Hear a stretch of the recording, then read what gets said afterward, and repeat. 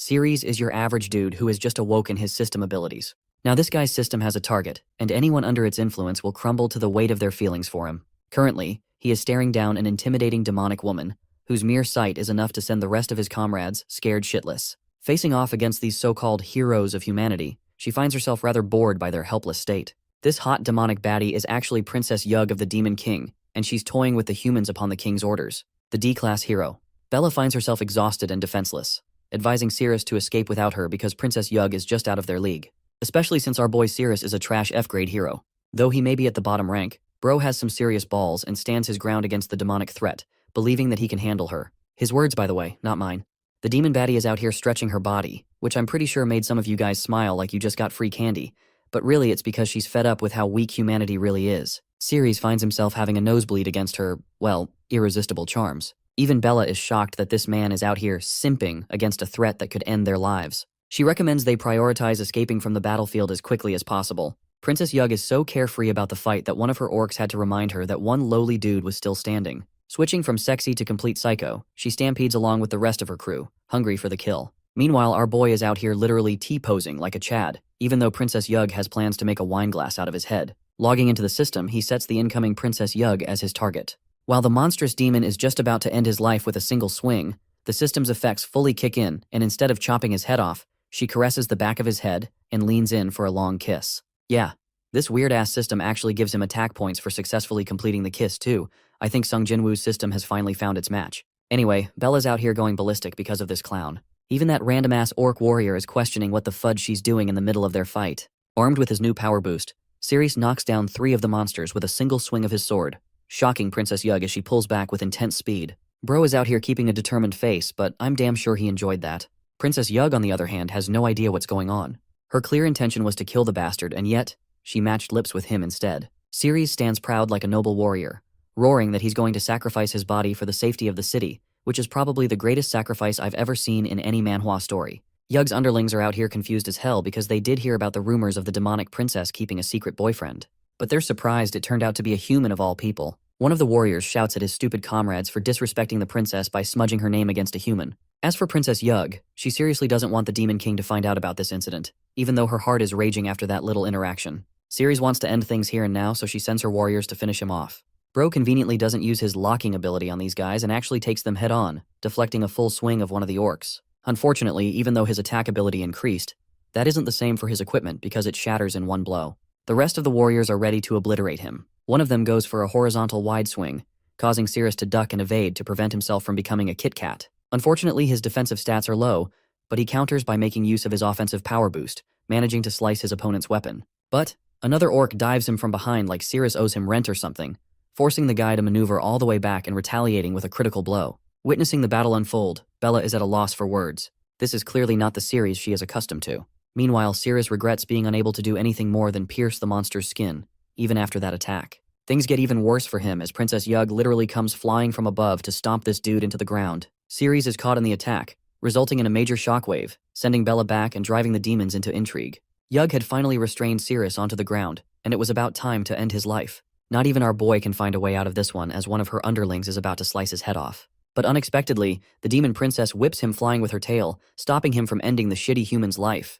The rest of her men are confused, as Princess Yug lays down a strict order for them not to move a single inch. After all, she's in the mood to finish this human off all by herself. Once again, guys, it's her words, not mine. The orc warriors all celebrate in entertainment and glee, supporting her decision.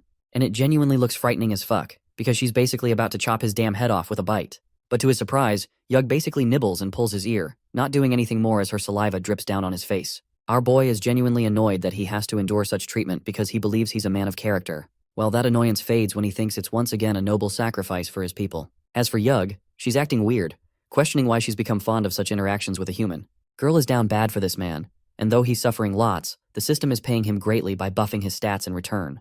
Even the orcs are flustered seeing this explicit scene going on before their eyes, while some of them think this is just one of her methods of torture to make the humans suffer before death. After enduring enough of whatever this is, Ceres thinks his stat points have reached a level that should be enough to take her on.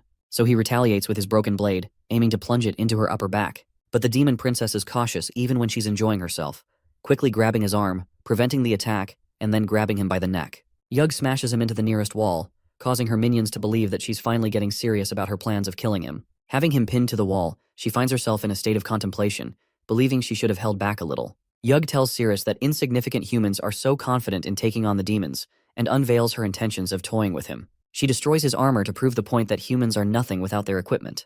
But in reality, she's out here gooning to Cirrus's body, all the while her minions are hoping that she kills him soon. Our boy, on the other hand, observes that he's basically defenseless if she attacks now. He spots her hand reaching for his face, knowing that it's going to be dangerous if she lands an attack. Bro is out here begging for endurance because she's about to drain his life. Literally. She pins him down and has her way with the guy while he's starting to realize he genuinely doesn't have the strength to beat these monsters at all. As for Bella, the chick is out here confused as heck because she can barely describe the scene as a battle. Meanwhile, our boy is out here acting like he's sacrificing a lot just for the greater good. Bro gets a little too confident and goes on the aggressive, believing that it's time to increase his stats to the fullest. And well, what happens next is only a scene that can be described by the reactions of the monsters. I'll just give you one hint. The system didn't just give him one but dozens of power boosts in one single moment. To make it even funnier, the Demon King himself appears on the scene and drops his damn sword out of shock. Bro stole his bitch before his eyes. Even Princess Yug is stunned to find the Demon Lord here, while this ugly-looking bastard is at a loss for words. This is the Demon Lord Bartley, and because of his presence during the lovemaking process, the system awards our boy by doubling every single stat. I guess cucking does have its benefits in some ways. Bartley unleashes just about the same amount of rage as any guy would if he found his girl cheating on him. Yug is in the middle of trying to explain while our boy is already prepared to throw hands with the Demon King. Bartley needs a Snickers with the way he's mauling. He lunges incredibly fast to prevent the bastard of a human from playing with his concubine. The first hit alone knocks our boy crashing into the ground next to Bella. Ceres gets up quickly and claims that he can still fight. Assessing the situation, he analyzes that the Demon King's attack potency is way too high for him to handle. Bartley turns his attention to Princess Yug, questioning why she's having fun with other people again. The Demon Lord is pissed that she's still the same. Bro really said she's for the streets. Princess Yug erupts in outrage, pointing all of the blame onto him, questioning why he'd come so late. Even the Demon Lord and his servants are stunned by her words. Princess Yug doubles down on her speech, stating that she only went too far because Bartley arrives way too late, and that he's the one responsible for letting matters escalate to this extent. She's pissed that he took so long to find her. The funniest part is that even though she was the one cheating on him, Bartley is the one feeling guilty and begins apologizing for taking his time slaughtering the humans on the way. The rest of the warriors are shocked by the Demon Lord's generosity towards his lover. It's a display of affection never seen before.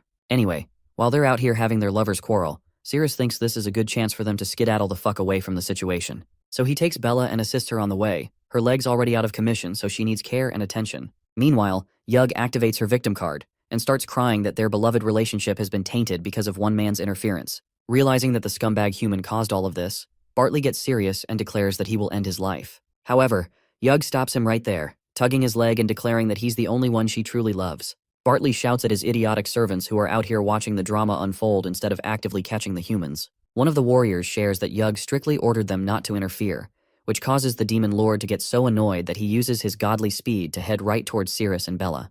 The ceiling shatters open as the Demon Lord descends to kill the imbecile of a human who dared to seduce his concubine. Bartley sends our boy flying with another powerful swing, launching him into the ground in pain while Yug is watching the fight. Currently, even Ceres thinks he's outclassed, not to mention that his body is out of commission against Bartley's overpowered attacks. Without a doubt, he's no match for this guy. The worst part? The Demon Lord is rushing his way to finish the job, aiming to slice our boy open in half. After all, it's a fitting punishment for committing the most heinous act. Realizing that there's no way out of this situation, Ceres begs for the systems to lock in, which funnily causes Yug to intervene on his behalf, slapping the shit out of the Demon Lord and misdirecting his attack. Bartley is at a loss for words again, and while he's stunned in place, Cirrus makes it his life's mission to run faster than the Flash and get the heck away. Meanwhile, the Demon Lord is out here whining like a baby that his concubine actually intervened for the human's behalf. The system recognizes this as a critical hit on the Demon Lord, to the point it awards him with a free level up. But Cirrus thinks it's still no time to fight and continues on running. Meanwhile, this demon baddie is going batshit crazy for the human, outright stating that she wants his body. Bartley tries to stop her, but she frees herself right away and launches her body to have her fun with the human. The demon concubine launches herself at him, believing it's time for her to embrace her freedom. She actually manages to pin Cirrus down with a heavy crash, which probably broke his remaining intact ribs. Anyway, with the act of this lovemaking, Cirrus gains stat points on top of the fact that it's happening before the Demon Lord's eyes. Bartley fully accepts blame for his faults and urges to take care of the human immediately on her behalf. But she's extremely hostile and straight up curses him not to dare disturb her fun time. And well, that's probably the most damage Ceres has ever dealt to the Demon Lord, because the dude crumbles to his knees in despair. Bella swoops in to free her friend from the embrace of the shameless demon, even though our boy urges her not to step in because it's dangerous. The D-rank girl ends up getting entrapped by her tail and pinned to the wall, Meanwhile, Yug is enjoying Sirius's body all to herself. She questions what's causing her to behave in such an erratic manner, as if she's no longer the same person she used to be. But instead of that, her thoughts have been replaced by a feeling of ecstasy, causing her to satiate her thirst through the human. Bartley gets up. His sadness is now replaced by anger and denial, to the point he throws himself in hyperspeed again to kill her. But just before the blade is about to cut her in half, the Demon Lord stops himself, roaring that he still loves her and just can't muster the courage to deal the final blow. The dude literally crashes down as his deteriorating mental state is even recognized by the system. The self-destruction process is underway for a demon's unstable state, causing Princess Yug great concern while the rest of their minions run to save their own lives. Bartley's condition reaches a full meltdown as the system awards Sirius with a skill for reaching level 10. Executing a clean and decisive strike across the Demon Lord's neck, Sirius marks the kill, with the use of his special skill called the Swift Body Slash. Bartley's body topples to the ground, preventing the self-destruction sequence and avoiding total destruction. Even with a shattered blade, our boy was capable of dealing a lethal blow thanks to his skill.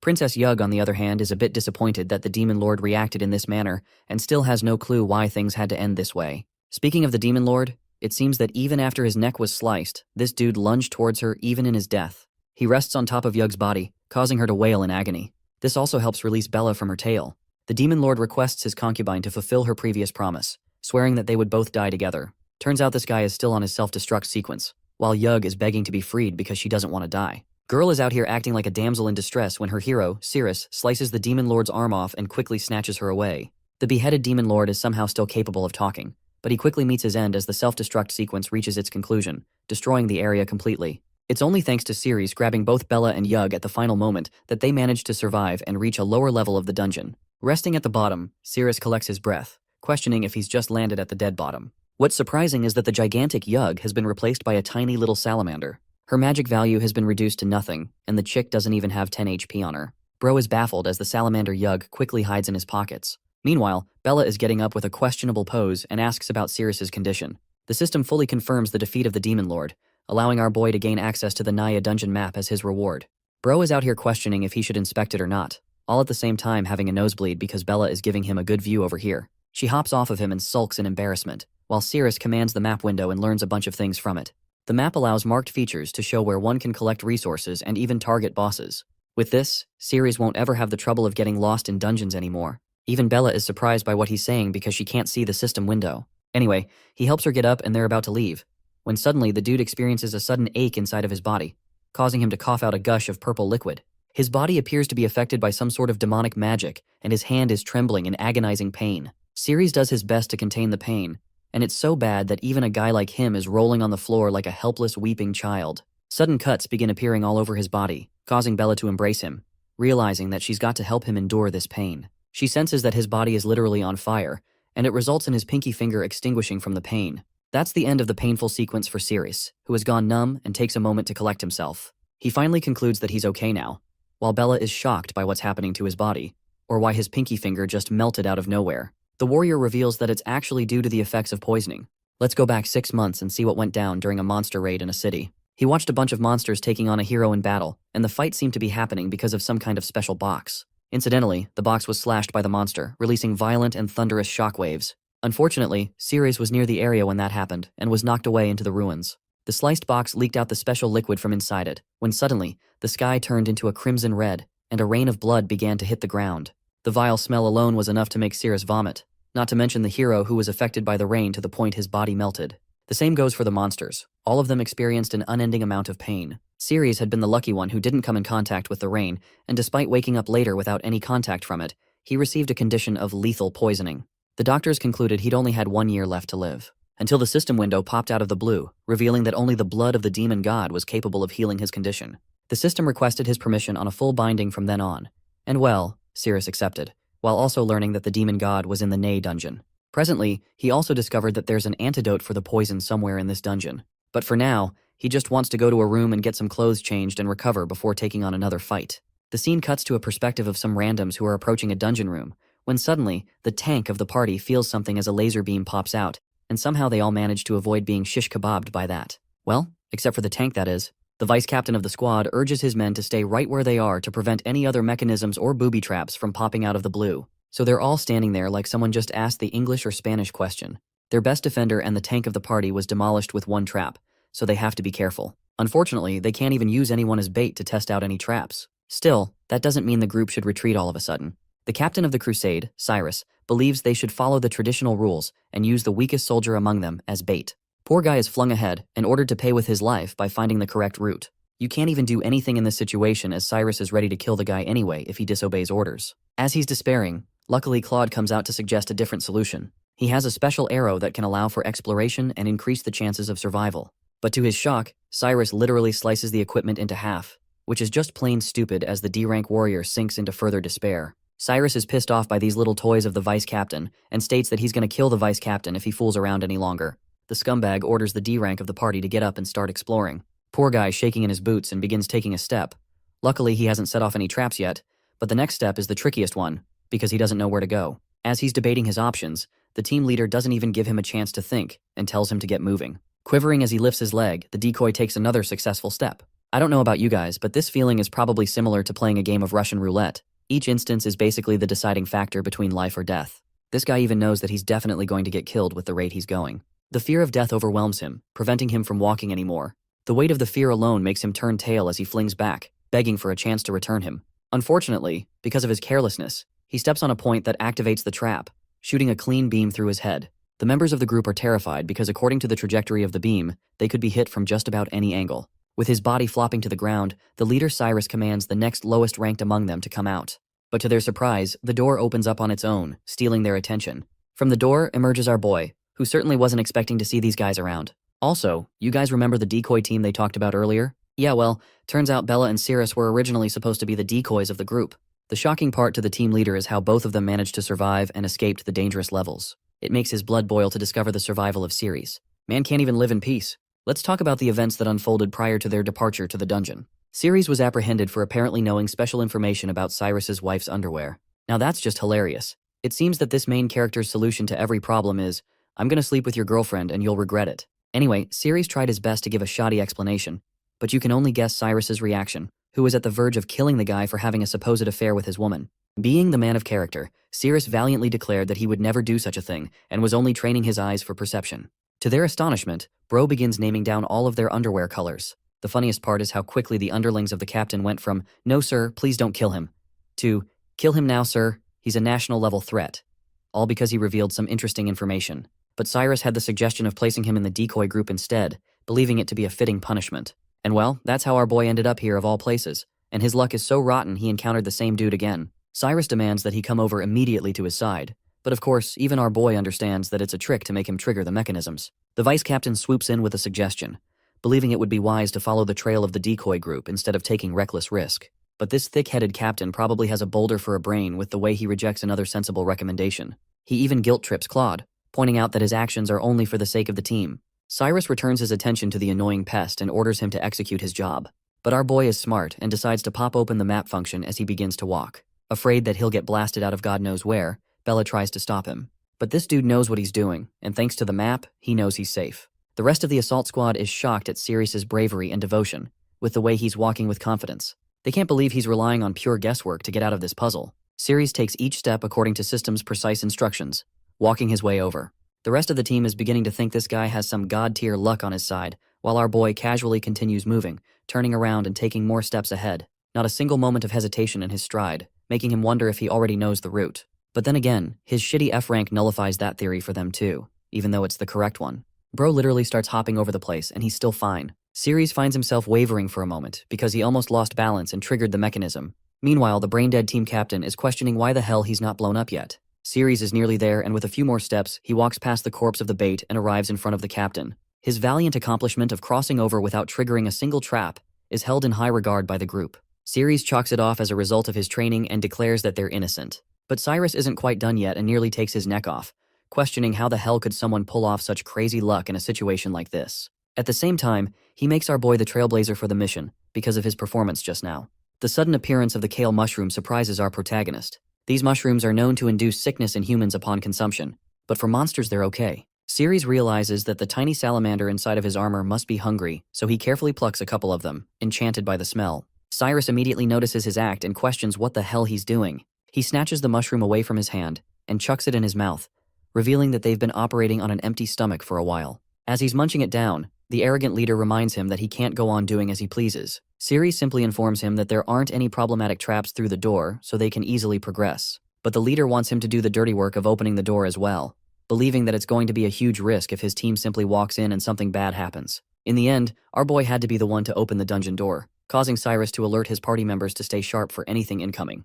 But as he's wielding his sword, an uncomfortable gurgling sensation starts growing inside his stomach. Yeah, this guy's cooked. Ceres opens the door fully, and surely there's nothing so far. But the party members are prepared for everything, while Cyrus is out here having a shit face releasing a deadly mustard gas from his you-know-where part. Anyway, our boy marches forth and hasn't been killed yet, so Cyrus questions what he's seeing so far. At the same time, bro is clenching so hard and questioning why his stomach is betraying him at such a moment. The realization hits him, believing that it's the mushrooms that caused his demise. Anyway, our boy expresses that the place is full of traps, and goes blitzing ahead, knowing that the rest of them will have to keep up, and it will result in even greater torture for the clown who ate the mushrooms. Anyway, the rest of the party starts running, but none of them really know why. Cyrus is literally at the verge of exploding and releases yet another deadly gas. The hilarious part is that his group members all think it's from the dungeon floor, and that the stench is going to kill them all. Embarrassed like hell, bro tells everyone to run for their lives or else they're all gonna die. A while passes after their little marathon and the team leader immediately confronts Cyrus for the mushrooms, questioning if this is some kind of elaborate scheme coming from the D rank. But our boy is a gaslighter pro max and graduated from Manipulation University, with the way he was countering him. Poor Cyrus can't even explain the situation properly. One of his team members sets down a comfortable spot for the team captain to sit on. But of course he can't sit, especially not in these circumstances. Bro is extra motivated and tells them to keep moving. Finally, he puts a blade against Cyrus's neck, declaring that he will personally execute him if he dares to run like that again. Anyway, their navigation through the dungeon continues as the group avoids each trap thanks to our boy's help. Unbeknownst to them, however, there is a sleeping dragon who doesn't know the humans have invaded her domain. Ceres keeps leading them on, but there's more than just a few monsters here who are actively spying on the humans. Here's the thing though, the team leader has been deadly observant all this time, noticing how they haven't run into a single monster or a trap so far. It's almost as if Ceres knows this place from the inside out, even though it's wild to admit that. But even the team leader knows that as weak as our boy is, he couldn't have made it here on his own before. Anyway, Ceres points to the boss's room just up ahead, which means his value has expired as a guide because the team leader sees him as nothing more than an obstacle. Noticing a large spike on the ceiling just over Ceres's head, the sneaky team leader activates his sword skill and releases a concentrated wave of mana, slicing the spike and causing it to drop down on where our boy is standing. The scumbag thinks he's some kind of god-level genius with this little accident excuse of his, but to his shock, before the spike hits Ceres, a scorpion's tail whips it and then assaults the team leader directly. The armored monster makes its descent, coincidentally also causing the collapse of the place and separating Ceres from the rest of the team. As for the scumbag leader, he lucked out by reacting quickly against the attack and managed to survive. But our boy didn't receive the same luck, believing that his life is finished and that he's doomed for good. But then a voice calls out for the sighting of a human. The monster appears to have a feminine appearance, but she quickly voices out her disgust for humans. The woman named Sadiel remarked that it was disgusting to see a human there near her. The monster, a puppet scorpion of level B+ belonging to Sadiel, stood in front of Cyrus and his team. Tyre shouted at everyone to be ready for battle, while Bella was tense because she found it hard to lift the sword they gave her. Tyre ordered the tankers to come forward and block the movements of the monster, not letting it break through. The tankers stood in front of them with their shields raised. Tyre then instructed the archers to quickly shoot from behind, taking advantage of the distraction created by the tankers. The archers followed the order and shot arrows at the monster. The arrows hit the monster, prompting Tyr to instruct the archers to keep shooting.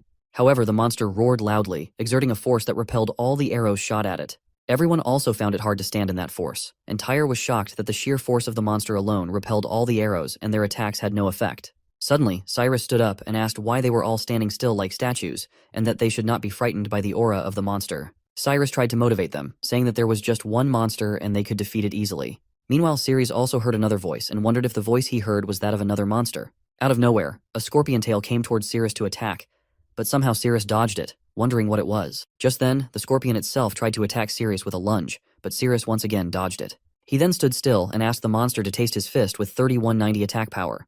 With just one punch from Ceres, the scorpion puppet's body got a hole, and slowly all its parts blasted and scattered here and there. Sadiel was impressed seeing that Ceres actually shattered one of her scorpion puppets with just one punch. At that moment, Ceres was wondering that the antidote which could cure the poison on him was in the room just ahead where the boss was, so he couldn't afford to expend more energy on meaningless battles. So he thought to use the map and escape directly, sparing himself. Sadiel came close and shared that it didn't matter because she was planning to throw away things that had been touched by disgusting humans. She also told Ceres that she originally used the monster to twist his face, but now she had to do it herself. Seeing Sadiel, he got stunned as it was a female monster again, Ceres responded to her that his head wasn't a melon or something which she could easily twist off with her hands. Hearing this, Sadil responded that she wouldn't touch his disgusting body with her hands. She then explained that although he could deal with outside humans with just his hands, she was actually using her hand to control the scorpion puppets with the help of a string. So she shared with Ceres that she would deal with him first and then go outside and kill the other humans. Ceres furiously shouted that he was a hero and protecting humanity was his duty, so he would stay and fight with her.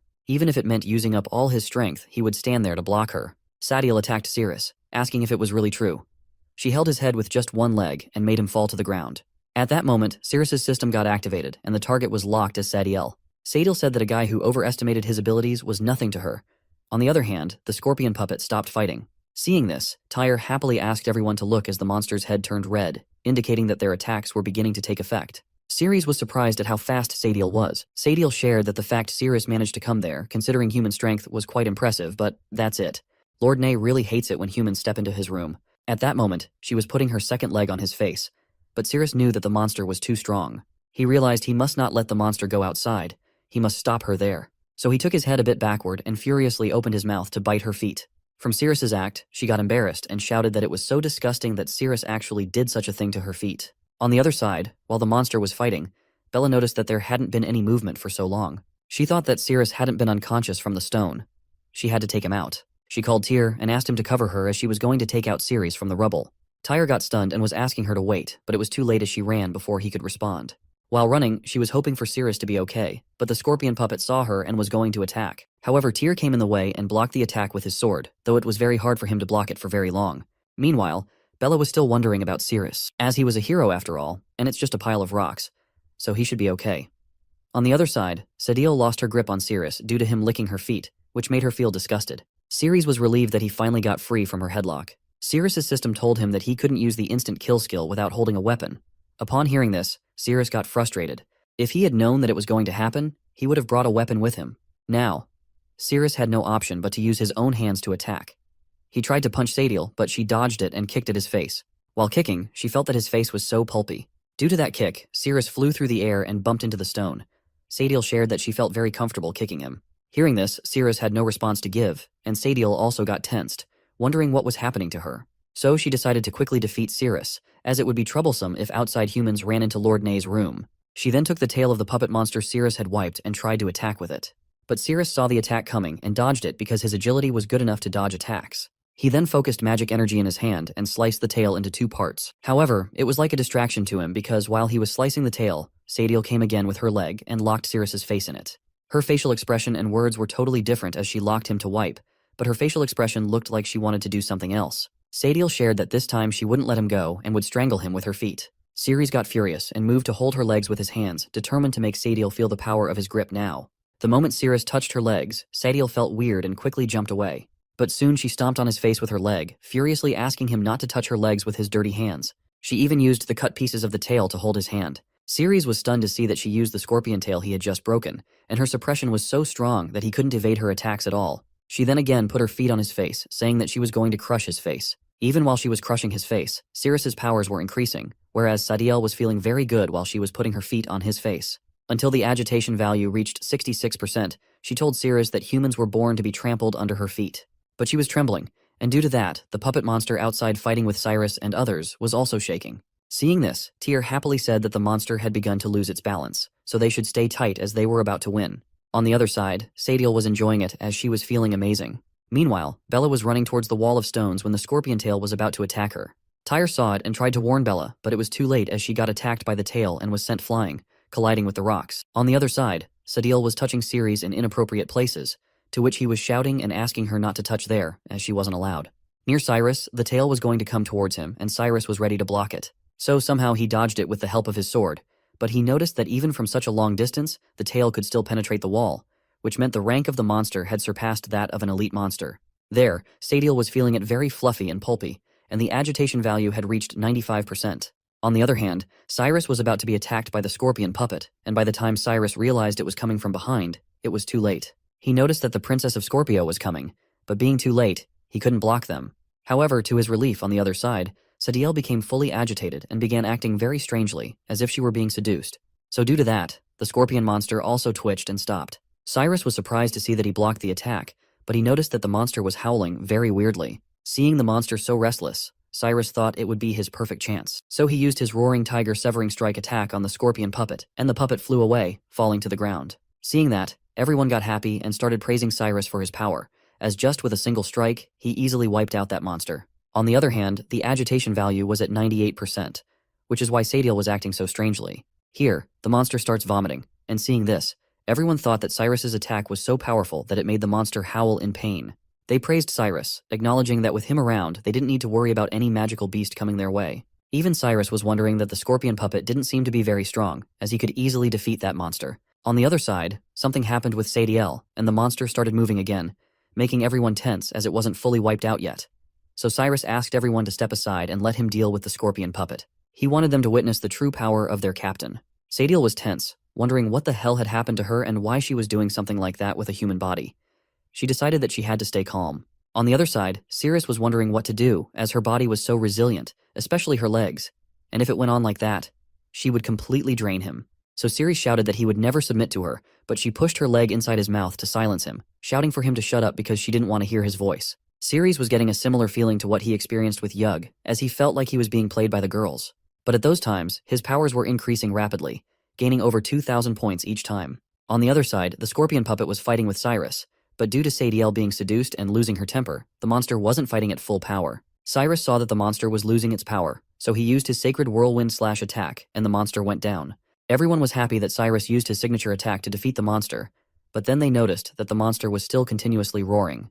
They murmured that Cyrus was so strong that he had beaten the monster to the point of unconsciousness, causing it to roar uncontrollably. Cyrus then shared that the monster was nothing but a punching bag in front of him. Even Tyre praised Cyrus, saying he was so strong that he defeated the monster with a single strike. On the other side, Cyrus's defense increased by 3,304 points, and his agility increased by 4,210 points, making him much more powerful. Sadiel was enjoying the moment, but suddenly she heard the voice of her lord Nay asking why it was so noisy outside. Hearing the voice, she got tense and jumped off the body of Cyrus. She stepped back and tensely wondered whether it was over, as for a moment, she had actually forgotten Lord Nay's command. She must quickly wipe out the filthy humans and make amends for her mistake. Lastly, Cyrus's attack power increased by 10,000 points. He became so powerful that he exuded a killing aura and asked Sadiel whether she still wanted to continue playing with him. Sadiel got tense seeing his atmosphere, as it was completely different from before. Cyrus's chilling and oppressive presence was like that of Nay-sama. She wondered if she had to fight against someone like him. Seeing his killing intent, she ran away from him. Ceres was confused about why she ran away and whether he should go after her. However, he decided to forget it, as his goal was to obtain the blood of the demon god in the boss room. It was better not to consume physical strength, as Sadiel had already drained too much of his energy. On the other side, while everyone was praising Cyrus and his bravery, Bella tensely ran towards the walls of rock to find Cyrus. But before she could reach the wall, she saw someone breaking it with their legs. When Cyrus came out, he was surprised to see Bella. Bella asked him if he was all right and if he didn't get hurt. Cyrus responded that he was completely fine. But Bella, still observing everything, noticed that he was covered in dust, and she expressed concern that while it might not show on the surface, there could be internal injuries. She even suggested that he let the medical team take a look. Cyrus laughed and responded that he was truly fine. So Bella told him that if he felt unwell, he should let her know immediately. Cyrus responded with a simple, "Okay." Meanwhile, Tyr was trembling with fury, seemingly harboring something in his heart for Bella. Cyrus asked everyone to listen, stating that from that moment on, they were going to follow behind him as he wanted them to witness his true strength, as he was going to defeat the boss alone. Hearing this, everyone was amazed and started praising their captain's mightiness. Cyrus was elated, thinking that the dungeon's danger level was certainly not at C rank, it was probably pushing at D rank at best. So, when he would return to the guild and share his achievements, it would surely lead to a promotion, which was a significant gain for him. The scene then shifted to Lord Nay's room, where Sadiel shared with Nay that there was a very powerful human outside. She didn't know what method he used, but his initially feeble strength skyrocketed to an unimaginable extent in an instant. She asked Nay to be more careful when facing that human. In a weird voice, Nay asked Sadiel what she commanded her. Tensely, Sadiel responded that she commanded her to guard the door and not let any creature enter his room. Upon hearing this, Naye furiously asked if she knew that, then what the hell was she doing out there with that human? Sadiel got tense and was about to respond, but before she could, Nay attacked her. A great blast occurred behind her, but the ray of light passed through her, instantly defeating her. Nay shouted that she didn't want to hear her lame excuses. After that, Nay picked her up with magic and threw her onto the corpses of many monsters and humans, saying that she should just become firewood. At that moment, Sadiel was murmuring that she didn't want to die yet. When Sadiel got thrown onto the corpses, a pond emerged with a green liquid substance inside. Nai shared that after waiting so long, she had almost finished using thousands of humans and monsters as firewood, and the blood of the demon god had finally begun to boil. Suddenly, someone barged into Nay's room by breaking the door. Hearing the sound of the door getting broken, Nay turned back and asked who was so brave and dared to set foot in her room. Cyrus responded that it's him, her daddy, who came to beat the hell out of her. Ceres saw the blood of the demon god, and his system told him that the blood of the demon god could eliminate toxins in his body after consuming it. Nye asks if Cyrus was the powerful human that Sadiel mentioned. Ceres also wonders if the green blood was the one that could detoxify him. Cyrus then asks everyone to listen to him, stating that no one was allowed to take action without his command, as he wanted to take on the boss of the C-rank dungeon by himself. Everyone starts cheering for Cyrus to go and defeat the boss, showing the power of humans and what they could do. Ceres was amazed to see that the thing placed on that platform was actually the blood of the demon god. Meanwhile, Cyrus was running towards Nay to defeat him, and everyone else was cheering for Cyrus. Upon reaching close, Cyrus jumped in the air and told Nay to feel his terror. However, Nay just used her thumb to counterattack, and in that attack, a fierce yellow light ray emerged, burning all the armor Cyrus was wearing. Cyrus also got thrown into the air and crashed into the wall. Seeing this, everyone got shocked and ran towards Cyrus to ask if he was okay. Nay asked if they only had Cyrus as the most powerful human being, and concluded that Sadiel was really useless. On the other side, Cyrus was shocked and wondered that the monster's attack didn't make any sense, as it shattered his A-rank armor with just one strike. Fortunately, he was wearing the S-level soft dragon scale armor that his brother gave him underneath. Otherwise, he would certainly have bid life goodbye. His teammates asked if he was alright, but Cyrus was still lost in thought, wondering what was going on with the underground dungeon and why there were so many differences in strength between monsters. He thought that it wasn't a good idea to fight those monsters head-on, so it would be better to use his team members to exhaust the monster's strength first. Then he would take action when the monster didn't have much strength left. In this way, his chances of winning would be a bit greater. Cyrus stood up and asked everyone to follow his order, charging forward and showcasing their own expertise. However, Tyr interrupted him, suggesting that a full charge assault without formation could result in many unnecessary casualties. He recommended sticking to their previous formation, with tankers using their large shields in front. Cyrus furiously asked Tyr whether he was questioning his judgment or trying to defy his commands. Tyr tensely responded that he wasn't daring to do so. Cyrus then told Tyr to stop talking and do whatever he was ordering. Cyrus then ordered everyone to pick up their weapons and charge forward, assuring them that he was their solid support, and there was no need to be afraid. Everyone agreed and moved angrily towards the dungeon boss, Nay. Nay was also ready to attack back and said, "Here comes a bunch of humans who don't know whether to live or die, as their flesh and blood don't even qualify to become sacrificial altar firewood." Nay then shouted that she wanted to show them the difference between humans and monsters, and unleashed her despair-inducing disparity attack on a large scale. Most of them were burned down in that attack. Ceres held Bella and Mark, getting them out of the range of the attack. Most of them were burned, and some were injured. Even Cyrus somehow managed to escape the attack, but his sword was burnt to ashes. Cyrus was shocked to see his own sword destroyed. Nay then flew off into the air and asked Cyrus if he didn't say he would make her feel the sense of terror. Cyrus realized he couldn't win in this situation, so he quickly thought of running away from there. Tyr was stunned to see the burned bodies of his teammates, but to his surprise, he saw Cyrus trying to run, shouting at everyone to retreat. Those who were still alive listened to his command and left the boss room. Tyr got furious hearing that from Cyrus's mouth. But to Cyrus's shock, his hand was grabbed by someone. When Cyrus looked back, it was none other than Ceres. Ceres held his hand, saying that Cyrus had just said he was the solid support for the team members, and his battle against the boss wasn't over yet, so Cyrus couldn't leave. Cyrus tried to shake his hand to free himself from Ceres's grip, but it didn't work as he couldn't loosen Ceres's grip. Cyrus told Ceres that he was the team captain and his words were law. If Ceres wanted to stay and die, he was happy to do so, but he didn't want to drag Ceres into it. Even Nay furiously asked how Cyrus dared to trespass in her domain and wreak havoc in her room, yet still wanted to escape now. Nay then went for another attack. Seeing this, Cyrus got scared and tensely started shouting at Ceres, calling him a fool for not looking back, as the dungeon boss was about to unleash the same light beam again. He even tried to run by pulling his hand, but he was shocked to see that he wasn't able to pull his hand away, and wondered why Ceres had such a strong grip. Cyrus again asked Ceres to let go, as the boss was aiming at them. But Ceres wasn't moving, so Cyrus got furious, thinking that he could defeat the boss on his own and also couldn't pull his hand away from Ceres. In his fury, he tried to lunge at Ceres, but Ceres grabbed his hand and twisted it. Due to the pain, Cyrus howled in agony. Ceres then pulled Cyrus towards himself and picked him up, preparing to throw him towards Nay. He shouted that as the captain, Cyrus must stick to his words. The moment Nye unleashed her attack, Ceres threw Cyrus towards the beam, saying that he should be a solid support for the team members. He instructed Cyrus to block the boss's attack with his body and cover his teammates for the retreat. Cyrus directly barged into the beam of light, allowing everyone else time to retreat. They ran outside while Cyrus got injured by the beam. One teammate got stunned upon seeing this. After that, Ceres furiously looked at Nay, shouting that it's his turn now. Bella shares that she wants to stay. Tyr also agrees with Bella, saying that he too wants to stay and deal with the monster. Bella responds that he doesn't need to stay, as she is staying because of Ceres. Tyr shared that he knows, but he was the first-ranked B-class hero, and he came to eliminate monsters, so he would never run away. He also expressed that he didn't want to take command from that idiot Cyrus again. On the other side, Naya asks Cirrus why he didn't run away even after witnessing her power, insinuating that Cirrus was looking down on her. Nay then goes to unleash the beam again, but Cirrus counters with the swift body slash, causing Nay to tense up and move her hand back. Nai became furious as Cirrus was so fast, but to her surprise, Cirrus started running towards the altar of the demon god's blood. Nay began to wonder why the human was running towards the altar. Soon, she wondered if it could be possible that the guy's goal wasn't to kill her, but rather to obtain the blood of the demon god. Ceres was continuously running towards the altar as he was just a few meters away from it. Nai tried to shout, asking Ceres to stay away from her altar. But at that moment, Bella and Tyre attacked Nay from behind, saying that it was the best opportunity for them. Surprisingly, Nai easily holds both of their swords and then aims towards Ceres, saying that Ceres was really a bastard who had speed like a cockroach. Bella shouts at Nay and asks her not to dare attack Ceres. Both Tyr and Bella try to push Nay back, and just as Nay unleashes her attack, her foot slips a bit, causing her aim to go off. Ceres is also able to dodge the attack due to the wrong aim. Ceres then happily jumps towards the altar, thinking that he almost got what he wanted.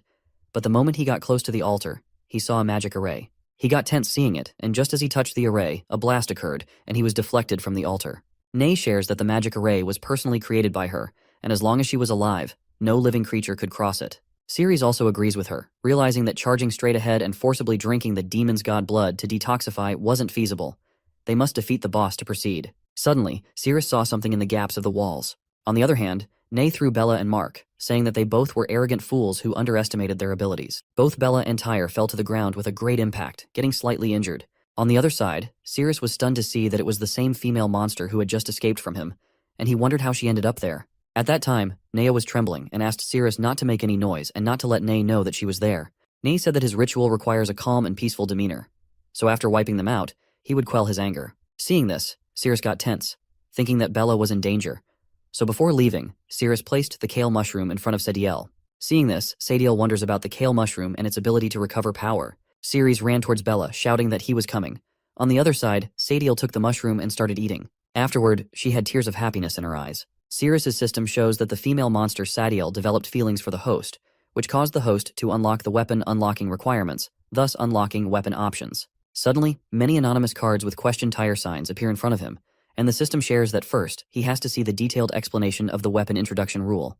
On the other hand, Tyre comes in front of Bella to protect her, saying that he will hold it back, and she has to escape quickly. Bella responds that her leg bone cracked again, so he has to escape without her. Here, Ceres shouts at the system to skip the explanation of the rules as he was going to rescue people now, and he didn't have any time to listen to nonsense. So the system skipped that and asks Ceres to choose a card. Ceres randomly chooses a card, and he receives a sword with red color arising around it. The system shares that he has obtained the weapon Exploding Garment Divine Sword. Furiously, Ceres jumps towards Nay, shouting and asking her to try his new weapon power and die. He then attacks her, but she holds his sword with one hand and starts laughing, saying that Ceres fell for it, as both Bella and Tyr were bait, and her real target was none other than him. She then unleashes her light beam attack, asking how he would escape from such a close distance. He shouts and tells her not to underestimate him, as he never said he was going to dodge. He slashes the sword with his full power, but it only manages to give Nay a scratch on her hand. She laughs at him, pointing out that despite exerting all his strength, he had only managed to graze her skin, and not a single drop of blood had been shed. She then explains that it's the difference between monsters and humans, but at that moment, her dress gets torn from above. Seeing this, she gets stunned and embarrassingly asks where her dress disappeared. Even Bella and Tyre were embarrassed to see that Ceres stripped the boss. Ceres was also tense as the monster was really powerful. At that time, his screen shares that the Exploding Garment Divine Sword, when striking with the sword, would cause enemies to have their clothes explode. When the enemy was naked, it would trigger the ultimate move, Divine Sword Descent.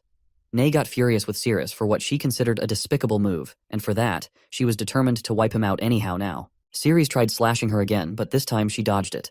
Ceres thought that his previous attack hit her palm once, causing her clothes on top to burst open. In other words, he just needs to do it one more time, and he could knock off the robe underneath by attacking her legs. Afterwards, he would knock off her face mask, triggering the ultimate move. So all he needs to do is get close to the boss and keep using the skill Swift Body Slash. Ceres was sure that Nea wouldn't escape, and he could land an attack on her. Suddenly, Ceres' system shows that the host's current magic power was only enough to use Swift Body Slash 6 times, with a 10-second cooldown for the skill.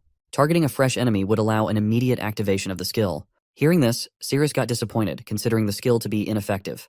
The system asks if Ceres wants to turn off the skill, but Ceres responds with a firm no. Ceres now thought that if it's the case, then he would grudgingly give it a shot. He furiously ran towards Ney to attack with Swift Body Slash, but Nay jumped in the air and dodged the attack. Ceres got tense because he again missed the attack. Meanwhile, Nay was wondering why Ceres kept targeting her legs when her upper clothes had already burst open. Did Ceres want to strip away her robe also? Just then, Ceres came again for an attack, but this time Nay furiously kicked at his face. Ceres received a big impact on his face, causing him to fly through the air due to the attack. Somehow, with the help of his sword, he manages to stop himself and lands on the ground. However, he was in deep pain as his nasal bone was almost broken, causing him significant discomfort. However, he then remembers the excruciating pain of his body melting after the toxin breakout, and he realizes that the pain of his broken nasal bone was nothing compared to that. Ceres becomes even more furious and runs towards Nay to attack, shouting that the little pain was nothing at all for him. Slowly, every passing second felt like an eternity as Ceres neared Nay, and as he reached her, the countdown also reached 1. He knew he could attack now. While he was running, Nay tried to attack with her laser beam, but Ceres managed to dodge the laser beam attack. Nay was tense seeing it, so Ceres goes for attacking with swift body slash from a clash, wondering how Nay was going to dodge the attack from so close. Ceres hits her, feeling like he succeeded in landing the attack, but it's actually that he attacked her tail, and she was flying in the air. Nay shares that she never said she was going to run away. She also shouts that if it weren't for her fear of exposing herself, she could make bigger moves, and just with his speed, she could have beaten him to ashes a long time ago. Ceres got tensed at that time as Nay attacked him with the laser beam. He tried to dodge it using a skill and was attempting to attack back, but the screen showed that his skill had a cooldown. Ceres got frustrated, wondering why 10 seconds felt so long, so he had no choice but to face her head-on. Ceres then directly slashed with his sword without using any skill, putting his full power into it. Somehow he managed to deflect the laser beam. A big blast occurs due to the collision of the beam and his sword slash. Even Tyr was stunned to see that and wondered how Ceres actually blocked the boss's attack head-on. It seemed impossible, as his overall combat level was assessed as only F rank before the expedition. Even with combat of that caliber, as a B rank fighter, he was completely unable to intervene. On the other side, Ceres felt happy realizing the real attributes of the sword as they were truly amazing. He laughed and shared with Nay that now he could counter and easily avoid her attacks, making her attacks useless against him. Nay responds that Ceres was right. It's indeed difficult for her to kill him. She then aims towards Bella, confusing Ceres. She explains that it would be easy for her to wipe out the woman with the injured foot. She then goes for unleashing the beam, so Ceres hastily uses the swift body slash and attacks at the nail of the finger by which she was attacking. He succeeds in breaking that nail, but he is too late as she unleashes her attack by that time. Ceres initially felt happy, but upon realizing that Bella was in danger now, he got tensed and ran towards her to save her. Seeing this, Naya laughed and shared that she knows stupid human beings always do those kinds of hero-saving things, which is why heroes always end up being killed by villains from behind. She lastly told him that he had been fooled and attacked with her second hand. On the other hand, Ceres realized that he had been too late to run towards them, and now he had only one choice left. Knowing that the swift body slash would work immediately when he changed the target, he locked Bella as his target and used swift body slash. So with that, he was able to block the attack, but in the process, he breaks the armor of Bella and Mark. Even Tyr was stunned to see that the aftermath shattered his armor.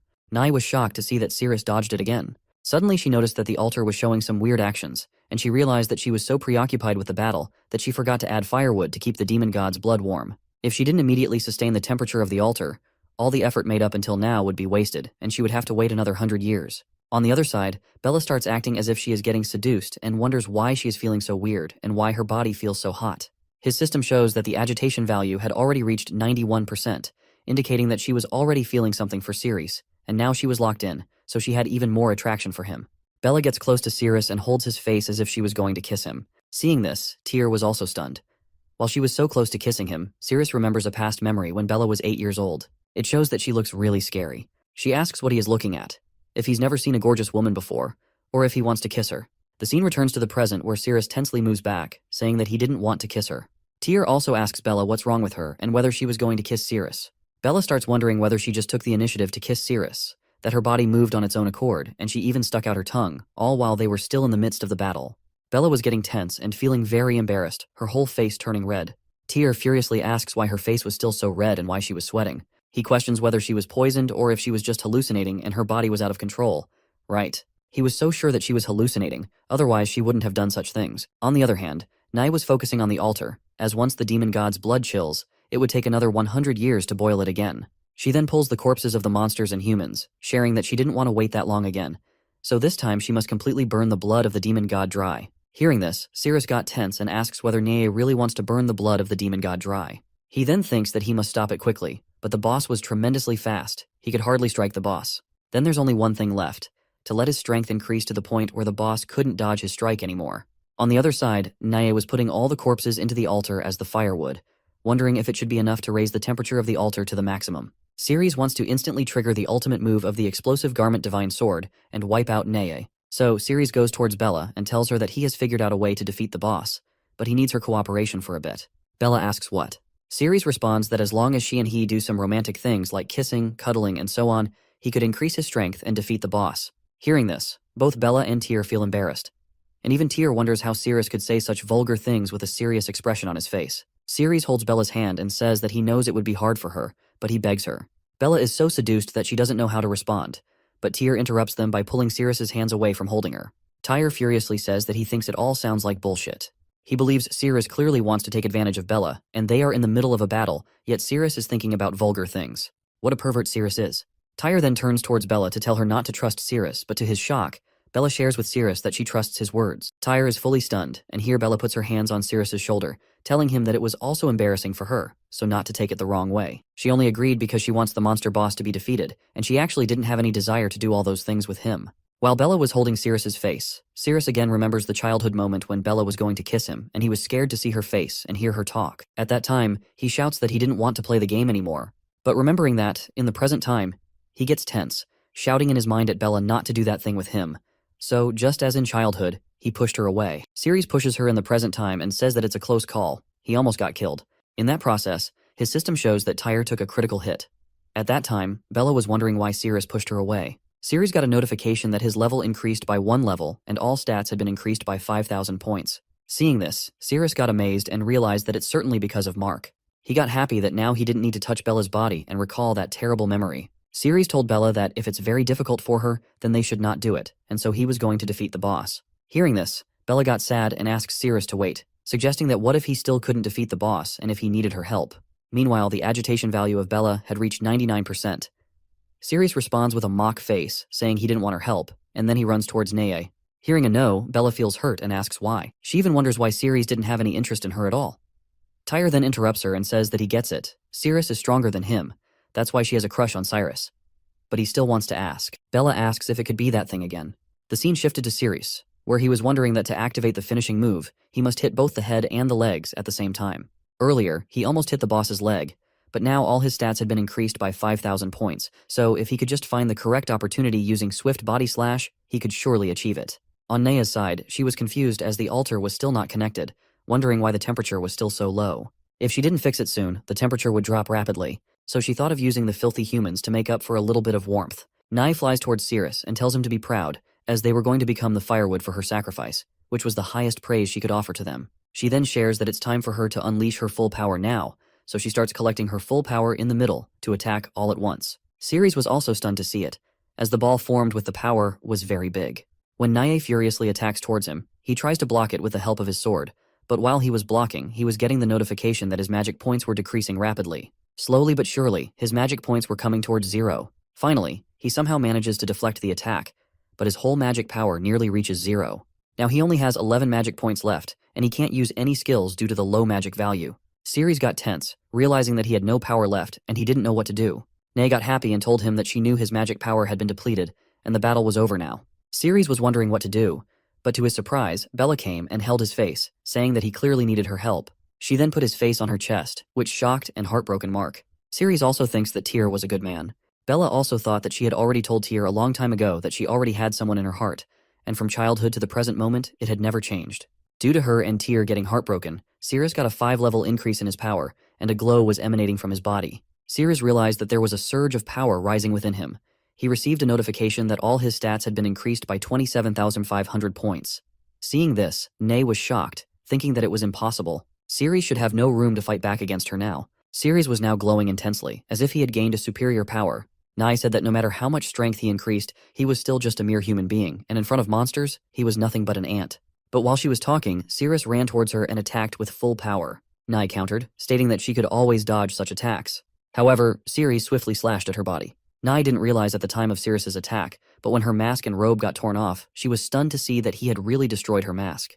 With that attack, Ceres' system showed that the ultimate move, Holy Sword Descent, had been unlocked. Nai furiously shouts at how dare he ruin her face. She then gathers all her power and infuses it into a beam the size of a ball. Ceres attacks Nai as well, and she tries to counterattack. A big blast erupts in the room. The beam also strikes her, and the entire ground is destroyed within seconds, leaving only the line of ground on which Sirius was standing. Even Bella and Tyr are greatly impacted by the blast. After the fog dissipates, Sirius sees that Neye is lying unconscious on the ground, believing he has won. Sirius's system shows a cooldown of 20 seconds for the Divine Sword descent. He then runs towards the altar but is shocked to see that the magic altar is still active. He wonders why the magic altar hasn't been deactivated. Suddenly he hears Neye's voice asking if he thought he had already won, as she would never allow filthy humans to touch the demon god's blood. Sirius notices that there are still 9 seconds left on the cooldown. He shouts back at Neye that he will end her in 9 seconds. But then Sirius looks towards Bella and sees that her health is dangerously low, on the brink of death. Neye stands up, shouting that she won't let him have his way as long as she's still breathing. She challenges Sirius to come forward and see who will emerge victorious, humans or monsters. Sirius finds himself in a critical situation, torn between rescuing Bella and Tyr and continuing the fight for the demon god's blood. He prioritizes Bella and Mark, neglecting Neye. Sirius swiftly flies towards the entrance to leave the room. Neye is momentarily relieved as they depart, thinking that humans are indeed foolish. On the other hand, Sirius shouts at the map to open and find the shortest route to the exit, as he needs to get to the hospital as quickly as possible now. Just as he gets out of the room, he is attacked by monsters. Sirius quickly gets ready to fight them. Until then, Bella remains unconscious, recalling her childhood memories. She remembers everyone laughing at her, mocking her appearance and questioning who would want to kiss her. Bella still longs to play the house game, but others sarcastically suggest she play the role of a gorilla instead. At that time, Sirius was approaching her, and some children tried to warn him not to go near her, saying he would get infected and turn into an ugly freak. To their surprise, Sirius slaps one of the boys. The scene shifts to the present time, where Sirius easily defeats the monster with a swift body-slash attack. Meanwhile, in Bella's dream, the child who was slapped by Sirius is crying. Sirius tells Bella that the game isn't over yet, explaining that because he's a boy and she's a girl, he should play the dad, and she should play the mom. He promises to take responsibility for her. In the present time, after defeating the monster, Sirius reassures Bella that she will be fine. Meanwhile, on Neye's side, she looks at the altar, realizing she needs to add more firewood to maintain the temperature and cannot allow it to decrease. So, when she had no other option, Neye decided to sacrifice herself for that cause. On the other side, Sirius was battling monsters that stood in his way to stop him. Meanwhile, in the boss room, Neye shattered into pieces as she threw herself onto the altar as firewood. Before dying completely, she shouts to the holy demon god that she can no longer serve him personally. Meanwhile, Sirius fights with the dragon monster and uses his sword to attack. But as soon as he defeated the dragon monster, his exploding garment divine sword disappeared. His system notified him that the enemy had been defeated and the weapon had returned to the system. The system indicated that the weapon would be available again in 12 hours. So Sirius thought it didn't matter anymore, as they were almost at the exit. The scene shifts to the outside of the dungeon exit, where Sirius and some of his teammates are shown. Everyone is overjoyed that they made it out of the dungeon alive. While Sirius was thinking about how close he came to dying in the underground dungeon, he reflects that even his dragon-scale armor was shattered, all because of that damned Sirius. He speculates that Sirius should have been defeated by the dungeon boss by now. Suddenly, someone sees Sirius returning with Bella and Tyr in hand, and they inform Cyrus that Sirius is alive. Cyrus is stunned by this news, and Sirius looks very serious as well. Cyrus pulls out a sword from one of his teammates and shouts, questioning how Sirius dared to follow them secretly and attempt to escape. He demands an explanation from Sirius, asking how he could defy his orders and try to run away. As the captain, Cyrus declares that Sirius has lost his qualifications to be part of the expedition team, and states that he won't consider using the guild's medical resources to prolong Sirius's life any longer. Cyrus then shouts that he's going to make sure of it right then and there and prepares to attack. However, to everyone's surprise, Sirius kicks Cyrus in the face and uses him as a stepping stone to jump forward, stating that he doesn't have time to waste on him. Cyrus appeared to be unconscious, while the others were shocked and shouting at Sirius, questioning how he dared to attack their captain. One member shouted and informed everyone that it was Sirius because Sirius had kicked the captain and caused him to faint. They needed to hurry and take the captain to the hospital. The scene then shifted to the guild hospital, where the ward boys were seen running with Bella and Tyr on stretchers, shouting about an emergency case. Sirius felt relieved after ensuring Bella and Tyr were delivered to the hospital safely. He decided to quickly return to the dungeon because he was just one step away from obtaining the demon god's blood to cure the poison.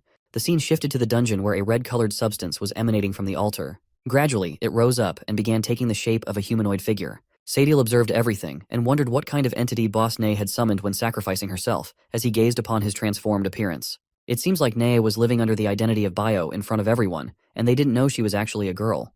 The red-colored substance formed into a dress-like shape, and a hand emerged from inside. As the hand emerged, the atmosphere grew intense. Feeling the sensation, Sadiel became tense and described it as a chilling feeling, as if she were being stabbed by countless needles into her bones. A monster with a human appearance emerged from the red substance and remarked that the scene felt very familiar, as if it were truly her own domain. When she first appeared, Azathoth had a boyish body but long hair like a girl. Sadiel, feeling the intense sensation, tensely tried to run away from there, thinking that the place was becoming too dangerous. Azathoth felt Sadiel's presence and approached the wall, pushing it with a finger. With her touch, the entire wall started collapsing, startling the monsters standing on the floor above as they wondered why their floor was exploding. Azathoth had caused this to reveal the person she sensed. After falling, every monster was hurt, and speculated whether Boss Nay had caused the collapse. However, one of them shouted for everyone to look up, pointing out that the underground dungeon had collapsed and they could now see the sky above. They speculated whether the collapse was caused by Boss Nay, but quickly dismissed the idea, realizing it required someone with greater power than Boss Nay possessed. While they debated, Azathoth interjected, stating that Nay was dead and that she now needed a servant. Hearing this, the monsters grew tense and debated whether they should escape or stay. One monster even approached Azathoth, stating that their lineage had endured over time due to their immense power, and they were willing to follow someone even more powerful than Boss Nay.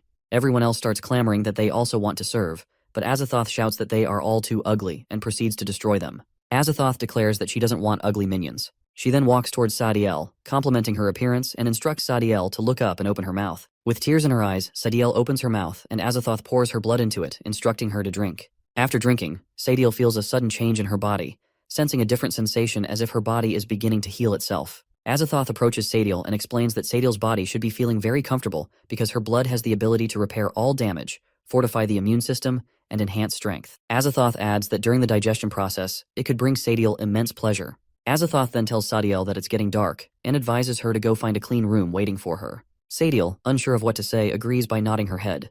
The scene then shifts to the guild's headquarters, where it shows Darren holding Cyrus's head.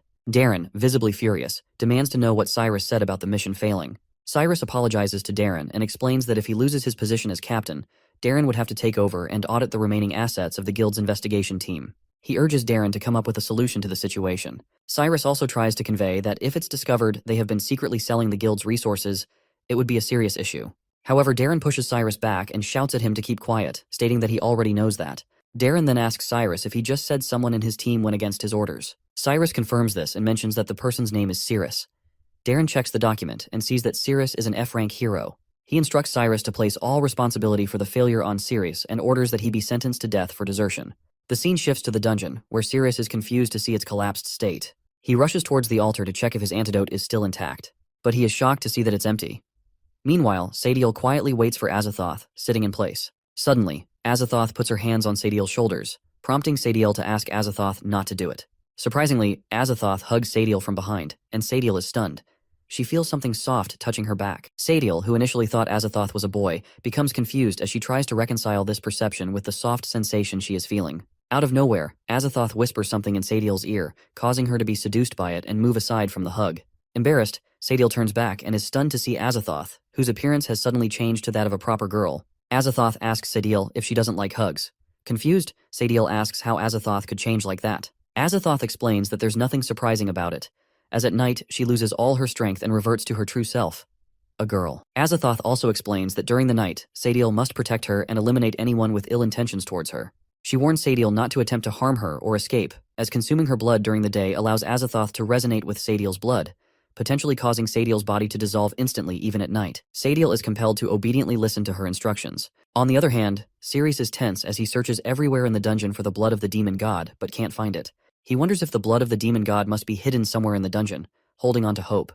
Cirrus asks the system to open the map so he can scout every corner of the dungeon thoroughly. Here, Azathoth explains to Sadiel that she doesn't want things to end up like this, but her heart is sealed within the Heroes Guild, preventing her from being in her complete form. As a result, at night, she transforms into a weak human. But as long as she waits until daytime and restores the power of the demon god, they will head to the Heroes Guild headquarters to retrieve her heart. When that happens, every monster in the world, whether it's day or night, will once again bow to the might of her power. Suddenly, Sadiel hears footsteps approaching, so she moves to go and investigate. Azathoth stops Sadiel and instructs her that during any fights, she must stay within a 5-kilometer radius. Azathoth warns that if Sadiel exceeds this range, she will consider it an attempt to escape and threaten to dissolve her body. Azathoth asks Sadiel again if she understands, and Sadiel responds with a yes. On the other side, Cirrus's system informs him that the blood of the demon god is in Neye's underground dungeon. Cirrus is happy to learn that it's indeed in the dungeon. Cirrus runs towards the room where Azathoth and Sadiel are staying, thinking it's the last room of the dungeon he hasn't checked yet. Before he reaches the room, Sadiel hides beside the door, ready to attack him. When Sadiel attacks Cirrus with a kick, he easily dodges it. Sadiel is shocked to realize it's the same human she met earlier that morning. Meanwhile, Azathoth starts feeling strange and wonders what's happening as her body twitches unexpectedly. This usually only occurs when she's close to her heart. Sadiel asks why Sirius came back when Nay was already dead. She urges him to leave the dungeon before daylight. Sirius is stunned to see Sadiel's body, which has regained enough strength to fight. He then asks Sadiel if she enjoyed the mushroom-flavored treat he gave her. Hearing this, she gets embarrassed and responds that it wasn't tasty at all. It was the most disgusting mushroom she had ever eaten in her life. She tells him to get lost, but Sirius's system shows that Sadiel's favorability rating is at 71%. Sirius is happy to see this and comments that she is blushing, and her favorability towards him is higher than he expected. Before he could finish speaking, she kicks towards him, saying he was talking nonsense and she didn't have any liking towards him at all. She kicks again, this time hitting her own face, and she crushes it, expressing that her feelings towards humans were just disgusting. But suddenly, to her surprise, his body disappeared from beneath her leg. She is stunned, and when she turns around, she sees that he is running towards the room. Sadiel wonders how he managed to escape after she clearly stepped on his face. Sirius explains that he has urgent matters to deal with, so they can play later. As he reaches the door, he senses that the blood of the demon god is behind it. Before he can open the door, Azathoth opens it herself, and accidentally, Sirius puts his hand on her chest. He is shocked to see a human girl there in the dungeon. Realizing his hand is on her chest, he quickly retracts it. Sadiel asks Azathoth why she came out. Due to Sirius placing his hand on her chest, she furiously grabs his hand and squeezes it. Out of nowhere, a spark of light emanates from that spot, and she is stunned to see that it's her heart. She then wonders why her heart was in that part of a human. Sirius pushed Azathoth back and tensely asked her to let him go, questioning what she was doing with him. Sirius's system then revealed that the human girl was his blood of the demon god. Sirius was stunned and wondered how his antidote had turned into a human. Without thinking, he grabbed her hand and made a cut on her palm to drink her blood. He then drinks her blood, wondering if her blood could be his antidote. Upon this act of Sirius, Azathoth feels strange and twitches. After drinking the blood, Sirius's system shows that his poison hadn't been cured, and his remaining lifespan was 101 days. Sirius asks and wonders how her blood could be ineffective. Azathoth smiles, thinking that since she had turned into a human, her blood was naturally ineffective. Just then, Sadiel interrupts them by kicking Sirius's hand and asking him to release Azathoth.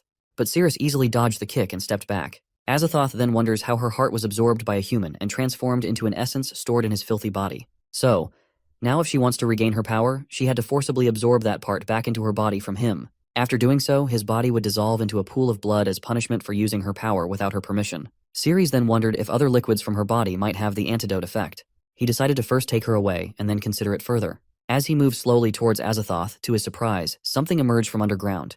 It was actually a monster named Ghana, who was of boss level. Ghana happily shouted and shared with Azathoth that even from thousands of miles away, she sensed her presence, and the sensation bewildered her senses, stirring inside her. Ghana also mentioned that she had never removed the bell Azathoth bestowed upon her, proving her unwavering love for him.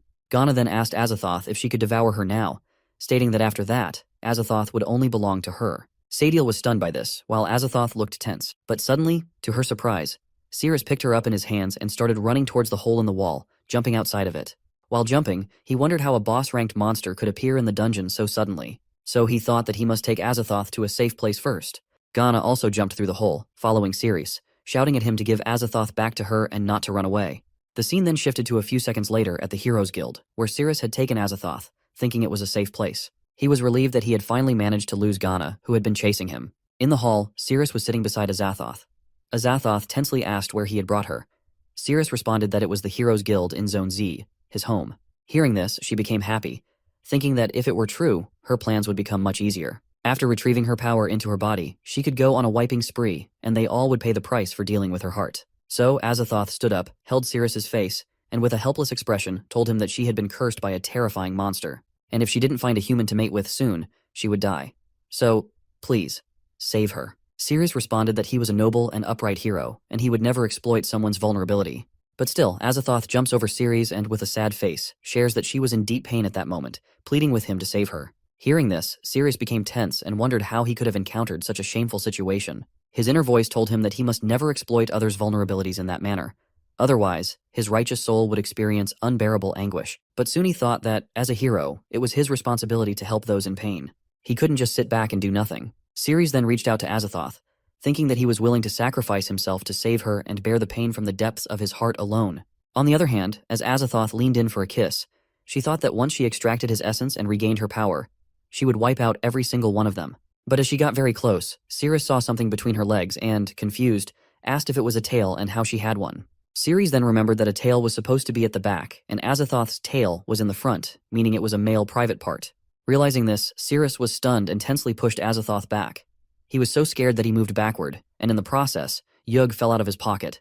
Cirrus tensely asked Azathoth why she had a sword between her legs. Azathoth came very close to Cirrus and seductively said that he had already agreed to save her. At that time, Azathoth was aware that daybreak was approaching and her body was starting to change. This meant that Azathoth had a dual personality.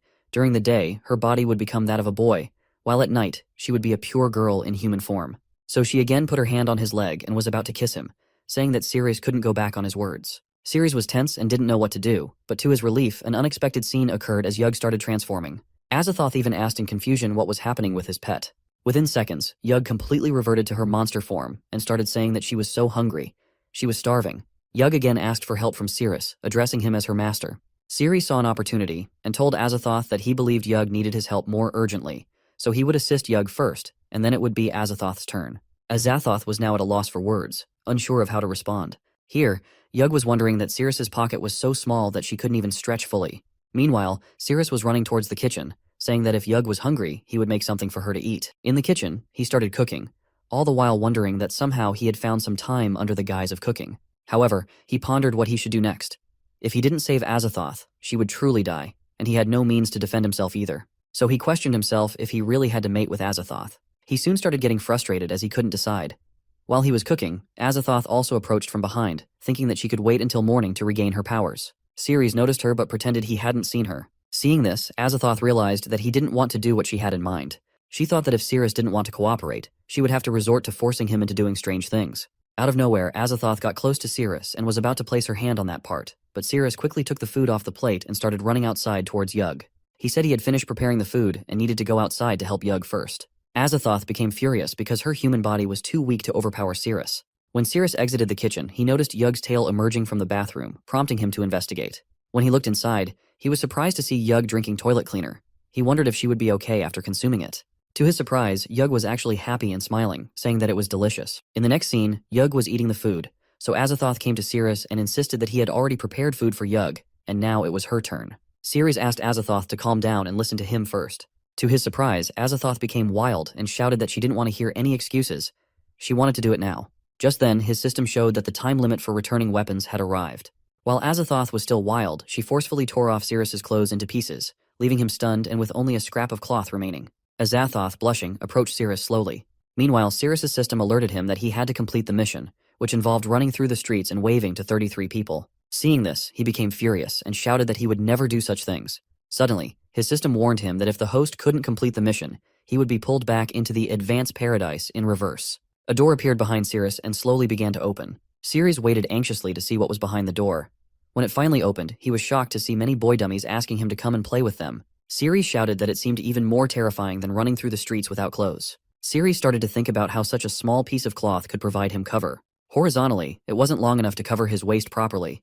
Everything behind would be exposed. Standing up with both hands pressing the front and back, there was no way he could wave to passers-by. Cirrus got frustrated and started crying, realizing that the cloth simply wouldn't cover him properly, and no matter what, he would still be exposed. Without thinking, he ran towards the door and told Yug to take care of Azathoth, explaining that he was going outside for a few minutes. Seeing Cirrus run outside without clothes, Yug was amazed, wondering if that's how humans go out. Azathoth also felt sad, realizing she would have to wait until morning. Yug then asked Azathoth if she wanted to drink the toilet cleaner since it tasted good, but Azathoth declined with a firm no. Outside the room, Cirrus covered his face with the piece of cloth, thinking it was the best option to avoid showing his face to others. He then ran towards the barbecue plaza, knowing there would be many people there at that time. And to add to Cirrus's troubles, when he arrived at the barbecue plaza, the monster Ghana also sensed his presence in the area and arrived there. She was frustrated that Cirrus had managed to run away so quickly. Cirrus, upon reaching the location, started waving his hands to attract everyone's attention. A girl was the first to notice him and began shouting that there was a pervert, calling for someone to come and help. More people came out upon hearing the scream, but Cirrus managed to slowly accomplish his task amidst the commotion. Now that he had completed 1 to 3 of his mission with only 7.5 seconds left, Cirrus started getting chased by some men because he was running without clothes in the city and heading towards a more crowded area. The scene shifted to Cirrus's home, where Sadiel appeared at the window. Yug became tense upon seeing someone at the window. Sadiel was relieved upon seeing Azathoth and then warned them that they were in the city of the Brave Heroes Guild, so if they were caught, it could be very dangerous. Sadiel urged them to hurry up and leave. Azathoth responded that since it was almost morning, there was no need for them to hide anymore. She then ordered Sadiel to go and find Cirrus. Azathoth instructed Sadiel that when the sun rose, he should let her blood fall on the ground and she would find her way to him. Sadiel responded with a yes and started running to find Cirrus. As she ran, she wondered about what would happen to Cirrus after reclaiming the essence, if humans would turn into blood. This thought made her tense. Suddenly, she heard everyone shouting something, and when she looked down from above, she was shocked to see Cirrus running without clothes with some people chasing him. On the road, Cirrus continued to wave his hands at others, surprising the people who were chasing him that he was still greeting people despite being pursued. His system showed that he had completed 2/3 of his mission, which made him happy as there were only a few people left to greet. Suddenly, out of nowhere, a large spider monster appeared and attacked the people chasing Ceres. Ceres heard the sounds of destruction and turned back to see what had happened. He was surprised to witness the scene unfolding before him. Other people, upon seeing the monster, urged everyone to evacuate the area and called for reinforcements.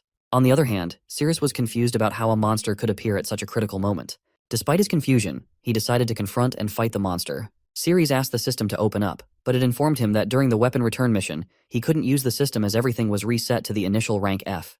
Upon hearing this, Ceres was shocked and wondered what was going on. In the city, an announcement was made that a monster had been spotted, prompting everyone to evacuate. At the same time, it was shown that a boy named Sam had captured a piercing spider by holding its leg and was asking someone to give him a weapon.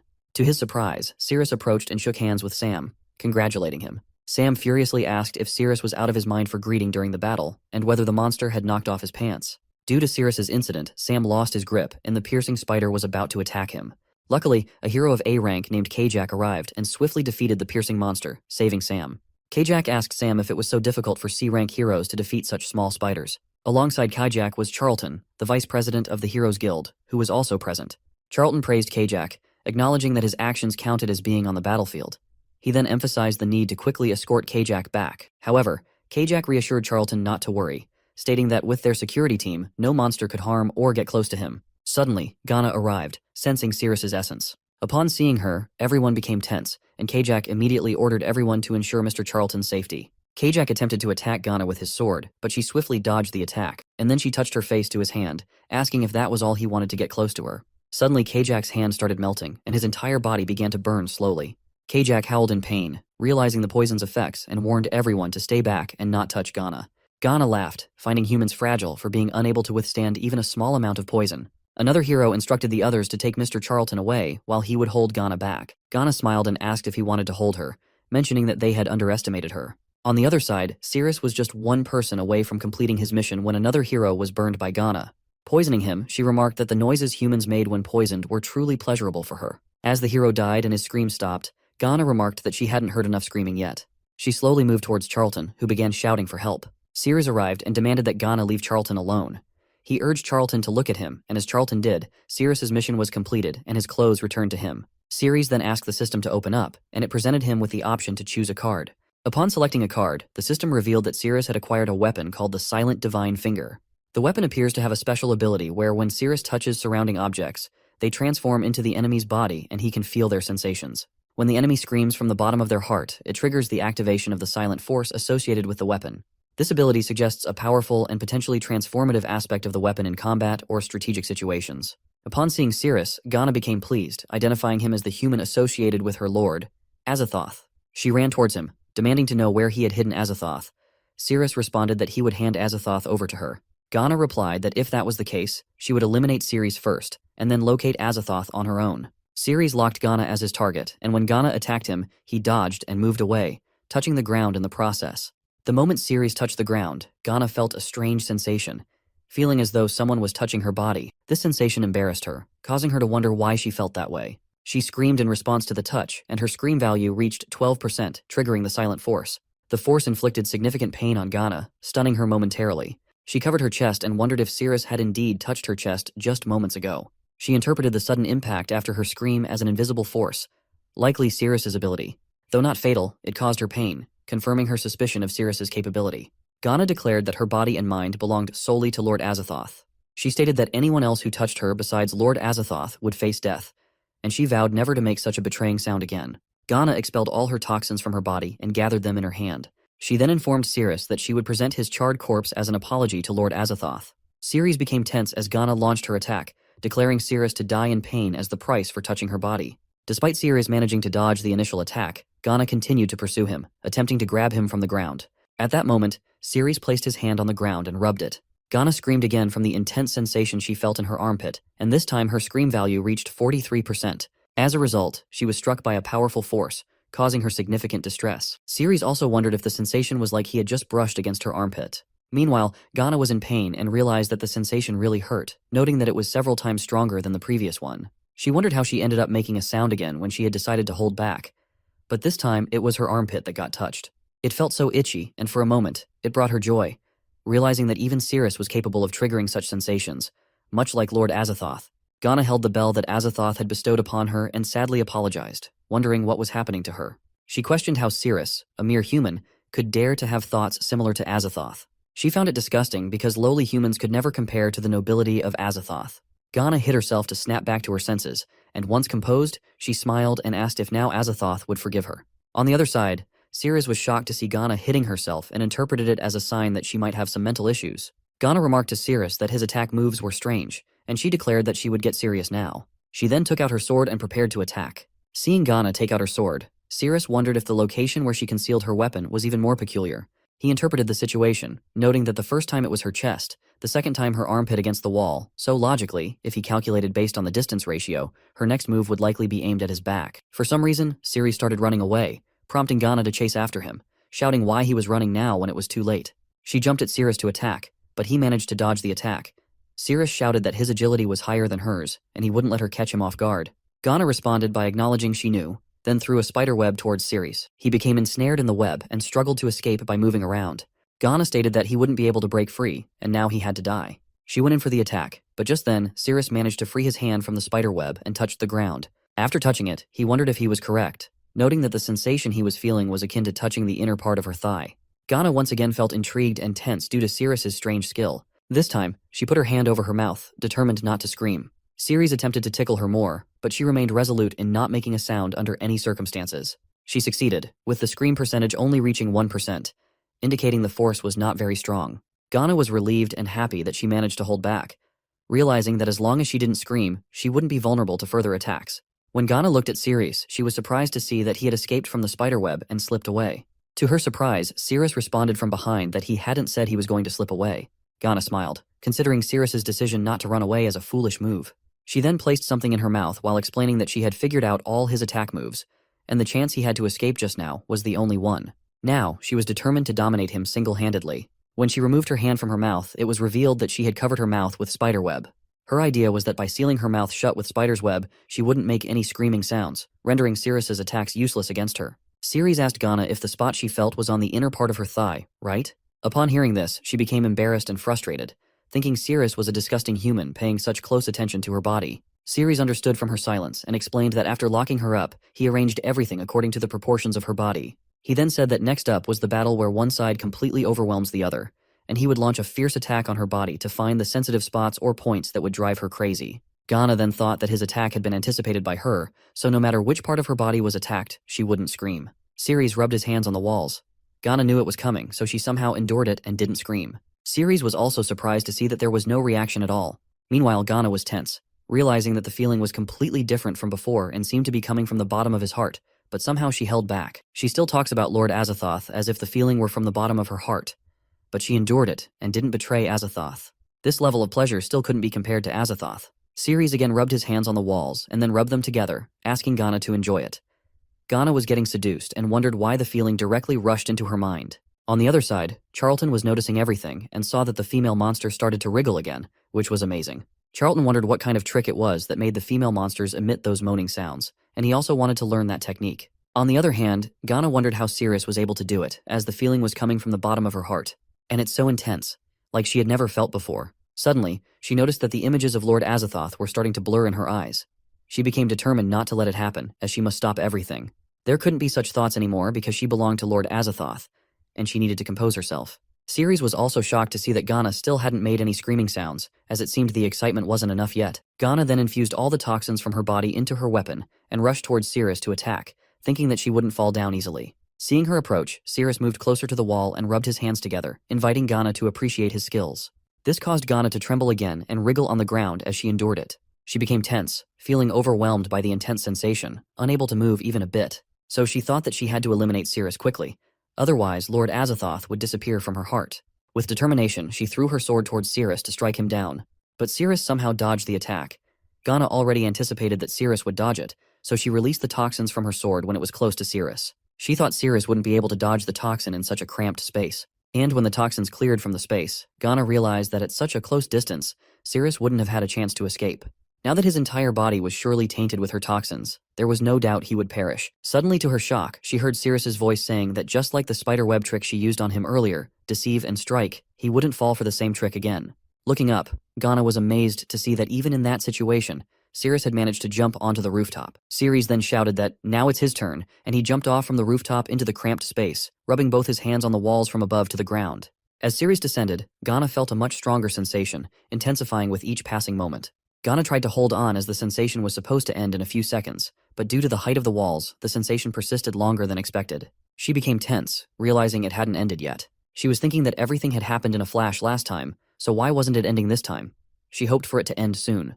But now her limit was reaching its end, and finally, before screaming, she apologized to Lord Azathoth as she couldn't hold on anymore. She screamed with all her power, and Cirrus's system showed that the scream value was 100% this time.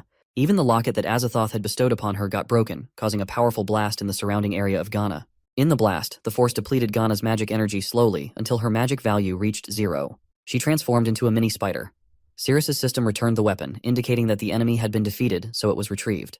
Cirrus walked towards Ghana and picked her up in his hand. His system showed that Ghana's favorability towards him was 100%. Cirrus's system indicated that a passive conquest had been unlocked, and after defeating the boss, he would obtain the boss's exclusive skill. So the skill Cirrus acquired was Toxic Fusion, which allowed him to attach potent poisons to weapons. Cirrus wondered if he could also attach poisons from within his own body onto weapons. The scene shifted to Sadiel, where she used her blood to summon Azathoth. As her blood dropped on the ground, Azathoth disappeared from the room, stunning Yug as he witnessed it. Upon being summoned, Azathoth appeared in his human form. From now on in the story, we will refer to him as a man. Azathoth asked Sadiel where Cirrus was.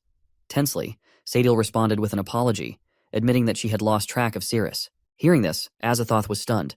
He explained that the human body he inhabited was originally her heart, and if he didn't retrieve it, he would become a powerless human again at night. Despite this revelation, Sadiel confirmed that she had indeed lost track of Cirrus. Suddenly, Azathoth heard distant sounds from the city and sensed that it was the power of the system. Without hesitation, he flew towards that area. Sadiel watched tensely as he departed. The scene returns to Cirrus, where his system shows that he unlocked a new skill called Placement, allowing him to teleport conquered monsters back to their home. As Cirrus uttered Placement, Ghana disappeared from his hand and teleported to Yug's room. Yug was confused when something hit her head, and upon seeing it was a spider, she reacted with surprise. On Cirrus's side, Azathoth suddenly grabbed him, and before Cirrus could react, Azathoth captured him by locking his head. Azathoth then stared at Cirrus, expressing disappointment that Cirrus had promised to save him but fled midway, which greatly angered him. Seeing Azathoth in his human form, Cirrus became certain that Azathoth was indeed a man and the entity who had deceived him about the curse. Azathoth responded affirmatively. Cirrus then asked Azathoth what he wanted now. Azathoth asked Cirrus to continue fulfilling his unfulfilled promise. Cirrus responded that he had no interest in men. Azathoth then changed his appearance and asked Cirrus how about now. Cirrus tensely turned his face back and was shocked to see Azathoth had transformed into a character resembling a girl wearing a cat-themed dress. Azathoth even said, "Meow," asking if now Cirrus would be interested. Cirrus vehemently denied and shouted that no matter what form Azathoth took, he still wouldn't be interested because he didn't like men. Cirrus attempted to punch Azathoth, but Azathoth blocked it by grabbing his fist and twisted it slightly, causing Cirrus pain. Azathoth persisted, mentioning how humans were often interested in things like cat ears and black stockings, suggesting they could have fun together. However, despite his efforts, he was rejected, which saddened him deeply. He hinted that he might have to resort to more drastic measures. Azathoth licked Cirrus's finger, which stunned him. Tensely, Cirrus asked Azathoth if he was serious, instructing him not to lick. Azathoth expressed happiness at the taste of Cirrus's finger licking. Cirrus attempted to run away, but Azathoth stopped him with his power, asserting that Cirrus couldn't escape no matter what he tried. Azathoth then flew into the air, mentioning that he had already surpassed the system's level long ago. So, if Cirrus wanted to run away, Azathoth encouraged him to do so as much as he wanted, because in the end it would lead to the same outcome. Azathoth then asked Cirrus if he would try to lock him down and boost his own speed. Cirrus responded that he didn't want to use the system to target men, as that would cross a moral boundary for him as a human being. Soon after, Azathoth lifted Cirrus's body upwards and jumped over him, stating that the blood in Cirrus's veins was his antidote, and implying that Cirrus had always desired him. Azathoth also told Cirrus that if he behaved and followed his lead, he would cure him. Furious, Cirrus responded to Azathoth that if the only way to obtain the blood of the demon god for the antidote was to do it with him, then he would rather let his body melt and decay, as he would never engage in such acts with a man.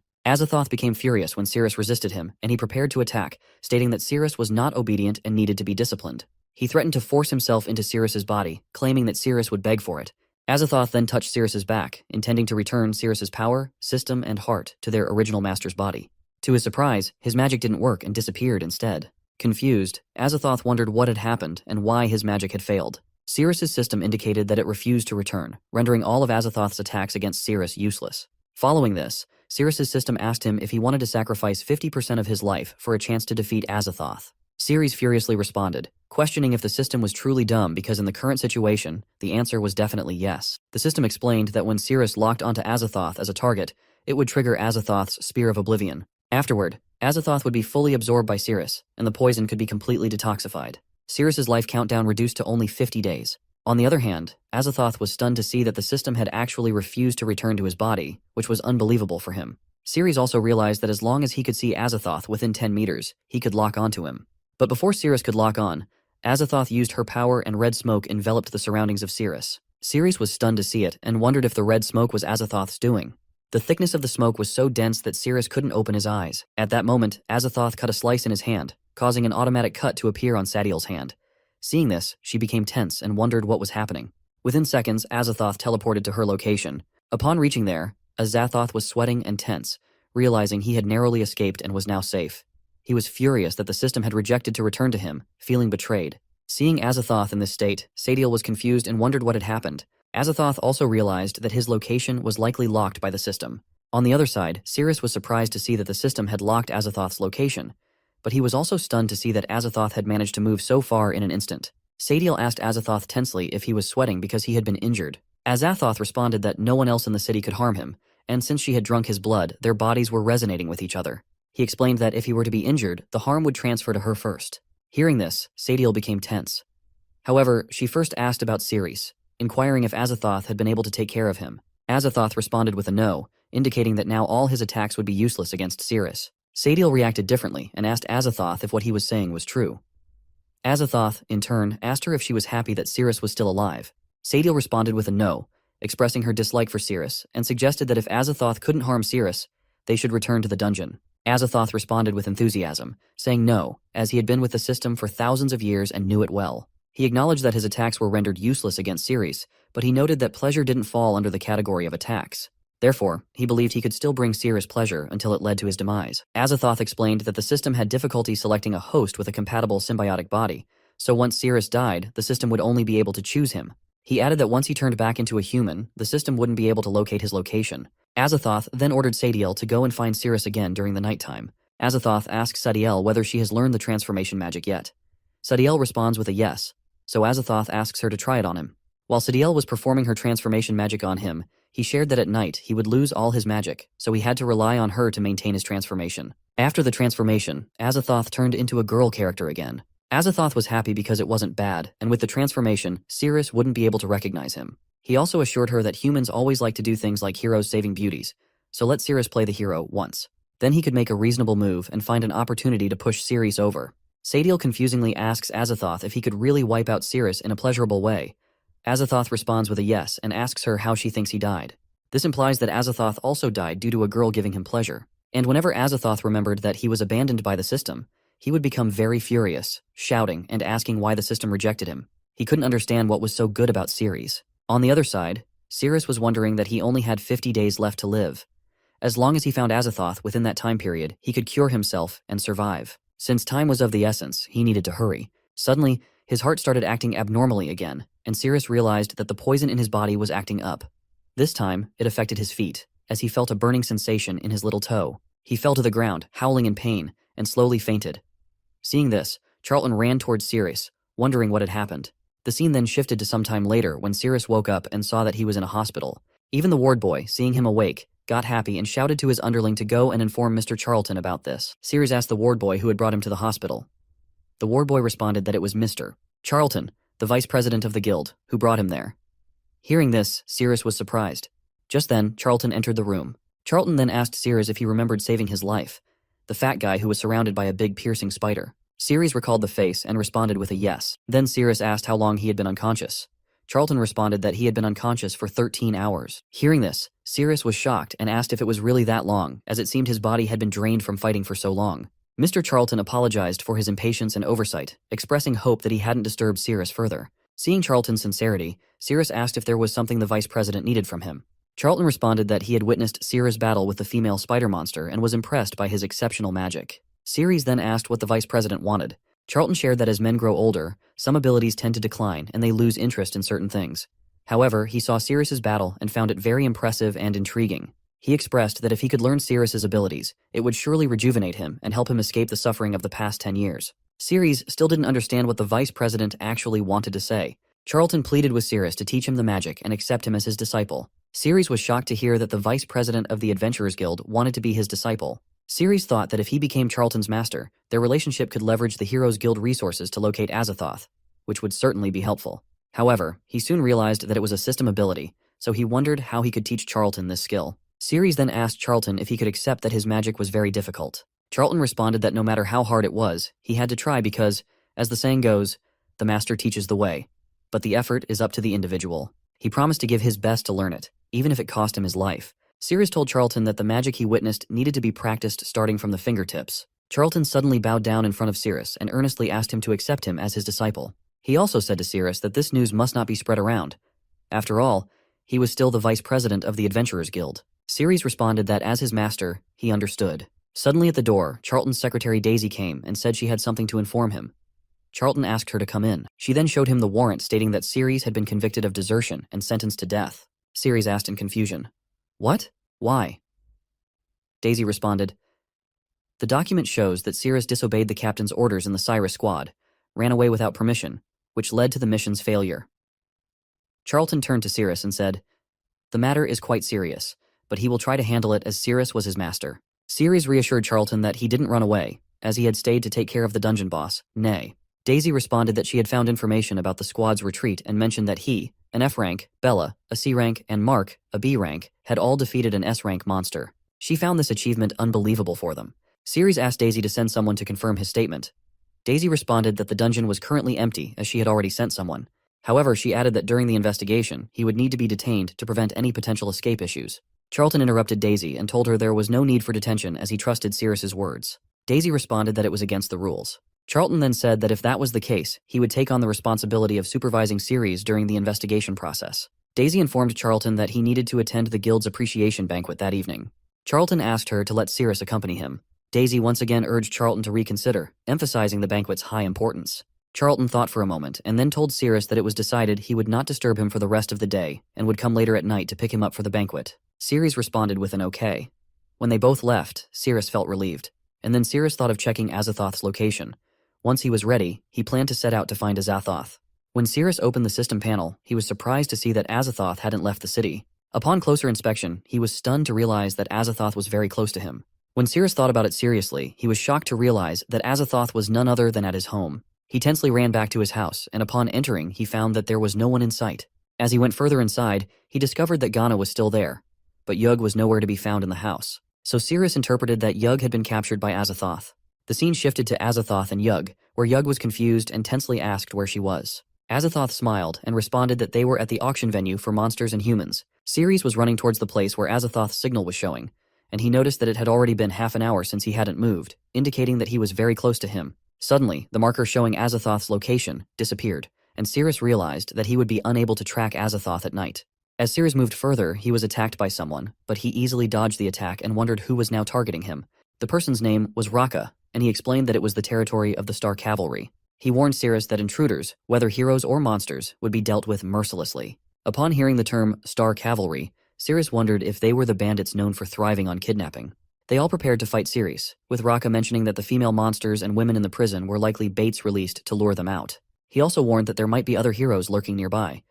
They decided to capture Sirius and interrogate him. Sirius wondered if the female monsters they mentioned were Yug. He thought it was the perfect opportunity to ask them if they had seen a perverted male monster in the area. Suddenly, his system showed a reminder that the weapon return mission would begin in 2 minutes. Sirius felt tense because if he entered the weapon return mission, his stats would revert to their initial state of F rank. Therefore, he decided to finish off the situation quickly within the remaining 2 minutes. The scene shifted to Yug, who was trying to free herself from handcuffs, but couldn't due to a restraining magic on them. She also shared that without the nourishment of a male, her body became too weak. She wondered if she should return to where her master lived. Azathoth asked Yug if, being a monster, she didn't want to return to the dungeon. Yug responded that as a Ling-Lang lizard, she naturally relied on the essence of males. She chose a stronger guy and preferred human dens over monster caves, adding that the wine in the bottle was extremely delicious. Suddenly, to both Yug and Azathoth's surprise, there was a blast in the wall, and a boy was thrown into the room. Ceres arrived there, relieved that everything had ended within the 2-minute time frame he had. Ceres then said that if they had handed him the key sooner, they wouldn't have ended up getting a beating. Just then, his system showed him the weapon return mission, which required him to slap someone's buttocks 10 times until they made a sound. The countdown was set for 60 minutes. Hearing about the mission, Ceres tensely approached the person he had beaten and asked if he could still scream. However, it was too late. The boy had already fainted. Ceres realized that he shouldn't have hit so hard. Azathoth asked Ceres to save them, but Ceres hesitated, realizing they were in the outskirts where monsters could appear at any time. Without the power of the system, it was very dangerous. He decided to focus on completing the mission first. He unlocks Yug's handcuffs and slaps her on the buttocks, causing her to scream. Seductively, she asks what he is doing. Ceres responds that to ensure their safe departure from the place, he needs to spank her butt, so please don't resist. Azathoth smiles and thinks to himself that Ceres definitely wasn't a good guy. Dealing with this kind of person, all he needed to do was flirt with him a bit. Ceres would fall for it. Azathoth couldn't believe Ceres would come up with such an absurd excuse just to take advantage of her. Azathoth, now a girl in front of Ceres, asks him to unlock her too. She assures him that as long as he saves her, she doesn't mind if he spanks her, and she is even willing to offer herself to him. So Ceres agreed, but the moment he unlocked the handcuffs, Azathoth jumped towards him and hugged him, crying. She told him that she had been violently kidnapped and brought there. She was so scared because they had threatened to sell her to goblins. Azathoth also told Ceres that now that he had rescued her, she would be all his. The moment she said that, Ceres spanked Azathoth's buttocks, but she didn't scream. Seeing this, Ceres tensely asked why she was not making a sound. Azathoth gets close to Ceres and strangely asks him to do it again. Ceres tensely considers denying her request, but before he can respond, his system shows that because Azathoth didn't make a sound, he had been frozen for 5 minutes. When Ceres falls to the ground, frozen, Yug crawls towards him and holds his head, expressing that she feels very uncomfortable and urgently needs his body essence and blood. Otherwise, she might collapse and die. But Ceres was fully frozen by then, and even his eyes were starting to close. Somehow, he managed to open his eyes and saw Yug kissing his neck. Seeing this, Azathoth got angry and shouted at Yug, calling her a shameless wizard for making a move while she wasn't looking. Azathoth moved to slap Yug, but before she could, Yug captured Azathoth in her tail. Yug responded that Ceres was her master, not Azathoth, and besides, she was the one who arrived first. Azathoth became furious, but was unable to do anything, and wondered that if it were daytime, he could have easily removed Yug away. So Azathoth decided to forget about the situation, realizing that the priority was to reclaim the system rather than argue with Yug. Azathoth then suggested a 3-way romance and got very close to Ceres. Seeing this, Ceres wondered whether Azathoth was truly being held against her will, questioning why she felt compelled to engage in such actions with him. Meanwhile, Sadil sat at the top of the room, observing everything and pondering whether Azathoth genuinely desired this interaction with Ceres, feeling the sensations in his body as though they were shared with her own. Azathoth shared that it had been a very long time since she had played like that. The more Azathoth continued, Sadil felt the same intense feelings and became increasingly seduced. Here, Azathoth asked Ceres to slowly bend his hand and apply a bit of pressure, which caused Sadil to experience even more intense sensations. She noticed her body starting to feel numb and getting goosebumps all over. Azathoth then reaches for Ceres' main part, causing Ceres to tense up and hope she wouldn't touch that area.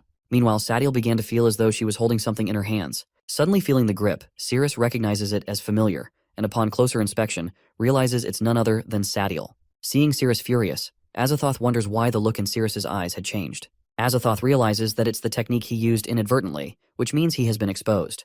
Tensely, Azathoth calls out to Sadil. Upon Sadil's arrival, Yug senses danger and transforms into her small form, running towards Ceres and asking for protection. Azathoth asks Sadil to quickly take him away since he has been exposed. Sadil agrees and prepares to act. Ceres was stunned to see that Azathoth had actually transformed into a girl to get close to him, and he realized he was lucky to have figured it out. However, since he couldn't use the system's abilities, there was no way for him to chase after Azathoth. By the time Ceres recovered from being frozen, Azathoth had already run away far ahead. Ceres decided to focus on completing his mission first, planning to pursue Azathoth once he regained access to the system. However, in the future, especially at nighttime, he resolved to be cautious of anyone of the opposite sex who approached him. The scene then shifted to a Z security gate where Daisy, Cyrus, and his teammates were waiting for Ceres. Upon seeing them, Ceres became confused as to why they were there. Cyrus came close to Cyrus and showed him the warrant, stating that he was being arrested for desertion and needed to come with them. To Cyrus's surprise, Daisy intervened and explained that she was Vice President Charlton's secretary. She informed them that they had investigated the new dungeon and found it empty, contradicting the accusation against Ceres. She also shared that the process of revocation had already begun, so they couldn't arrest Ceres now. She explained that Ceres was scheduled to attend the guild's appreciation banquet later. Meanwhile, Ceres was counting the number of members Cyrus had with him. But suddenly, Cyrus furiously slapped Daisy, shouting that she was clearly lying because only captains of A rank and above were allowed to attend the appreciation banquet.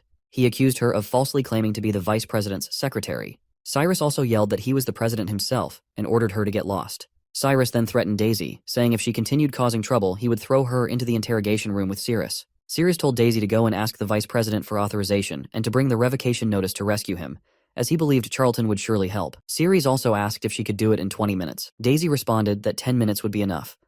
Ceres praised her for that and said he would make them apologize by punishing them severely. The scene then shifted to the interrogation room, where everyone stood surrounding Ceres. Cyrus asked Ceres if he remembered how his right hand got injured.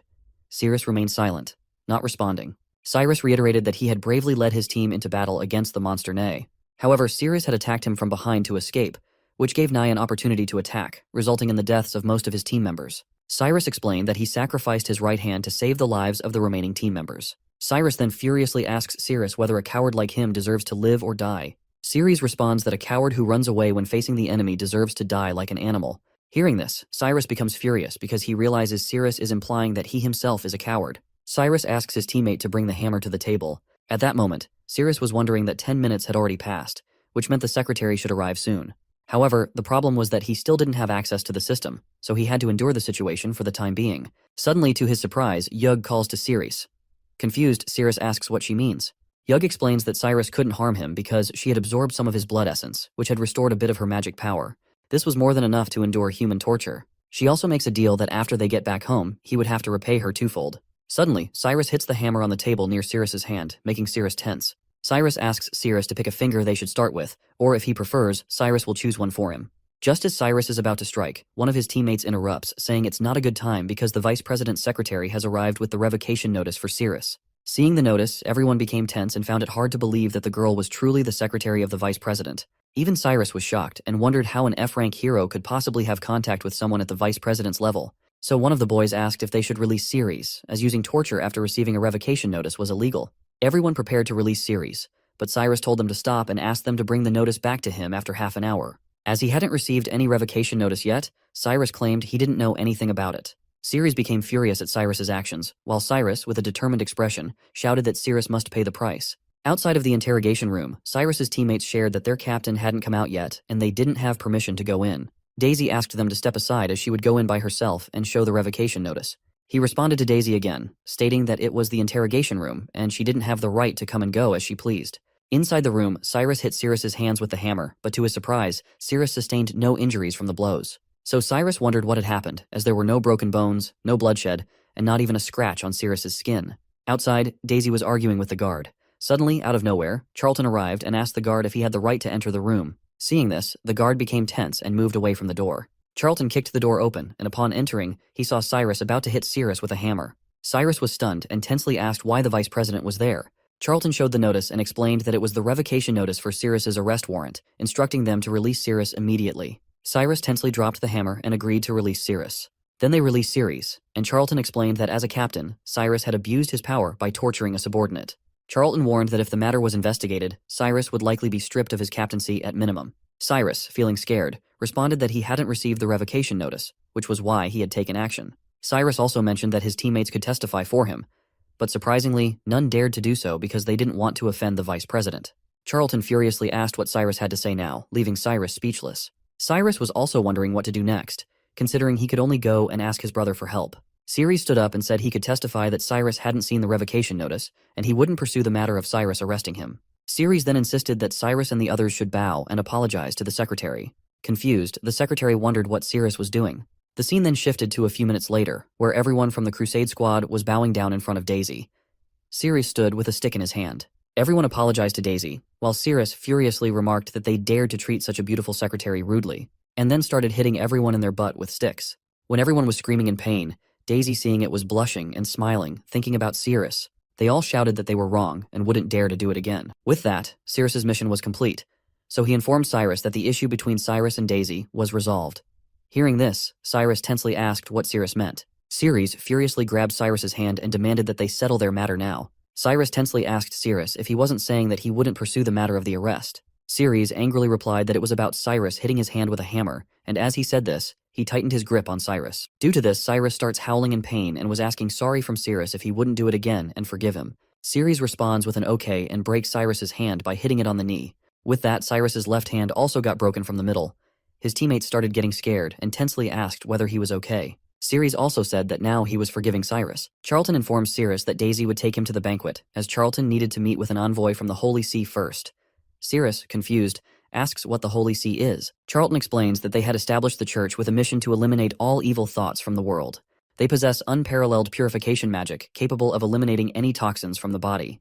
The scene shifted to an appreciation banquet hall where the saintess named Mia of the Holy See was arriving at the party with Charlton. Upon seeing Mia, two boys started talking about her because her dress was so revealing. They wondered if it was a bit inappropriate for a saintess to dress like that. Suddenly, Mia stopped and stared at them. They were stunned, realizing that Mia had heard them. Mia then said that their doctrine was to eliminate all evil thoughts in the world. She explained that to eliminate evil thoughts, one must fully understand them, which is why people in their Holy See dress like that. She then asked the boys not to look at her with their filthy eyes. Hearing this, Charlton became furious and ordered the guard to slap them 10 times. Upon hearing this, they immediately started apologizing. Mia intervened and told Charlton that there was no need for that. She explained that if they punished those two guys, then everyone in the hall would need to be punished, except for the president. Charlton was stunned and asked how he was different from the others. Mia responded to Charlton, saying that while his mind was in turmoil, his body didn't react much, unlike the others who reacted strongly and had a surge of evil thoughts. Hearing this, Charlton got embarrassed and responded that he was a person of pure heart, so he had some self-control. Everyone started murmuring and discussing that they had heard the vice president was impotent. The scene shifted to outside of that hall, where Daisy and Ceres arrived. Daisy shared that this was the venue they needed to come to, so they should go inside. While entering, Ceres asked whether the purification magic of the Holy See was powerful. Daisy responded affirmatively, saying it was their unique magic. She explained that from lost limbs to illness to severe poisoning, they could heal everything. She also mentioned that being a hero was a high-risk profession, and every region's hero guild wanted to join them, but they had all been rejected. She shared that they didn't use their magic easily, even if someone needed help, all because of their evil thoughts. Ceres wondered if they might be able to cure his poison, so he decided he had to go and find them soon. Upon entering the hall, Ceres saw many people gathered in one place, so he asked Daisy about it. Daisy responded that she didn't know what was happening. Charlton then arrived and explained that the saintess was testing their eligibility to collaborate with the Holy See. He also mentioned that if someone passed the test, collaboration would be possible, and their hero guild from Zone Z would gain significant strength. The scene then shifted to Mia, who pointed towards something and explained that it was the treasure of their Holy See, the Sacred Evil Heart. Once someone was inside, the gemstones would reveal the level of evil thoughts in that person's heart. The possibility of collaborating with their Holy See depended on the purity of someone's heart, and none from the Heroes Guild from other regions had made it through. So everyone started questioning what was inside and how they would measure it. Mia responded that if they wanted to find out, they should go inside and give it a try. Suddenly, a boy named Logan, the captain of Team 7, stepped forward and declared that he would give it a shot because he had a pure heart and had never done anything shameful. As he walked towards the test, Mia smiled. Upon entering inside, Logan was stunned to see a Catwoman, which was his weakness. He felt embarrassed seeing her magnificent attributes. Suddenly, out of nowhere, she came very close to him. He tensed up and wondered when she took the initiative to come so close to him. She just said meow, and he got seduced, saying that she was quite magnificent and he wanted to pet her. The Catwoman asked what he wanted to play. Logan responded that he wanted to play with her magnificent features. She asked him to stop, as it was disgusting, and threw Logan out of the tent. Upon getting out, he was howling in pain because he had hurt his chin. On the gemstone, it displayed 88% evilness. Mia was stunned to see this, realizing that Logan was definitely a person with many impure thoughts. Others also became tense upon seeing the high percentage of evil thoughts, indicating that there was something dangerous inside that tent. Another boy named Owen, the captain of Team 6, stepped forward and declared that he would go and check it out, confident that he could handle whatever was inside. However, he too was soon kicked out, and it was revealed on the gemstone that Owen had 92% evil thoughts. Similarly, many people came forward claiming they could handle it, but everyone's evil thought percentage was above 80%. Mia thought it was a waste of her time, because not a single person had a percentage below 80%. They were all morally compromised inside. She believed that no one would be able to pass the test. At that moment, Ceres stepped forward and announced that it was his turn now. Mia felt relieved, knowing he was the last person to take the test. As Ceres entered, he was confused to find a Catwoman inside. The Catwoman came close to Ceres and asked him what he wanted to do. To her surprise, Ceres put his hand on her face and pushed her back, stating that he didn't appreciate another woman approaching him proactively. Actually, deep down Ceres was thinking that he must be cautious, as there was a high chance it was Azathoth again.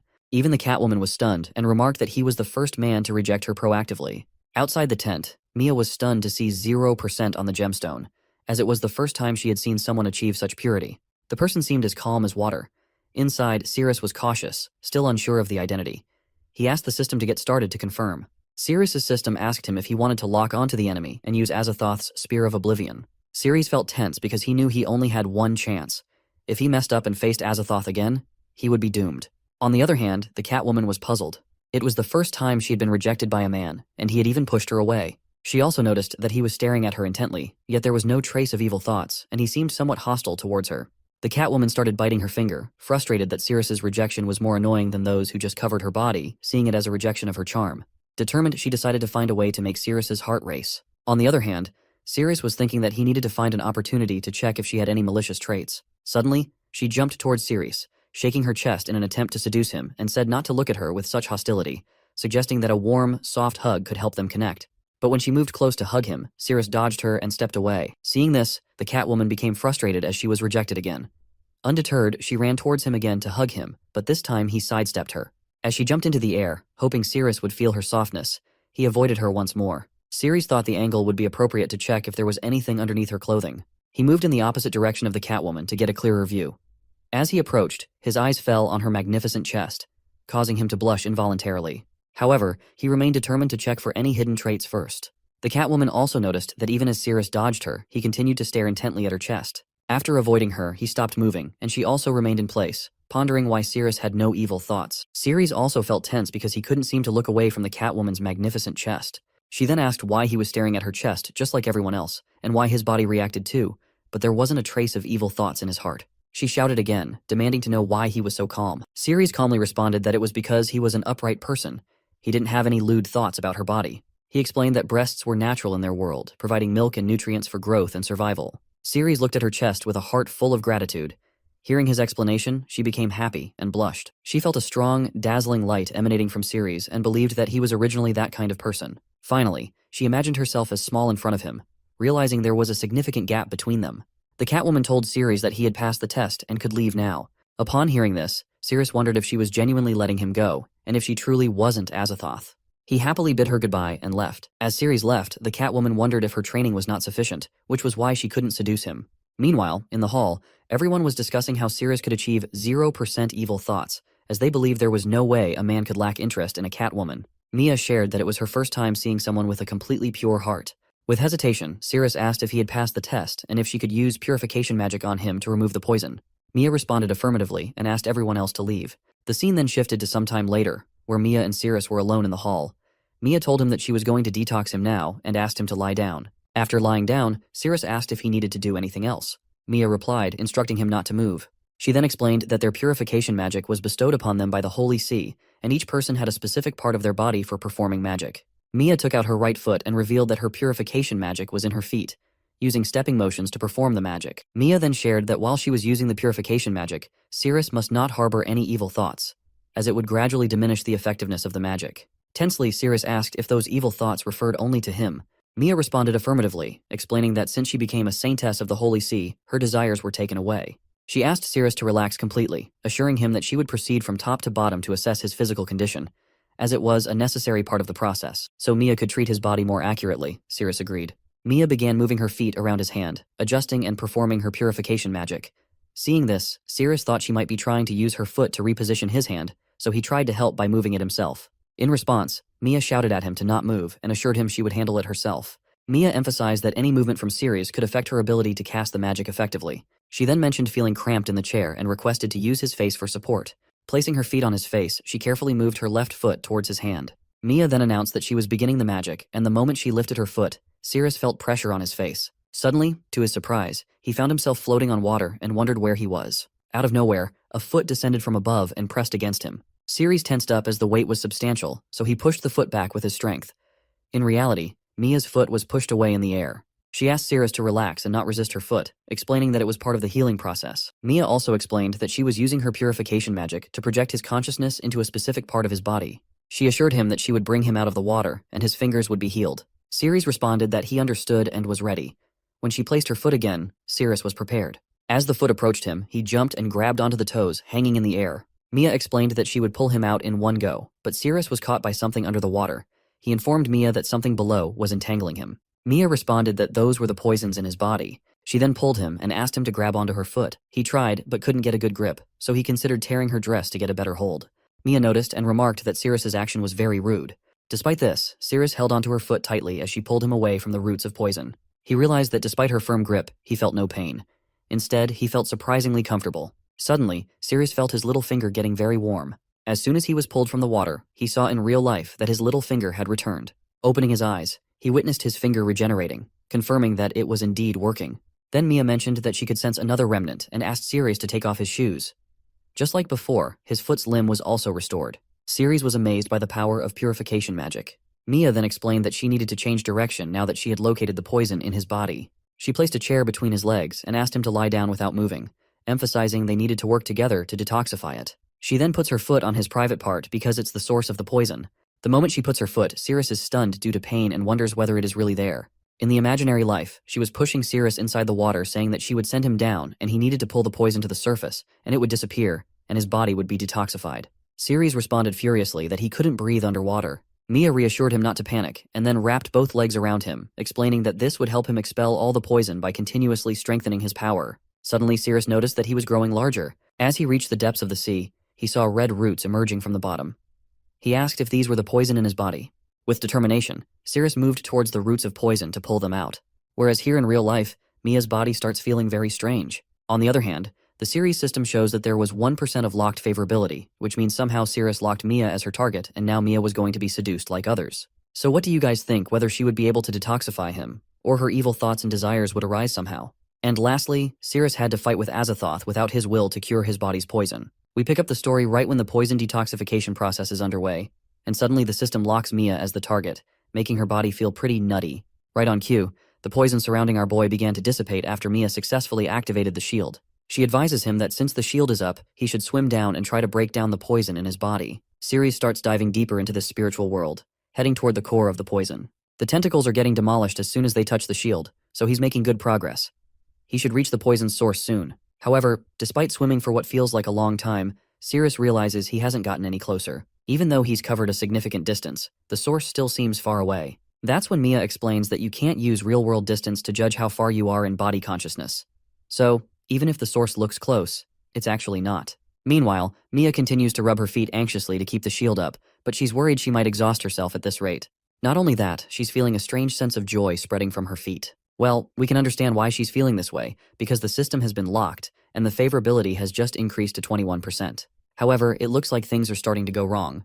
The shield has begun to crack, and water from outside the shield starts leaking into the bubble. Our boy starts shouting for the Saintess, who reveals that her purification magic is weakening, and she has no idea why. The favorability rises to 47%, and she discloses that evil thoughts, which we can also call lewd thoughts, are beginning to emerge. She quickly advises him to stop thinking about clapping her cheeks, because his private part is getting hard, and the purification magic will eventually fail. Seems like things has already gone out of hand, and our boy is once again totally tangled up in the web of the poison, and he can barely breathe.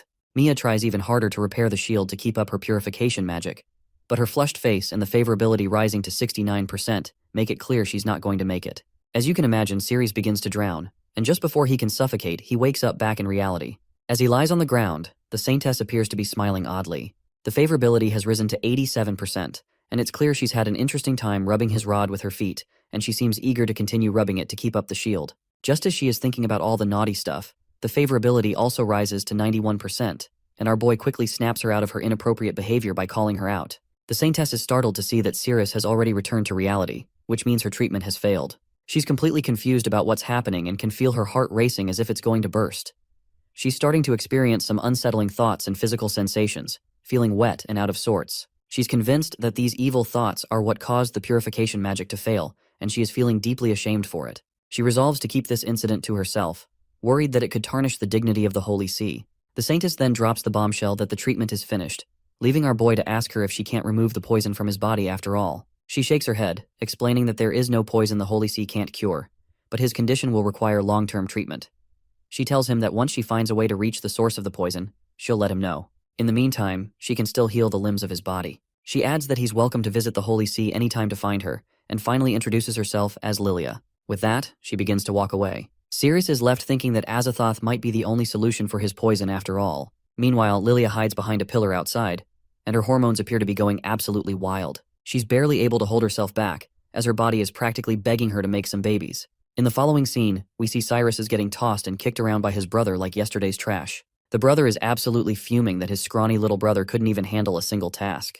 But the poor guy quickly explains that this time the president was involved. The brother tells him to shut up, saying he's not in the mood to hear any more lame excuses, and throws an envelope down on Cyrus. The confused man asks what it is, and the senior brother reveals that it's a map to the A-rank dungeon, known as Shia. Cyrus responds that the boss of Shia is an S-rank monster, and he's not even A-rank himself, so how is he supposed to fight that? It's almost like volunteering to die. That's when the senior reveals that the Shia dungeon has already been nearly conquered by heroes from K. The returning heroes reported that the boss, Shia, has been severely damaged, and even F-rank heroes could now defeat it. However, the senior explains that he intercepted this news and blocked it from spreading, so the monster is essentially a sitting duck. Now's his chance to capitalize on the situation and secure the captain's position. Hearing this, Cyrus's eyes light up with happiness. He reassures his brother that he'll definitely take care of it. However, it seems like he's celebrating his victory a bit too soon. Because as we see, Shia, the monster, is getting patched up once again by Azathoth, and Azathoth is feeding some of his own blood into the monster's mouth, causing Shia to heal completely and rise from the rubble like a raging bull.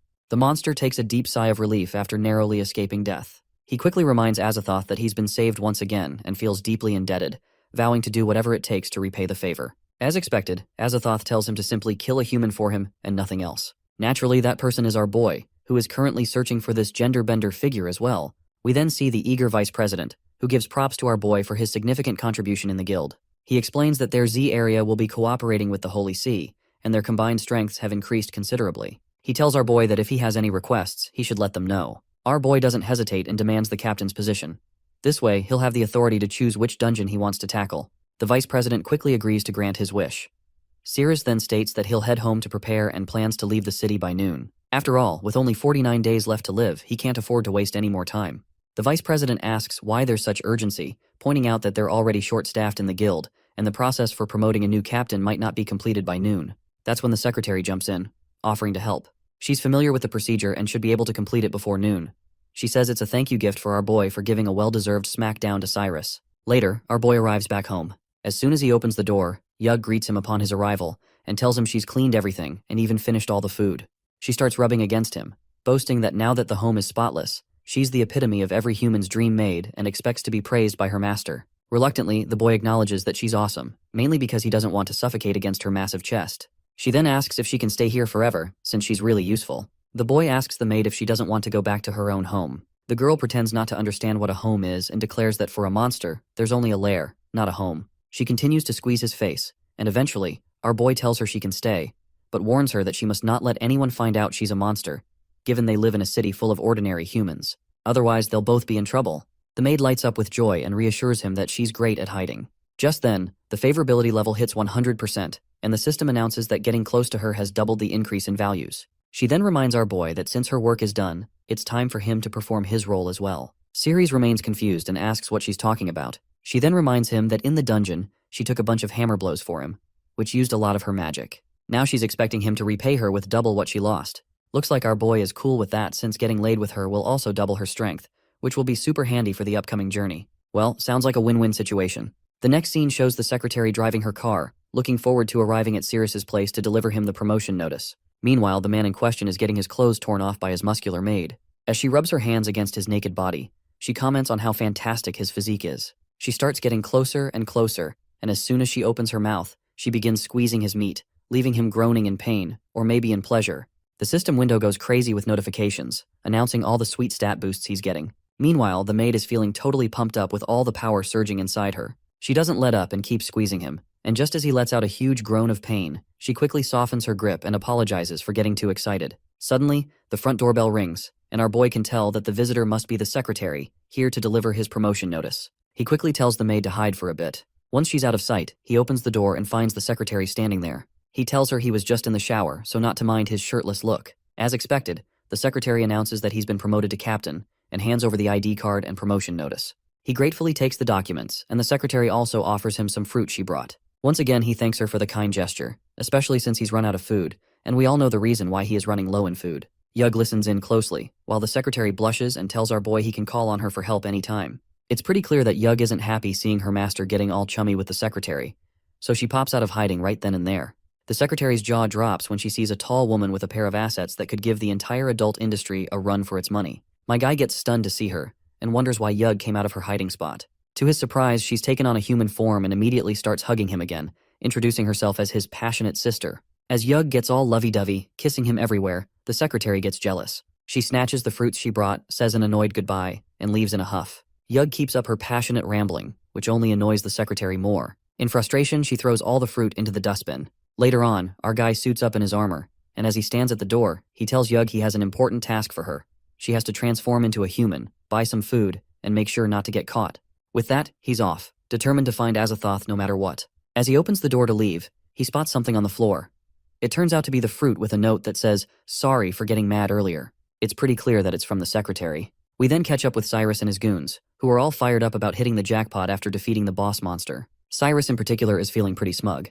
With the map his brother gave him, this whole journey seems like a walk in the park. His lackeys point out that around 10 teams of A-rank heroes came to Area K and all failed to conquer it. But they weakened the boss Shia quite a lot, which gives them an easy victory. Cyrus then gets all cocky and makes it clear that according to the guild rules, the team that defeats the boss first gets all the resources. So, it's not his fault if those previous heroes left the dungeon boss alive. Just then, a giant monster drops down. And guess what? It's our boy, who just took down the A-rank monster rock giant and got the map of the area. Looks like all that squeezing and getting a bit pervy with Yug paid off after all. He then checks his system and notices that Azathoth has already made it deep into the dungeon, reaching the boss's room. Meanwhile, Cyrus and his party are scared by the sudden rustling voices. He quickly grabs his sword and instructs his team to get ready for any threat.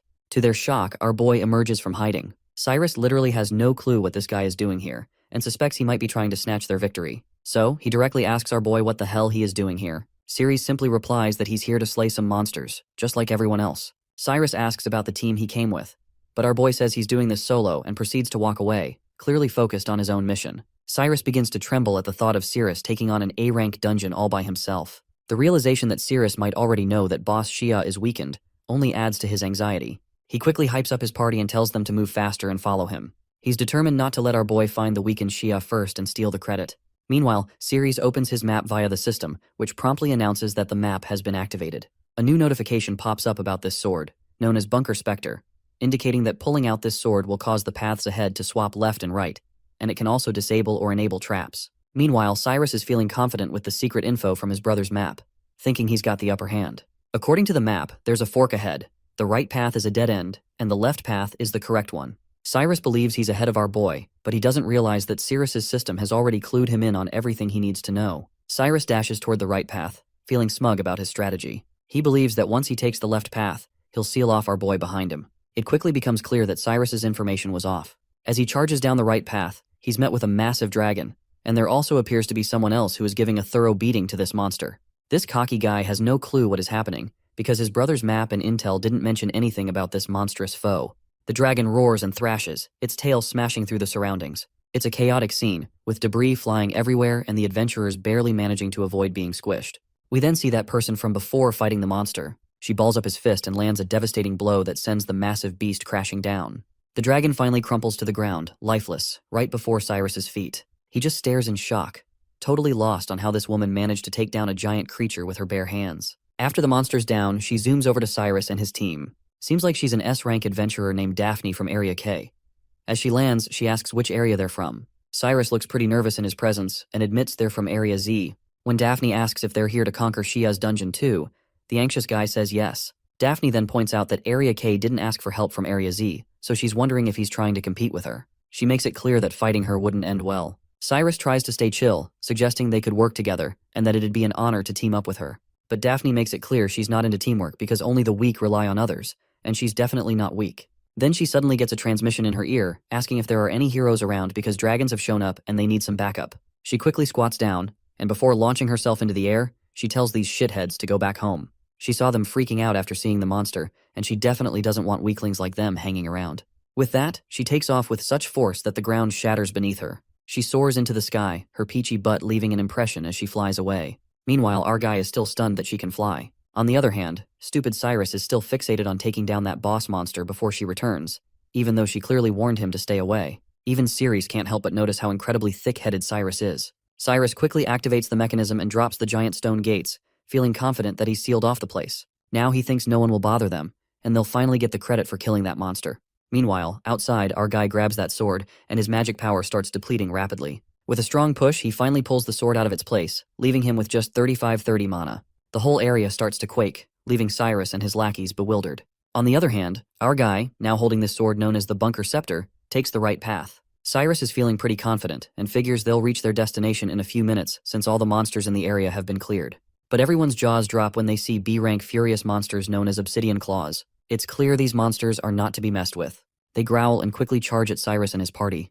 We're back inside Boss Shia's room, where we find Azathoth and his lackey once again. Azathoth looks pretty bored and exhausted, especially because he had to feed a lot of his blood to Shia, so he tells his pet not to let him down.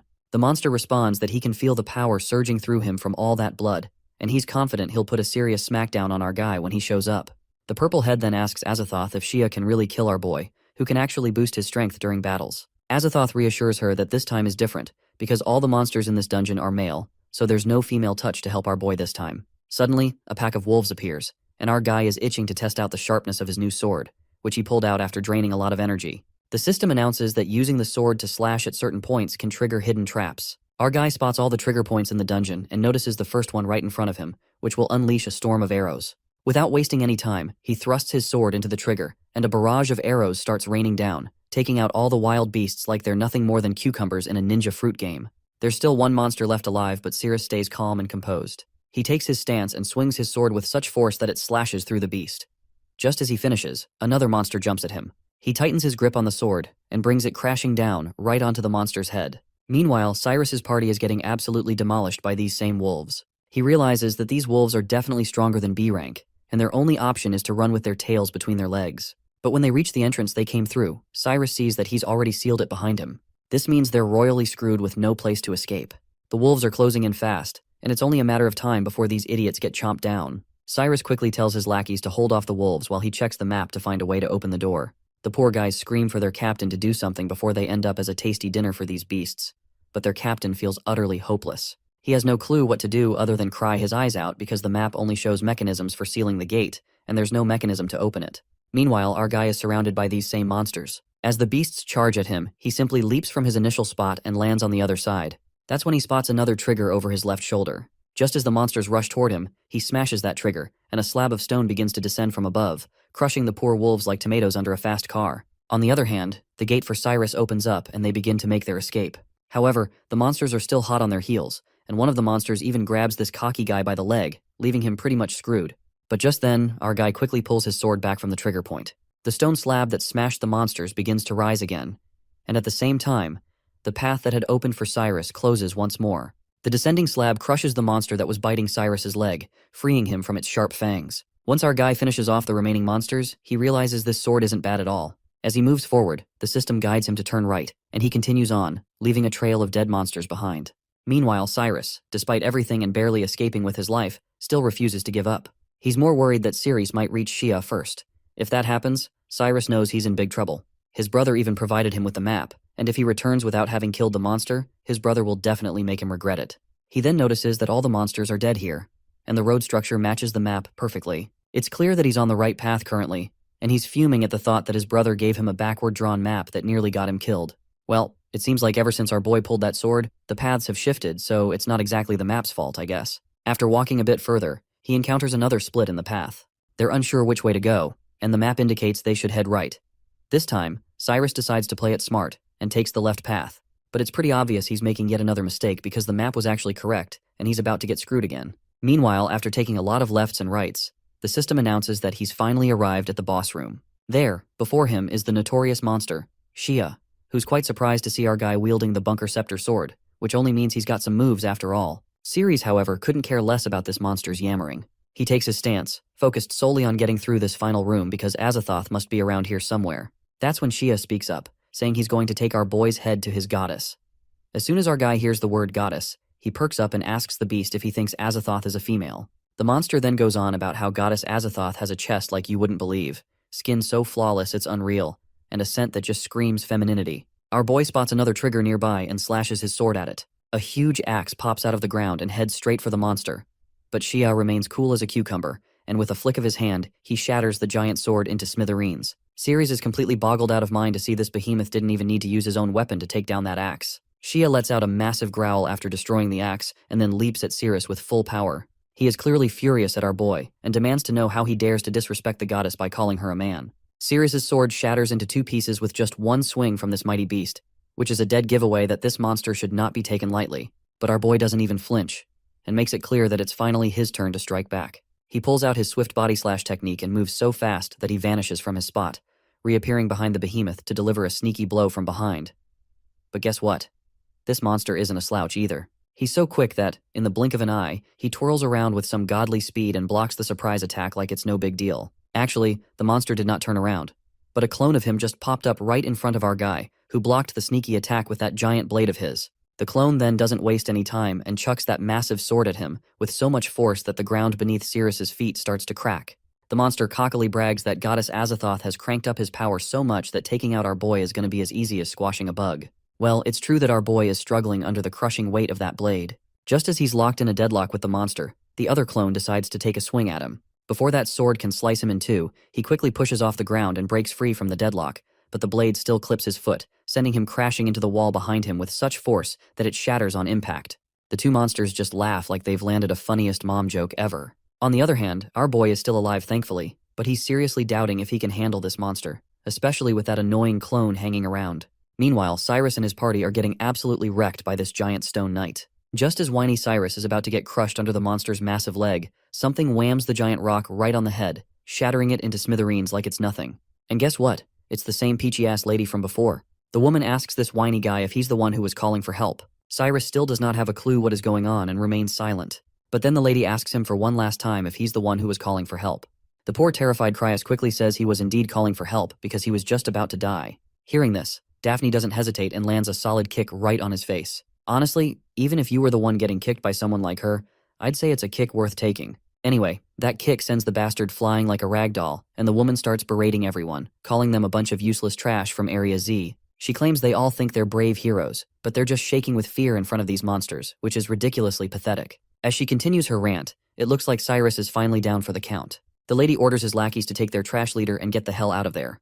They quickly start dragging their captain away and leave the place. Suddenly, she notices something on the other side. She squats down and, before leaping again, recalls that according to the intel, room 3055 should be at the southernmost point at 37. To get there faster, she jumps up and starts busting through 10-foot thick walls like they're nothing more than paper sheets. Meanwhile, our guy looks utterly exhausted, like he's on the brink of collapse. As exhausted as he might be, he has no choice but to fight these monsters, and nothing seems to be working against them, and he is getting tossed around like a rag doll, and it's like he's barely making a dent. Ceres needs a power boost, but the only way to get one is if there are females around. Luckily, he might not need to worry about that anymore because Daphne has crashed right into the middle of the fight. Once she sees our boy standing behind, she gets pretty curious about what someone from the Z area is doing here. Daphne tells him to just get out of there since he's clearly no match for the boss. But our guy doesn't back down.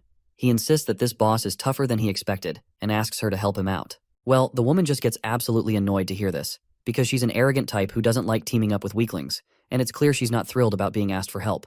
But Ceres just utters those magical words, "Lock the target." Meanwhile, Daphne is still being her cocky self and trying to boss him around. But those words start messing with her mind. Even though she wants to tear him apart, she finds herself inching closer to him. Eventually, they end up in an intense lip lock, giving Ceres a much-needed power boost and raising the favorability level to 77%. As soon as Daphne realizes what she's done, she pulls back her lips in shock, completely baffled by her own actions. She starts berating him again, accusing him of stealing her first kiss and telling him she's not forgiving him for it. Meanwhile, the monster, annoyed at being ignored, swings its sword at Ceres. But with his newfound power, Ceres dodges the attacks like he's playing tag with a bunch of kids. He then leaps into the air and swings his sword at the monster, slicing it across the throat. The monster can clearly tell that Ceres has become stronger. Daphne, still trying to process what just happened and why she kissed him, is also feeling a bit conflicted. Despite her shock, she enjoyed the kiss, and the warm, soft feeling lingers on her lips, bumping the favorability bar up to 85%. Suddenly, the monster tries to swing its sword at Daphne. Ceres quickly warns her to stop spacing out, and before the monster's swing can land, he pushes her out of the way. The swing shatters the wall above them, and Daphne's armor also takes the brunt of that swing. Her big hooters quickly begin to pop out of her broken armor, which leaves her totally embarrassed. Ceres reminds her that she almost got slashed, so she better stop slacking off. The monster, on the other hand, tries to strike again, but Cirrus blocks the attack with his broken sword. As Ceres keeps helping her out, the favorability level rises to 88%. Daphne's armor has been torn apart, leaving her slim body and thick thighs totally exposed. She experiences a jolt of electricity through her body, making her feel paralyzed. Just as the favorability further increases to 92%, our boy's power continues to rise, and even the monster can't ignore his increasing strength. Meanwhile, Daphne's body starts reacting intensely. She can feel a tingling sensation spreading through her lower body, making her legs lose strength. She's feeling something she's never experienced before, and if it continues, she fears her whole body might go limp. The favorability level hits a whopping 97%, which is further making Daphne to fight off her overwhelming urges. She does not want to be a burden, and can't let Ceres help her any more than he already has, because her pride won't allow it. Ceres is pushed back once again and asks her for help, admitting that he can't win this fight alone. Daphne, however, remains stubbornly arrogant. She insists that teaming up is against her principles and that she's always defeated monsters on her own. But at the end, she does suggest a compromise. Since there are two monsters, they can each handle one separately. This way, she can stick to her no cooperation rule while still fighting alongside Ceres. With this newfound understanding, Ceres stands beside her and, in a weird display of sincerity, pulls her close. He reassures her that with her by his side, he is sure that he can win against anyone. Daphne's breathing is heavy, and the tingling sensation from before is back. Her favorability level has shot up to 99%, and she's fighting hard to stay focused. She's got this strong urge to work with Ceres, which she's not used to feeling. Meanwhile, we catch Azathoth in a miserable state, puking his guts out and complaining about how his heartless body is running out of steam. His lackey freaks out to see him in such a condition, and asks if Shia hasn't dealt with the human yet. Back with Daphne, she's having a hard time wrapping her head around why she's so eager to team up with Ceres. She used to be all about doing things solo, but now she feels this powerful pull to join forces with him, and maybe even embrace him. Meanwhile, we see Azathoth handing Sadiel a red pill, and he explains to her that he doesn't have much time left to wait for Shia to take out Ceres. The pill is infused with his blood spirit, and he tells her to give it to Shia so he can consume it. This way, Azathoth plans to take on Shia's physical body and abilities. He further states that by using Shia's physical duplication ability, he can deceive the system's mark, but Shia's body will only be able to handle his power for a few seconds. During that brief window, he plans to forcibly reclaim his heart, even if it means taking a huge risk.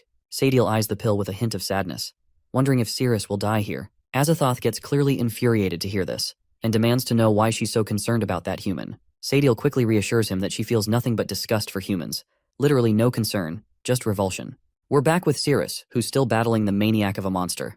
His sword is falling apart, and he's even got a few ribs cracked. Just when things seem dire, Daphne swoops in at the last moment to save him from the monster's attack. She quickly deflects the monster's sword with her hand, but Ceres, while grateful, can't help but notice the softness of her assets pressing against him. Before he can fully appreciate the moment, the monster flings them away, and Ceres ends up getting pinned under the weight of Daphne's considerable assets, which might just be enough to shake up the entire dairy industry, if you ask me.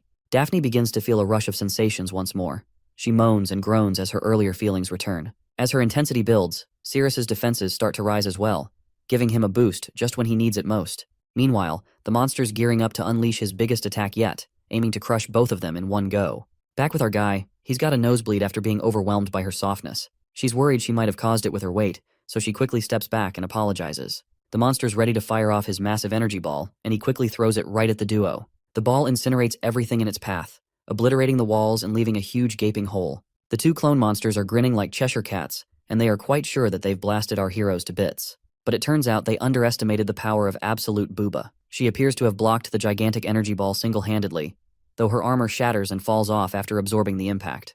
She turns to him, asking if he's okay. He replies that he's fine, though a few ribs are broken. She reminds him that he's no match for Shia at all and warns him that if he keeps fighting, he's definitely going to die. She then stands confidently and makes it clear that this battle is hers alone and she's ready to drive the monster away right now. But despite her determination, she can't shake her desire to touch him. She's overcome with an intense urge to grab him and pull him close, wanting to feel that sense of dominance. She then tells him that her blue armor has already worn out from the last attack, which leaves her body exposed entirely, and she definitely does not want this monster to look at her big boobs. She admits that she can't cover her body while fighting, so she shyly invites him to hold her milky breasts for her. Even though she's saying this out loud, she's battling with her inner feelings, trying to keep her desire from taking over. She reminds herself that she's a top-notch hero, trained to the highest level, but all her training seems to be slipping away as she struggles to control her own urges. Meanwhile, our guy is doing his best to stay on his feet despite his injuries. That's when Daphne realizes why she's feeling so intensely about him. She convinces herself that what she's feeling isn't desire, but a duty to protect the weak,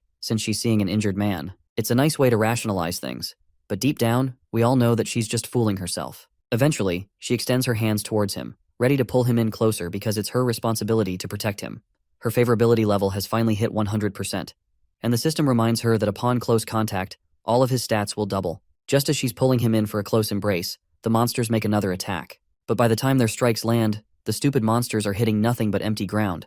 Because our guy has already leapt out of the way with Daphne in his arms. Her body then starts to react intensely, and she can feel a burning sensation inside, which has gotten stronger than ever before. As her desire grips her heart, her hold on him tightens, and he starts to bleed from his nose after getting overwhelmed by her softness. But that passionate embrace gives him a huge boost in power, and they finally touch down on the ground. She tells him she's just holding him to protect him while he's injured, so he shouldn't read too much into it. He replies that they're both good people and that every sacrifice is worth it to take down the monster. Meanwhile, the monster starts churning out even more clones, and now there are a total of 4. On the other hand, our boy is also doing his best to stay close to Daphne, because he wants every bit of strength he can get from her embrace. The scene then takes us to Sadiel, who's still staring at the red pill with worried eyes. Azathoth's words keep echoing in her mind, reminding her that since she's drunk his blood and resonated with his body, if he dies, she won't survive either. Azathoth tells Sadiel that once she gets her heart back, she'll gain some serious power, become one of her crew, and feel this ultimate joy. She tells her to go track down Shia, and Sadiel responds that she's on it. Azathoth mentions that whenever she closes her eyes, she can see through the bloody spirit.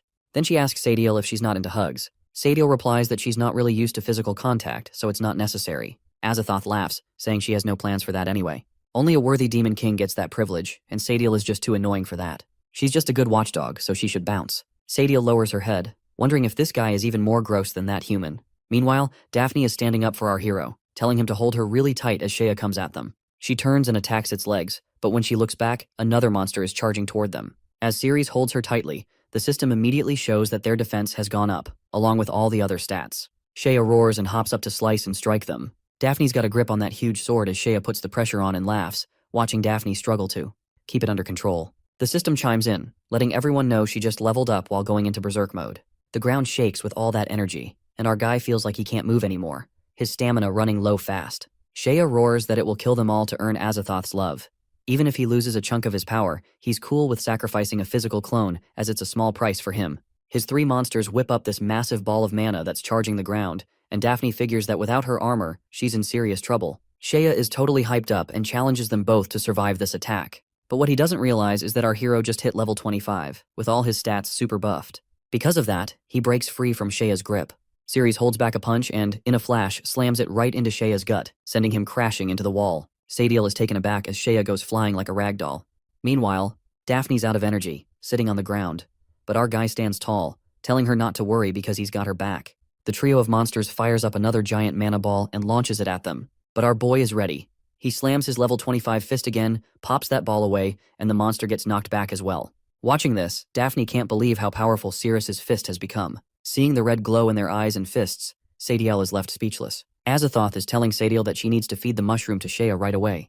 But Sadiel is clearly over it and yells that she never wanted to be part of Azathoth's harem. She pulls out a blood spirit and tries to toss it aside. In that moment, Azathoth's hand gets hit by a rock, and she realizes that Sadiel has totally betrayed her.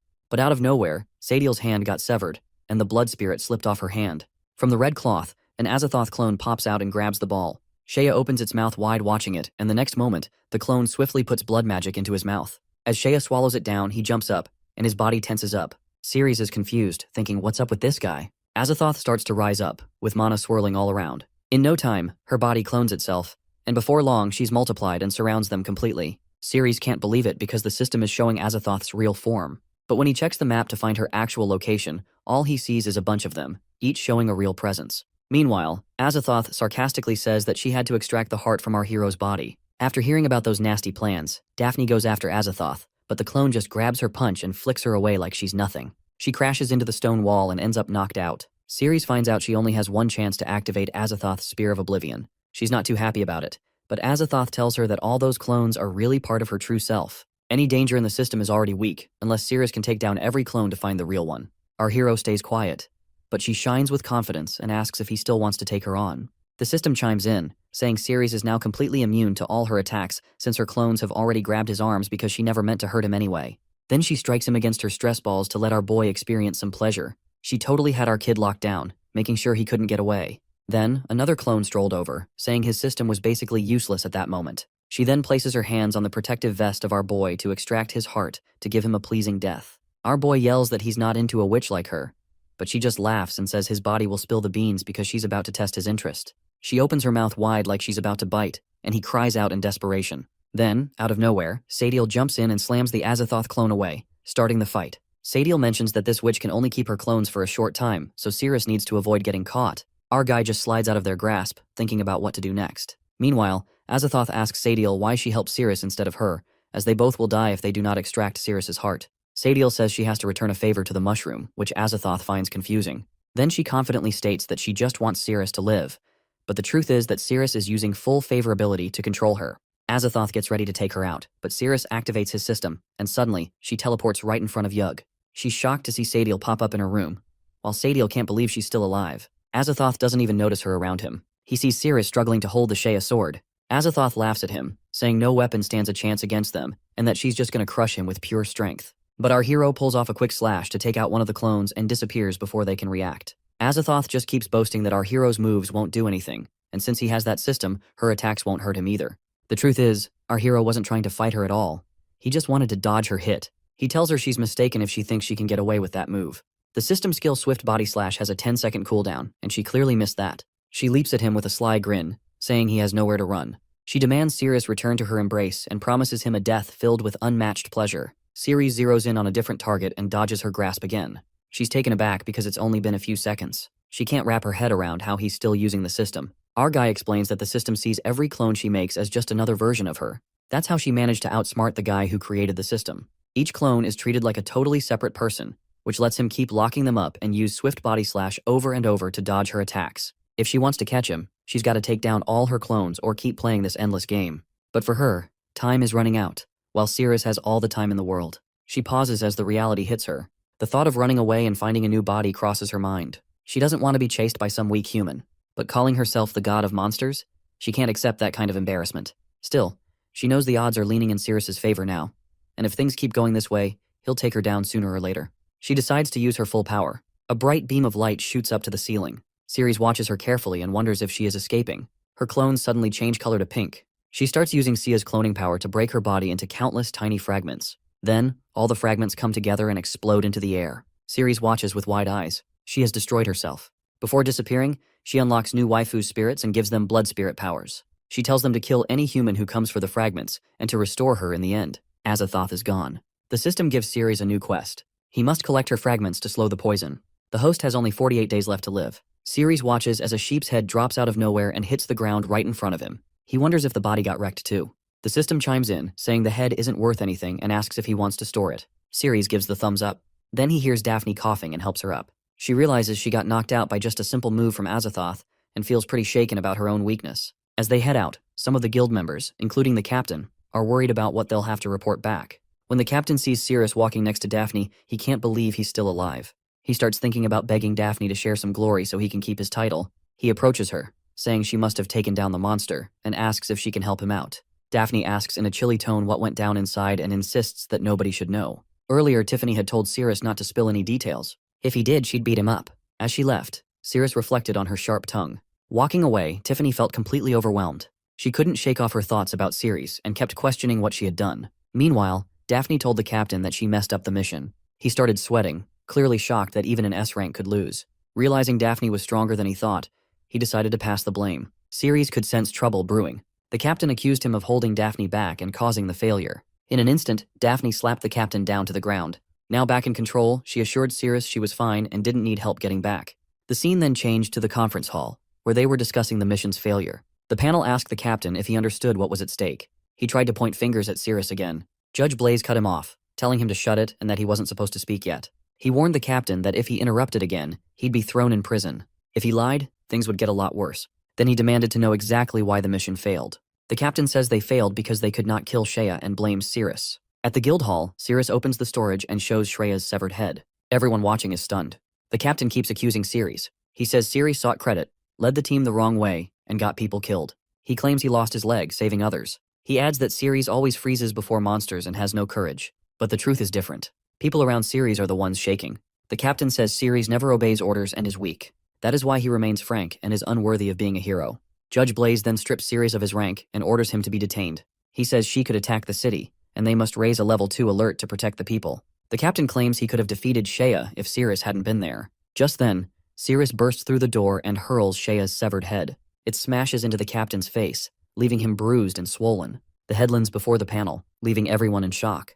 They start asking who threw it and then spot Ceres quietly walking away. Judge Blaze coolly tells the captain to repeat what he was saying a minute ago. The captain, shaken and embarrassed, pleads for a chance to explain. Later, as Cirrus heads down the stairs, Lilia comes up to him and says the high priest wants to see him. She mentions they found a way to cure his poison, and he needs to meet her right away. At Bertrand's manor, Daphne was training hard, but her mind kept wandering to Cirrus. She hit the punching bag so hard it split open, but that didn't help with her racing thoughts at all. Just then, Dai Li showed up with her quiet buddy Rakuro. Dai couldn't help but tease Daphne about needing help from an F-rank hero after coming back from the dungeon. She reminded her that Daphne always prided herself on going solo and not relying on anyone. Daphne shot back, asking who let them in and telling Dai to leave. Dai called her a mean big sister, and jokingly said that her anger would ruin her skin. Then she pressed further, asking how Cirrus somehow managed to break through Daphne's walls. Daphne snapped at her to stop meddling. Dai said she rushed over after hearing about Daphne's failed mission, and added that while most people grow and develop their minds, all Daphne seemed to develop were her muscles. Daphne shot back, saying she wasn't so sure about Dai's smarts, but it was clear her body wasn't developed either. Dai was momentarily speechless before he yelled at Rakuro to handle her. Rakuro politely declined, saying he couldn't hurt the older sister. Daphne challenged them to fight her directly and grabbed a heavy iron bar. Dai turned away, calling it a stupid idea. Rakuro followed, but as they walked, Daphne struck first. Suddenly, Rakuro's arm became huge and monstrous. He easily stopped the rod and crushed it like it was nothing. Dai sensed the shift in the atmosphere and asked what was going on. Rakuro just pressed the rod into a tiny ball and brushed it off as a nuisance. Dai shrugged and kept moving. Daphne stood there stunned. She had never seen what Rakuro could do before. For the first time, she wondered if Dai really could take Cirrus away from her. At the gates of the Holy See, Lilia told Cirrus he was the only one allowed inside. As he was about to walk in, she called out for him to wait. When he turned around, she quietly confessed that maybe she just wanted to hang out with him for a bit longer. Inside, Cirrus saw chairs set up for two, and waiting for him was Seraphine, the top priestess of the Holy See. She threw her leg over the next chair and told Cirrus to sit down. She wanted to chat face to face. He hesitates but agrees. She calmly reveals that she already knows the poison in his body comes from Azathoth's blood, leaving him stunned. She explains that Azathoth's blood greatly enhances monsters but melts human flesh instantly. Somehow, his body has fused with it, though it is slowly killing him. Ceres acknowledges her deep understanding of the poison, but before he can respond, she places her foot on his mouth and warns him not to interrupt. He is shocked again. She states that if monsters were to consume his blood, it could trigger a catastrophe. To prevent that, she has decided to consume him herself. Ceres leaps back in disbelief, thinking she wants to eat him despite both being human. Then his eyes widen as he sees her rise off the ground, monstrous tentacles unfurling from her body. She declares that though she may be a monster, she still stands with humanity, and for its future, she must consume him. Determined to survive, Ceres locks her as a target. The system flashes multiple cards before him. He selects one. It is the Angel of Bliss gloves. He puts them on. A shockwave pulses out, and he knows that striking the right point will unleash his ultimate move. Ceres stands there looking totally confused. A little question mark floats above his head as he stares at Seraphina. She holds a glowing pink piece of Azathoth and tells him this power is the only thing that can keep someone alive in this world. Without hesitating, she starts to absorb the pink fragment, and energy begins to surge through her. As the power builds inside her, her veins stretch and twist until strange mouths begin to form at the ends. Ceres watches in shock as even the tips of her veins turn into mouths. Inside her mind, Seraphina revels in the new power. She imagines a future where she devours Ceres and uses his energy to take control of every human city. In her vision, people are trapped like cattle. Everyone follows her rules, which she calls Holy See. Anyone who has bad thoughts or refuses to obey will be eaten and purified. She wants to create a world free of evil and corruption. Ceres starts to get mad. This doesn't feel like protecting people. It feels more like trying to control them. He refuses to be her meal. He raises his golden glove and the light from it shines brighter as his determination grows. Seraphina gives him a mocking smile. It's like she finds it funny that he thinks he can escape while standing right in front of her. Before he can move, her veins lash out at him like whips and the fight begins. Ceres dodges quickly, trusting his instincts. As they clash, he realizes the vein-like attacks are actually part of her. He brushes one lightly to test how sensitive they are, but the result disappoints him. Only 1% like barely anything. He tightens his grip on the golden glove and wants to test its power. More vein attacks come at him, but he uses the glove's abilities to dodge them. Even then, he only manages to leave a small scratch. 1% charge isn't enough. He needs to find a more sensitive spot. At the same time, Seraphina's anti-veins curl inward, pulling his body toward her and lifting him until they are face to face. She looks at him with a cold stare, thinking about where to start eating him. She notices the blood running from his shoulder and seems interested. She leans in and starts to drink it. Ceres feels sick from the sensation, and his face shows his disgust. She smiles and thinks to herself that his blood tastes powerful, anti-toxic, and similar to Azathoth's. No monster could resist it. The energy in his blood makes her veins swell even more. Ceres is furious that she has taken his blood and is getting stronger. He needs to escape fast. While she is focused on drinking, he carefully reaches forward. He brushes against her chest and notices the sensitivity is at 15%. It's better, but still not enough. Serafina glances down with narrowed eyes and asks what he's doing. She warns that she might eat him, and still he's thinking about touching her. Disgust is clear in her voice. But Ceres has already made his move. He's figured it out that if she has a weak spot, it's gotta be the most sensitive place she can't protect. There's really no other option. With a serious look, he lifts his hand powered up by the Angel of Bliss gloves. This is his last shot, and if he can hit that spot, he will unload everything he's got. Ceres touches her private area and finds the weak point. She threatens to break his hand, but he doesn't back off. He checks the sensitivity, which is 11%, and tries again, which then shows 14%. Serafina, totally pissed, kicks him hard and sends him flying. She lets out a sharp breath. Ceres is shaken because every charged hit sends out a shockwave and drains him. If he wants to do real damage, he has to stay close and keep making contact. She growls that he's seriously annoying. Serafina shakes off the pain in her legs still buzzing from the last strike. She demands respect on her turf and thinks his actions are beyond forgiveness. Her energy lashes out at him, but Ceres sees that 14% isn't enough to break through. He decides to move in closer and stop avoiding the fight. Serafina attacks with a vine that shoots out yellow energy, slamming into him hard. Ceres knows he needs to push forward and stay in touch for humanity's sake. Caught off guard and in pain, he stumbles back. Serafina can't believe it as he goes flying, taken aback by his own counterattack. He landed awkwardly and quickly activated his Angel of Bliss glove to touch her again. Her skin felt off all stiff and he could tell the sensitivity was only at 6%. Serafina, furious, yells at him to let go and calls him a complete idiot before kicking him so hard he falls back even more. Ceres knows he has to get out fast or she is going to swallow him whole. He figures the 6% charge is just enough to push himself away. Wide-eyed, he spots the mouth on one of her vines, and yep, they really do have mouths. Just then, Serafina's veins wrap all the way around him. She mocks him for not going after her vines anymore, and asks if he is already giving up. She tells him that no matter what he tries, she is going to consume him in the end. She grins wickedly, enjoying every second, and says it has been a long time since she has tasted anything like this. Trapped in her living vines, Ceres feels the slimy mucus all over them. Serafina winces in pain, clearly surprised, and asks out loud what he is doing inside her veins. The sensitivity level hits 25%. Serafina quickly tosses Ceres out of her veins, and he lands hard on the ground. He feels grossed out as the slimy insides spill everywhere and the smell is terribly really strong and nasty. He checks and sees that his sensitivity level is at 25%, which is just a quarter of 100%. She has exactly 4 vines, and he starts to wonder if touching each vine would bump that up to 100%. If that's the case, touching another vine should get him to 50%. Serafina, feeling the effects, thinks the daisy she pushed away is starting to return. If things keep going like this, she will not be able to use her purification magic anymore. She knows she cannot let Ceres get to that special spot inside her. Furiously, she decides he must be eliminated, and she will consume him again. Her vines snap open like jaws, transforming into plants that want to eat him. They charge at Ceres, all worked up. Clenching his teeth, Ceres realizes one of the vines is the same one that just spit him out. He also sees that it's way faster now. 2 vines suddenly lunge at him from both sides, catching him off guard. Still fuming, he decides it's a good time to check the sensitivity again. He shoves his hand into one of the vine's mouths, causing Serafina some pain. When he checks, it's still at 25% sensitivity. Serafina screams in anger and tells him to stop messing with her insides and back off. She calls him disgusting and strikes him with her big purple tongue, making him bleed. After that hard hit, Ceres grabs the tongue and dodges. But the sensitivity level doesn't budge, it stays at 25%. He figures the really sensitive spot must be somewhere else on her body. Out of nowhere, all 4 of her vines whip toward him. He yells that he'll crush them all. Ceres gets ready with his bliss gloves and tries to dodge. When he touches a locked target, the gloves charge up and release a shockwave which creates a blast.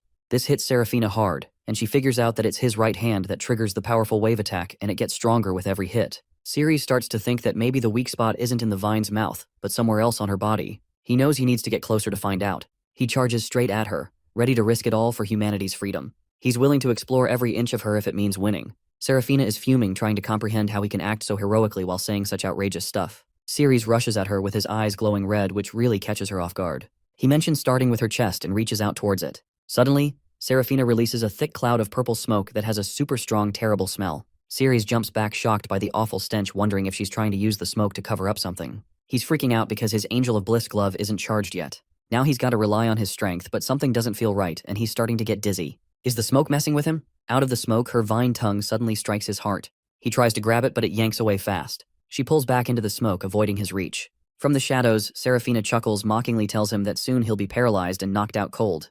Then she'll have complete control over him. Inside the smoke, Ceres feels a spin in his head and his body getting heavier. Then it hits him when he touches her with his right hand, and it can unleash a light wave attack. He realizes she's trying to keep his right hand away from her. That's when he suspects there might still be a vine wrapped around his hand. Suddenly, one of her vines lashes out at him again. He thinks this is just a distraction, and the real threat is coming from the left. Is she aiming for his left hand? But her attack actually gives him the perfect opportunity to reach out and touch her. After hitting his left arm, her vines slam him to the ground. Serafina tells him that his body is surprisingly tough. She thought that bite would be enough to take out his left arm. After breathing in so much of her poisonous gas, he should be close to collapsing by now. In the strong-smelling purple smoke, Sirius starts coughing while her vines keep attacking and biting him. With a wicked smile, Serafina says that once she tears off his left arm, she will swallow it slowly, lick his blood, and enjoy every drop. Her vines keep chewing on his left arm, making him bleed.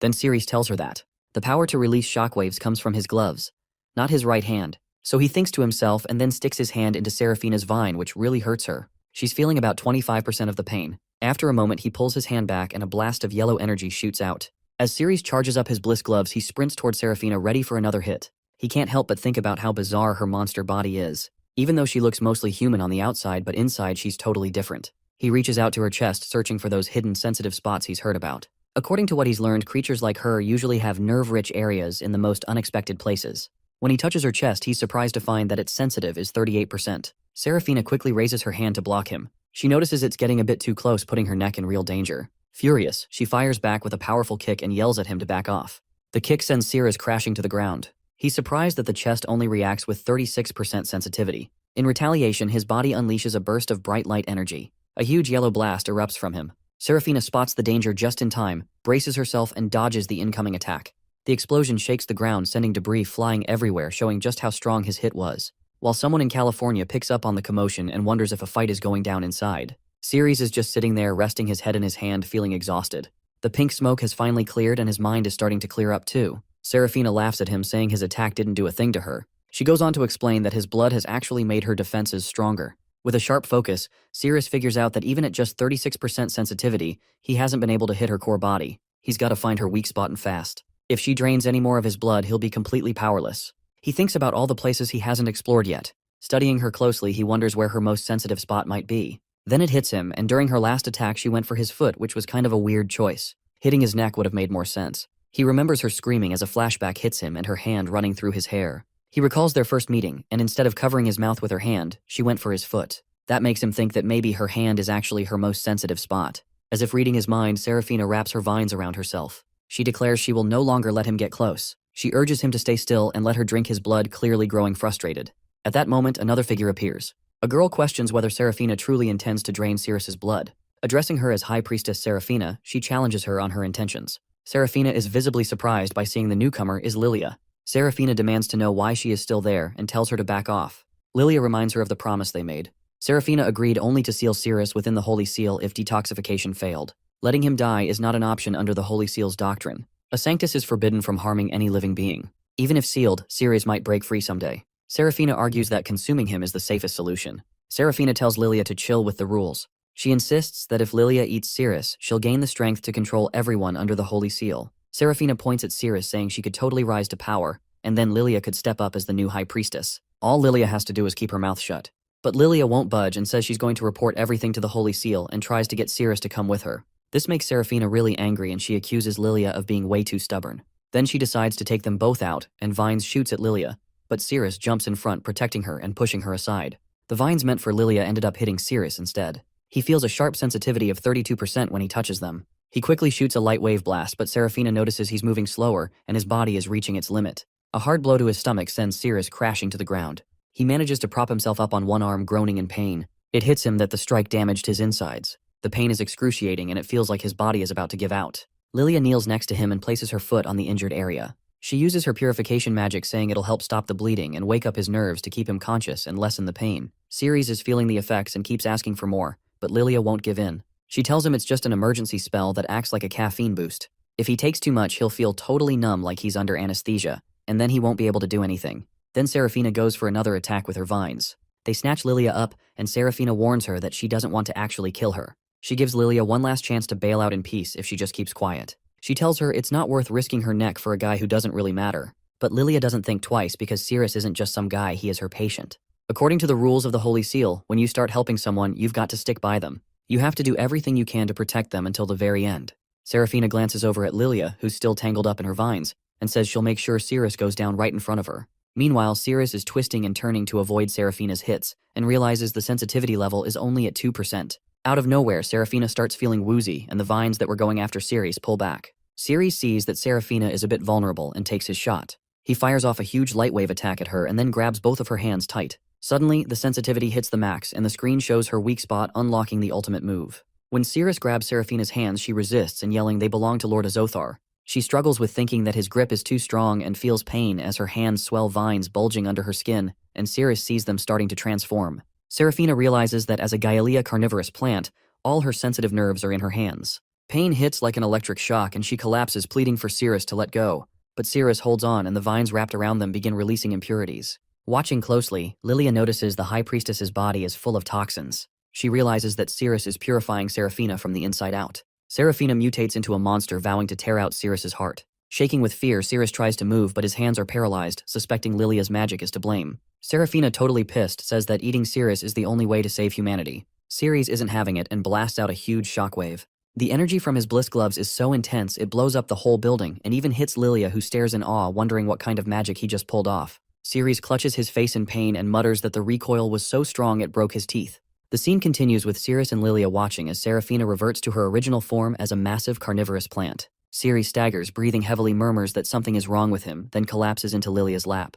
Lilia reacts with alarm, calling out his name and checking his forehead. She notes that his temperature has dropped dangerously low. He used too much energy during the battle, and if she doesn't act quickly, his life will be in danger. She lowers him to the ground gently and places her glowing foot over the injured area of his body. She focuses with stating that she'll begin by healing his internal organs. Suddenly, Ceres is stirred in confusion as he notices the surrounding water has turned into sludge and asks what's happening. Lilia explains calmly that the sludge is a physical manifestation of his injuries. It means his body is critically fragile. Ceres tries to move but feels totally weighed down by this thick, heavy stuff. He complains that it's way too cold and even colder than before as he can't seem to budge at all. Lilia keeps using her purification magic through her foot, keeping an eye on the sludge as it shifts and darkens. She can tell it's risky because if it's not dealt with, it could freeze him from the inside out. So she starts rubbing it off with her foot before it has a chance to harden. Ceres breathes out slowly and looks more at ease. Then a glowing message pops up on the screen, letting them know that the target has been logged.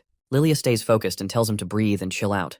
Her magic, which comes from purification, needs her mind to be clear. If she starts to think negatively, her healing gets weaker and could totally fail. She has to wrap things up before that happens. Ceres mentions he's feeling warm again and tries to sit up. Lilia steps back a bit and lets him know his internal injuries are all healed up.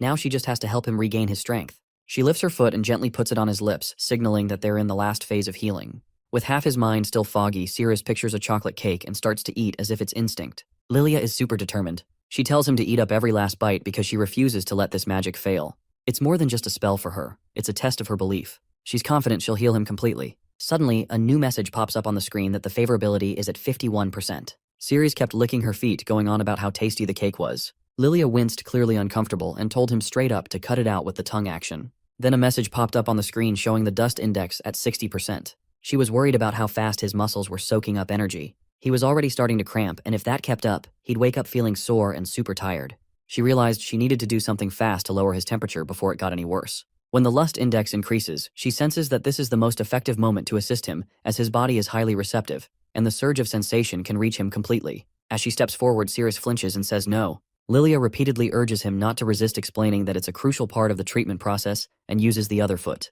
The lust index keeps building up, and she begins to feel intimidated. Realizing her purification magic is faltering, she reminds herself to stay calm and resist the dark thoughts. Ceres suddenly tells Lilia that he is feeling a bit of pain and asks her to grab him. Lilia, blushing, urges him to hurry up and eat it as she can't hold on anymore and causing the lust index to rise. Ceres continues licking her foot, and Lilia giggles, commenting that he is actually using his tongue, which tickles her. She quickly realizes she can't focus on what he's doing, so to distract herself, she thinks about what the Holy Church teaches. Cleanse desires, avoid lust, and keep things balanced. By sticking to these guidelines, she manages to push away any unwanted feelings and stay pure. Because of this, the lust index can decrease. When Ceres is done, Lilia pulls her feet away, letting him know the treatment is over, and the magic is still working, bringing the lust index down to 67%. Ceres gets up and asks if it's all finished, and Lilia confirms it is. She feels a rush of energy and realizes her purification magic has really improved, maybe even doubled what it used to be. It hits her that healing his injuries has boosted her magic even more. As Ceres stretches, he comments how all his injuries have healed and he feels totally refreshed, giving a shout out to Lilia's magic. Lilia starts thinking about how this boost could help her become the new archbishop sooner than expected. She tells Ceres that in the future, he should definitely come to her for treatment, even if it's just a minor injury. Ceres agrees, saying he will. The scene then shifts to the Holy Church, where a big hole blemishes the building. Mr. Charlton shows up with a green-haired girl named Daisy who gasps in shock. Charlton wonders if it was a demonic beast attack that did it. Mr. Charlton walks over to Ceres and Lilia, who is already there, and starts asking them what happened and if it was some kind of attack. Ceres seems a bit unsure and mentions that they don't have all the info yet, but they're sure the Archbishop is gone. Jessie points out the carnivorous plants that Ceres has on display. Lilia tells Mr. Charlton they need to wait for the new Archbishop to move forward, but suggests they chat about the collaboration in the meantime. Mr. Charlton is caught off guard by this, and Lilia explains that a lot of steps can be skipped once the Archbishop is on board. He sighs and agrees it's the only way to go. Ceres steps back and says he'll let them handle things, giving a quick goodbye to Mr. Charlton. As Ceres is about to leave, Mr. Charlton calls him back and asks Daisy to give Ceres a ride home. He also tells her to fill him in on what's been happening at the Warrior Guild. Ceres raises an eyebrow, curious about what's been going on. Later, while driving, Daisy sneaks a glance at Ceres but keeps her focus on the road. She mentions that a weird demonic beast has invaded the city and is only after warriors. Ceres looks puzzled, trying to wrap his head around it, and asks her to explain what she means. Daisy explains that several A-rank warriors have already been killed. Their bodies are found drained of blood, and in each case their genitals are mutilated. The revelation shocks Ceres, and he repeats the part about blood draining, trying to connect the pieces. Daisy nods seriously and mentions that the victims have weird markings carved into their skin that look like some sort of beast language. The markings send a creepy message like, "Not you." It seems like the creature is looking for someone specific. A dark thought hits Ceres as he starts to wonder if the blood-sucking beast is actually after him. Daisy goes on explaining that to keep everyone calm, Daphne from Zone D is heading up the investigation. She's already started tracking down the demonic creature. Just then, a girl named Sathel shows up at the window, muttering curses. Inside, the white-haired Yogo glances up in surprise and asks why she's back, pointing out that the place is packed with vendors and soldiers. Then she wants to know if Sathel is planning to stick around. Sathel shakes her head and says no way. She tells Yogo it's the enemy's base, and if they get caught, it's going to be a whole mess for the human, which she really wants to avoid. Yogo laughs and teases that she knows transformation magic but isn't going to share it. Sathel looks confused and points out that she can only change how others look. Plus, she needs a safe spot to hide out because heading outside is too risky. Yago watches her with a puzzled look, and then out of nowhere, blood starts dripping from her mouth and she just drops to the ground. Yogo looks up curious, and calls out Sathil for pretending to be sick to get attention, claiming she won't share her master with her. While talking, her mind goes back to when Ceres had saved her. Just then, Ceres and Daisy come out through the door. Ceres asks Daisy to fill him in on the whole vampire beast situation. Daisy agrees, and Ceres turns to Yog, saying he's back. Noticing Yog, she remarks on how cool her name is. Yog mutters something about someone else showing up with the master and quickly lifts Sathil to hide her. Ceres opens the door and Yogo greets them, saying it's good to have them back. Ceres nods and motions for Daisy to come inside. As they walk in, Yogo watches them, a bit confused. Daisy gives Yogo an apologetic smile, hoping she's not interrupting anything. Yago's red eyes flicker as she realizes what's going on, because for her, another woman will be another headache. She lets out a sigh and still not sure how to handle this. Ceres hands a carnivorous plant to Yog while Daisy, sitting there without her shoes, thinks about her next move. She really doesn't want to repeat the mistake from last time when her emotions got the best of her. Meanwhile, Yog is mumbling to herself about how she needs to get rid of Daisy because the woman is messing with her master. While serving food to Ceres and Daisy, Ceres asks how that vampire beast managed to get into the city. Daisy fills her in, saying that the giant dragon, Beagle down south, is about to wake up and will wreck everything in sight. With fewer warriors around, the vampire beast managed to slip through.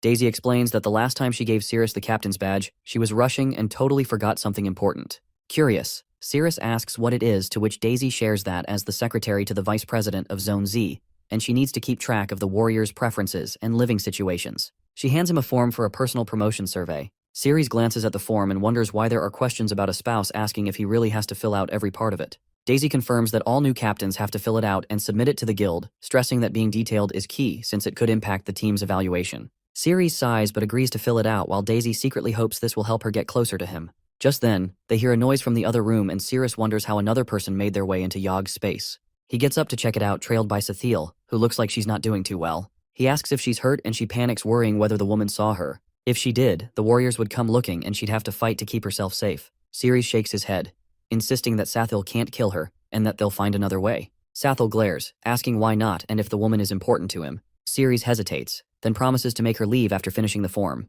Daisy asks Yog who's in Ceres' room, and Yog answers that it's his older sister. Daisy's eyes go wide as she wonders if she's now the third wheel in Ceres' heart. Inside, Sathil is warning that they need to get rid of the woman, or else she'll have to be taken out. Ceres calms her down, saying he'll take care of it.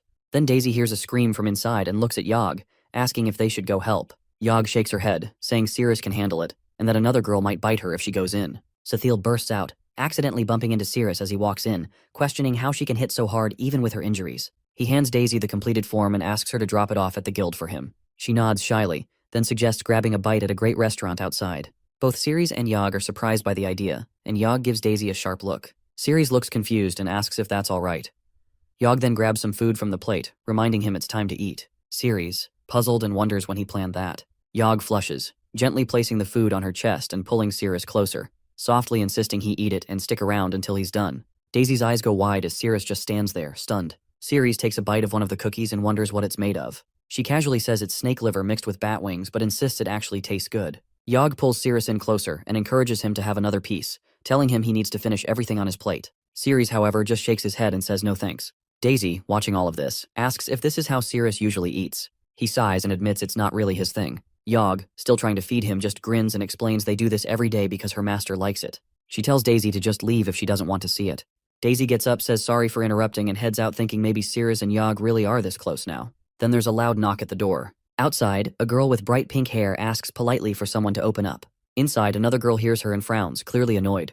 The boy with her, Roy, looks puzzled and asks why no one is answering. He uses his magic and suddenly, the door bursts open with a loud crack. Inside, Ceres jumps up, looks shocked and angry. He yells at them for breaking his door, swearing and saying it cost him 100 silver coins. He charges at Roy with fists tight and fury in his eyes, but Diana steps in with a relaxed smile and holds out a check saying it is for 100 gold coins, which is plenty to cover the damage and good anywhere. Ceres freezes, takes the check, and asks what they want from him. Diana lifts her hand and makes her pitch. She wants him to work for her and is ready to pay him 500,000 gold coins. Ceres, standing off to the side, can't believe what he just heard, because that's a crazy offer. Yog, on the other hand, is getting more annoyed by the minute. She's sick of so many women trying to steal her master away. Before Ceres can respond, Daisy jumps in and tells him not to take the deal. Ceres looks at her totally confused. Daisy turns to Diana and Roy, pointing out that they're from Zone D. Diana smirks and calls Daisy an old lady, asking if it actually matters. That comment sends Daisy into a rage. She insists that Ceres is super important to Zone Z, and that they won't let him bounce to Zone D. The scene switches to outside the building, where Daphne is with her team. One of her guys is on his knees next to a body, really checking it out. He mentions that the blood hasn't fully clotted yet, which means the person probably died only 4 to 5 hours ago. Another guy steps up and tells her that Diana went to see Ceres. At that, Daphne's expression sharpens. In her head, she rolls her eyes and says that the little snake actually went to meet Ceres, but she keeps her voice strict and on point. She tells her team she has bigger fish to fry right now and orders them to search the area thoroughly. If they spot the vampire beast, they should just report back and wait for her with no crazy heroics.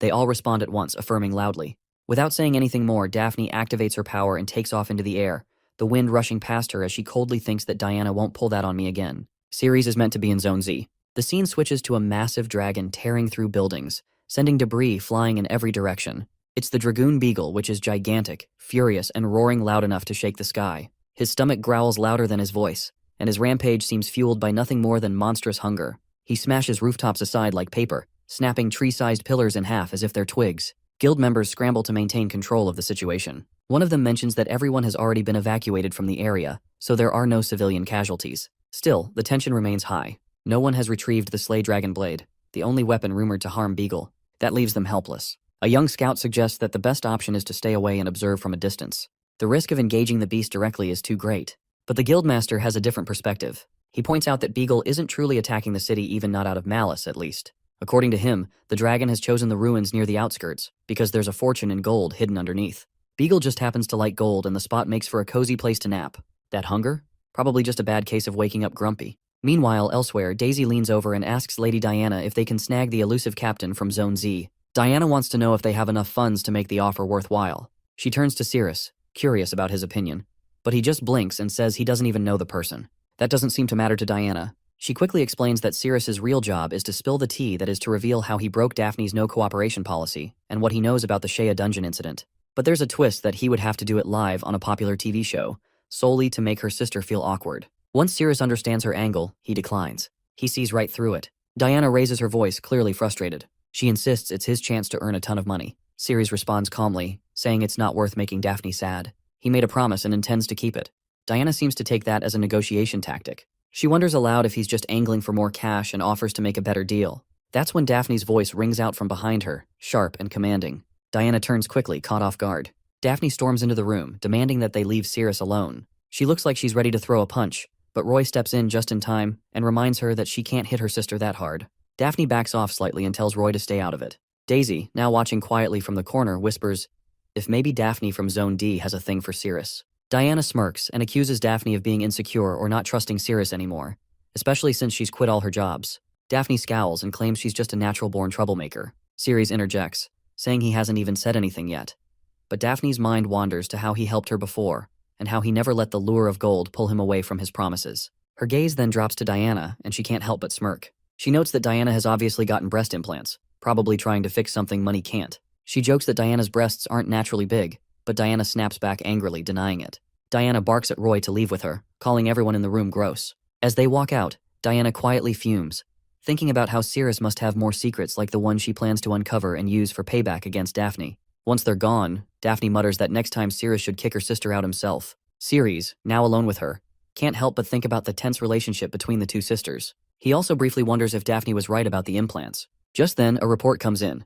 A white-haired demonic breast has been discovered in Zone Y. Daphne doesn't hesitate. She dashes out immediately to investigate.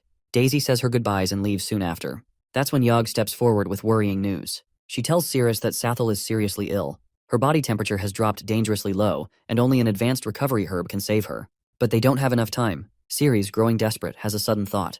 Maybe his blood, infused with the energy of Sato's lord, can help. Without thinking, he cuts his palm and lets the blood flow into Sathel's mouth. Yog gasps, but it's working. A vibrant green mana starts to wrap around Sathel's body. Ceres watches closely. Soon Sathel stirs. Her eyes flutter open, and she grips her head groggily. Ceres asks gently if she's okay. The scene cuts back to Beagle, who is now gnawing lazily on giant boulders. Suddenly he pauses. His nostrils flare. He catches the scent of something. He turns, growling low and deep. His massive form begins to move. Panic spreads fast. This has never happened before. Beagle is heading toward Salem. The guildmaster yells to get everyone on alert. Reports start coming in that Beagle is stomping directly toward the city.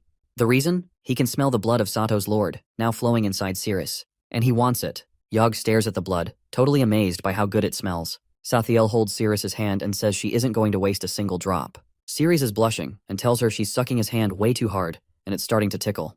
Then Yog calls out to him, saying she can't hold back anymore either as she needs a taste too. She grabs his head and goes for his hand, trying to get some blood herself. Now both of them are going at it and are sucking eagerly, while Cirrus shouts at them to stop because he can't even feel his hands anymore. The demon girls start wondering if their bodies feel so good and energized, because the purification is working from the inside. Yog realizes it must be healing Sathiel too, since she literally can't stop sucking and keeps wanting more. Suddenly, a loud emergency alert goes off that is announcing the activation of a high-level magic barrier. That snaps them out of it. They both stop what they're doing, surprised by the sudden news. Sathiel realizes she has completely lost control of herself, while Yog is shocked to find her clothes have magically returned, though her magic reserves are pretty low now. The announcement continues that a giant dragon named Beagle is heading straight for Salem City with an ETA of 10 days. All citizens must evacuate to underground shelters, and all warriors are ordered to draw their dragon-slaying blades to defend themselves. Every warrior must report to HQ within 3 hours or get demoted from the guild. Jeeps are already rushing toward HQ. Meanwhile, a secretary tells Cirrus he's on his own since there are no recruits with him, and Zone Z is out of vehicles. Ceres groans and asks if that means he has to run 100 miles. He shouts at her to recruit someone already, but she just shrugs, saying she has paperwork to finish. If he wants a ride, he'll have to team up with another guild. That's when Irene from Squad 14 offers to let him tag along. Ceres asks if her captain would be okay with that, and Irene says he'd probably be happy to team up with someone strong like Cirrus. But as soon as he introduces himself as an F-rank captain, she freezes and immediately backs away since no one in F-rank even has a captain. She quickly ends the conversation, saying it never happened, and it leaves Cirrus furious. Out of nowhere, Bella shows up and asks to join Squad 15. Ceres is surprised to see her. She greets him warmly, then scolds him for not visiting her after he got out of the hospital. She asks if he's forgotten her, mentioning she's heard a lot about him. Ceres explains that he's just been super busy with a ton of crazy stuff. Bella smiles, happy to hear he's a captain now, and says they can catch up after the mission. The secretary reminds him he still needs to complete his paperwork. Irene tells Bella not to waste her time following losers from F rank, bragging that her own captain is A rank. Then Tyler shows up and snidely claims Ceres only became a captain because of his connections. Bella's eyes widened as she recognizes him. Tyler tries to recruit her to Kalent's society, boasting that his armor makes him way stronger than Cirrus. He offers her another chance and even promises an A-rank sword. But Bella turns him down, saying she's sticking with Cirrus. Ceres tells her to come sign the forms and she walks over without hesitation. Tyler clenches his fists as he gets furious, wondering why Bella always chooses Cirrus over him. Irene curses Bella for having such bad taste and tells Tyler to just forget her and move on. But Tyler is steaming and declares that eventually, they'll all be begging for his help. Back at the front desk, Cirrus is yelling again about not getting a vehicle. The secretary tells him Squad 14 has already taken the last 2, despite being just 5 people. She suggests he go ask Captain Tyler for a favor. Tyler laughs in his face, calling Cirrus a joke who can't even afford a full set of armor. He says he'd rather hold a public roast than give him a seat, just to humiliate him in front of Bella. But Cirrus just quietly looks at a paper he's been given by Lady Diana, which shows an offer of help if he ever needs it. Tyler's wondering why they haven't come out yet. One of the crew tells him they've arrived, and Tyler asks if he can't just grab a car, which Cirrus agrees with. Tyler steps up with dropping his sword, then jokingly says sorry and asks someone to pick it up since he's still figuring out how to handle his Thunder Rage weapon. Taylor jumps in, saying they must earn something like a true warrior if they want something done. Bella shouts that he's going too far and doing it on purpose. At the same time, Irene can't help but comment on how terrible her taste in guys is. The driver suggests they might want to beg for a favor, hinting that Taylor could forgive their rudeness. Taylor states that every warrior must reach headquarters in 3 hours, or they lose their spot. If they can't hack it, they're back to being just Frank. Bella narrows her eyes, realizing Taylor's calling the shots over Ceres because of her. Ceres tells them the helicopter is here and Taylor is surprised. Everyone's stunned when they see the helicopter with the guild logo pull up, knowing it's a private ride for VIPs. Others start asking what kind of mission would get such fancy treatment. Still, Taylor brushes off their questions and insists that it's probably for something big. He tells them to stop speculating. A young lady exits the helicopter, asking Cirrus if it's gone time. Taylor's crew is shocked since Cirrus is just an F-rank warrior and they think it's a bad idea. Cirrus picks up his sword and tells Bella to hop on. Taylor can't believe an F-rank loser is acting up like that, but then he realizes Cirrus has his weapon. He demands Cirrus give it back, but Cirrus just says he forgot to return it. He uses his power and throws the sword into the ground, causing a huge blast when it hits the gas tank. Everyone freaks out as their car goes up in flames. Taylor tells them to find another ride. The members shout that the demonic beast is killing their fellows as it drinks the blood of humans, draining them like trolls. The beast tastes the blood and says it's not the one she wants. She's curious about which guy will have the blood she needs. The beast moves closer to the group, saying she'll drain every man in the city to find the right one. They start freaking out, shouting that if Daphne is here and that everything will be fine. One guy yells that they need to protect the city and can't just go out searching for warriors all the time. The beast charges at them and the commander warns about the attack, but she grabs him. He's staring right into her mouth, scared he's about to die. Just then, someone swoops in and saves him at the last second. Everyone shouts Daphne's name and she scolds them for not waiting. They tell her to head to the headquarters, but she's determined to take down the beast first. Suddenly, she recognizes the demon and asks why it's still alive. The beast wonders if Daphne actually knows her. Daphne realizes she has the upper hand this time. She tells the beast that last time she was trapped, but now she's willing to give a piece of herself since the beast is weaker now. The beast is cool with that, and reveals she's just a bunch of fragments following a guy with demonic blood, thinking she's fought him before. Daphne figures out the beast is after Ciri, so she declares she won't let her get anywhere near him. Ciri asks if the sealed area under the headquarters is real, and Diana confirms that only a few close friends know about it. She mentions that the blades for slaying dragons are locked away there. Bella asks if any beasts will pop up in that area, but Diana says it's impossible because the room is safe. As they move forward, they're shocked to find the guards dead, and Ciri asks Diana if the demonic beast is around. Realizing this place is unsafe, Diana is stunned when she sees the statue that wasn't there before. That is the sleeping maid statue. She wonders if their intel was off. Bella notices an injured man still breathing amid the carnage. She quickly moves to his side and helps him prop himself against the wall while the rest of the team spreads out to check the basement. Lady Diana takes a slow step forward and stares at the destruction in disbelief. She can't understand how this basement, of all places, turns into such a massacre. The injured guy quietly mutters that the maid had gone downstairs before everything went wrong. That piece of information instantly puts Lady Diana on edge. She raises her voice, demanding to know what's going on below them. But the man quickly motions for silence, his eyes wide with fear. He warns her to keep quiet, saying the statue might wake up again. It's already too late. The maid, or what remains of her spirit, hears the noise. Her stone-carved eyes snap open, glowing bright. Without warning, a blinding laser beam shoots from her gaze, striking Ceres and his team with shocking force. Roy yells out Lady Diana's name and lunges toward her. He throws himself over her just in time to shield her from the blast. Ceres reacts instantly, pulling Diana back with him and covering her body with his own to absorb the brunt of the second wave. Just as suddenly as it begins, the beam stops. The statue's eyes close again, and her head lowers, returning to its lifeless position. As the dust settles, Lady Diana glances at Roy, panicked. She asks if he's all right. Roy gives her a lopsided grin and tells her it's just his hand that needs rest, as there is nothing too serious. Bella, still kneeling beside the injured man, tries to help patch him up, but he insists there's no time. According to him, they need to split up and run while they still can. Ceres asks if the statue only fires the laser when it hears sound. The guy nods quickly and warns them about the steps leading into what he calls the danger zone near the statue. Any movement or noise from there triggers the deadly attack. Ceres tightens his grip on his sword. He instructs Bella to stay with the injured man and tend to his wounds, while also keeping an eye on Lady Diana. Diana, now clearly upset, tells Roy to destroy the statue completely. Ceres counters her with a more strategic idea, as he says they'll go after one eye at a time. That way, someone else can jump in if anyone gets injured. Roy doesn't seem convinced. He questions whether Ceres has the confidence to face this threat, especially since he's only an E-rank player. Ceres doesn't answer. Instead, he shouts that he needs to test his strength and charges forward with his sword raised high. The statue maid hears his approach. Her head jerks up, eyes opening once again. Another laser beam fires at Ceres. He tries to dodge and wonders if he can avoid taking a hit completely, but he knows even near misses would wear him down fast. He listens for footsteps, calculating her reaction time, and begins darting back and forth to confuse her. The statue keeps firing, its beam slicing through stone and air with no mercy. The others try to move in as well, but the blasts start catching them too.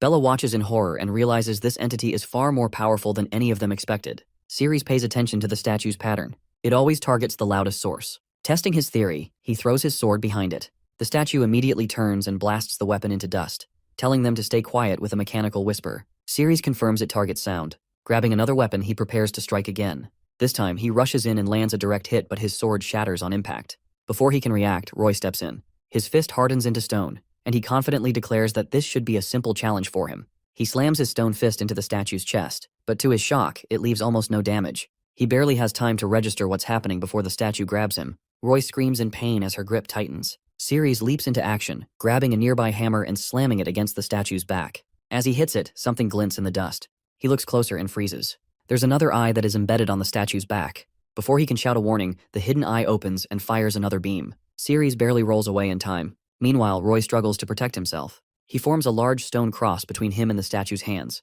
trying to buy time. Lady Diana sees that Roy is in trouble. Their voices, though low, stir something within the statue. The statue turns its head sharply. Its stone-carved eyes swivel directly toward Lady Diana, locking in on the sound.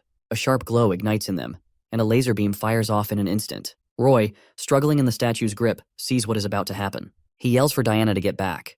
Bella doesn't hesitate. She yanks Lady Diana to the side and pulls her into cover just in time. Roy grits his teeth and tries something desperate. He lifts both his arms and attempts to cover the statue's eyes with his hands, hoping to block the beam and buy them more time. But the effort burns him. The laser doesn't stop.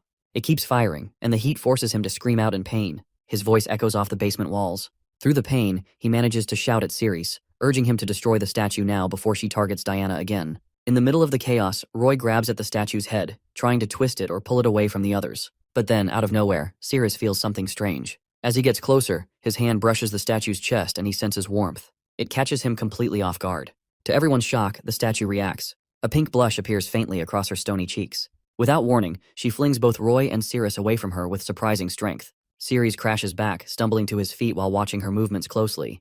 The statue curls up slightly, as though embarrassed, closing her eyes again and shielding her chest with both arms. Ceres is confused. He doesn't understand why she's reacting like this. Roy, meanwhile, growls in frustration. He admits he's been hitting the statue with everything he has, but it barely shows a crack. He glances at his hand. It's trembling, discolored, and clearly broken.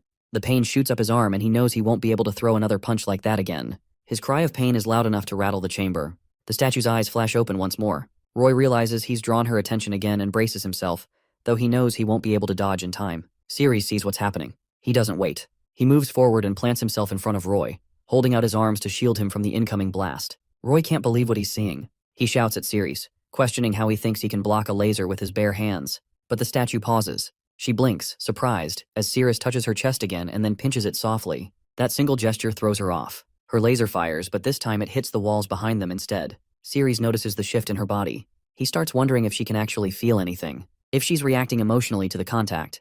Bella and Lady Diana are speechless. Neither of them can believe what they're watching. Somehow, Ceres is redirecting the statue's deadly aim using the strangest method imaginable. Roy, still stunned and in pain, asks Ceres what exactly is going on. Ceres doesn't explain.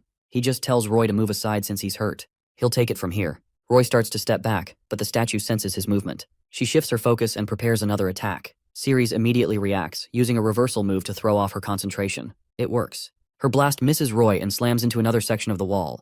Lady Diana, still ducking behind cover, asks Bella if Ceres always fights like this. Bella shakes her head and says that it's definitely not his usual style. But somehow it's working. Diana checks on Roy again. He insists he's okay, but admits they didn't expect the statue to be this tough. He warns Ceres that she's still dangerous. The statue now keeps her gaze fixed solely on Ceres. He dodges her attacks swiftly, and the movement causes her chest area to shift again. She seems thrown off and takes a moment to collect herself. But after a short pause, she lunges again, clearly flustered but relentless. Ceres watches her more carefully this time. Her strikes are becoming less focused. He starts to think that her combat pattern is breaking down. She's losing precision, Roy comments from the side, noting how chaotic her attacks have become. Then, unexpectedly, Sirius slaps the statue lightly on the backside and shouts for her to focus if she's going to fight seriously. The statue falters mid-attack. Roy watches it all, wide-eyed. Despite the absurdity of the approach, he has to admit Sirius is handling the situation in his own strange but effective way. Roy's on the ground, clutching his chest and clearly in pain. Lady Diana checks in, asking if he's okay. He tells her he has chest pain and thinks his ribs might be cracked from all the hits he took from the statue. Bella jumps in, warning that a chest fracture could be serious, as it could mess with his heart and lungs every time he breathes. She offers to help him out and asks him to show his chest but warns that it'll only give him some temporary relief. As Roy lifts his shirt, Bella's caught off guard for a second, but she quickly snaps back to reality and starts checking him out. When Roy asks if she sees anything wrong, she assures him it's his injuries. Then, she pivots the convo to the fight, asking if any player who digs Ceres could take down the statue. Bella insists Roy really needs treatment right now. He thinks about the battle, realizing that even his strongest moves barely scratch the statue. Meanwhile, Ceres seems to have slowed down the statue's attacks and looks like she can control it. Bella means Ceres' skills are better than those of an S-frame player. Ceres notices the statue's blazer is slipping and jokes that maybe it's because her eyes are almost closed and she can't control herself. The statue stays quiet, trying to cover up. Ceres is surprised and wonders if she's actually avoiding his gaze. He points out that she has feelings too and calls her cute.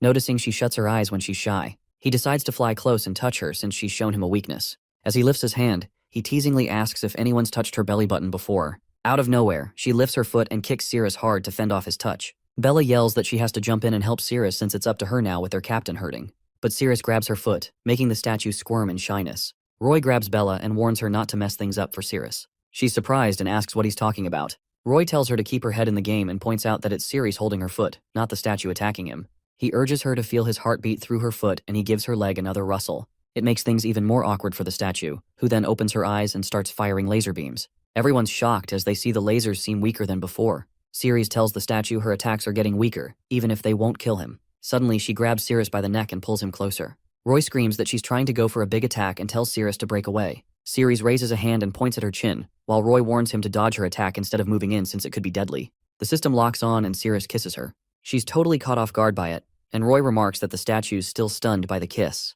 They exchange some water while Ceres catches his breath after pulling away. The statue pushes him back and Ceres playfully asks if she stuck her tongue out on purpose. The statue is blushing and covers her face and hides her head with her arms. Lady Diana shouts that she's hiding her head. Ceres takes a step closer, while Roy notes that she hasn't even reacted to Ceres moving in. Curious, he pokes her and says she has a stiff tongue. Ceres wants to ensure she'll look his way again, but the statue stays silent. He calls over his friend because the shy girl isn't lifting her head up soon. Taylor and his crew find themselves at another fork in the road, looking around all confused. One team member asks if there is supposed to be just one way to go based on the intel they got. Taylor wonders why it feels like a maze in here. Irene chimes in, saying that the intel from HQ is usually pretty accurate and that there's probably a good reason for the layout. Another member questions if the info about the single path is even right. Taylor is still baffled by the maze vibe.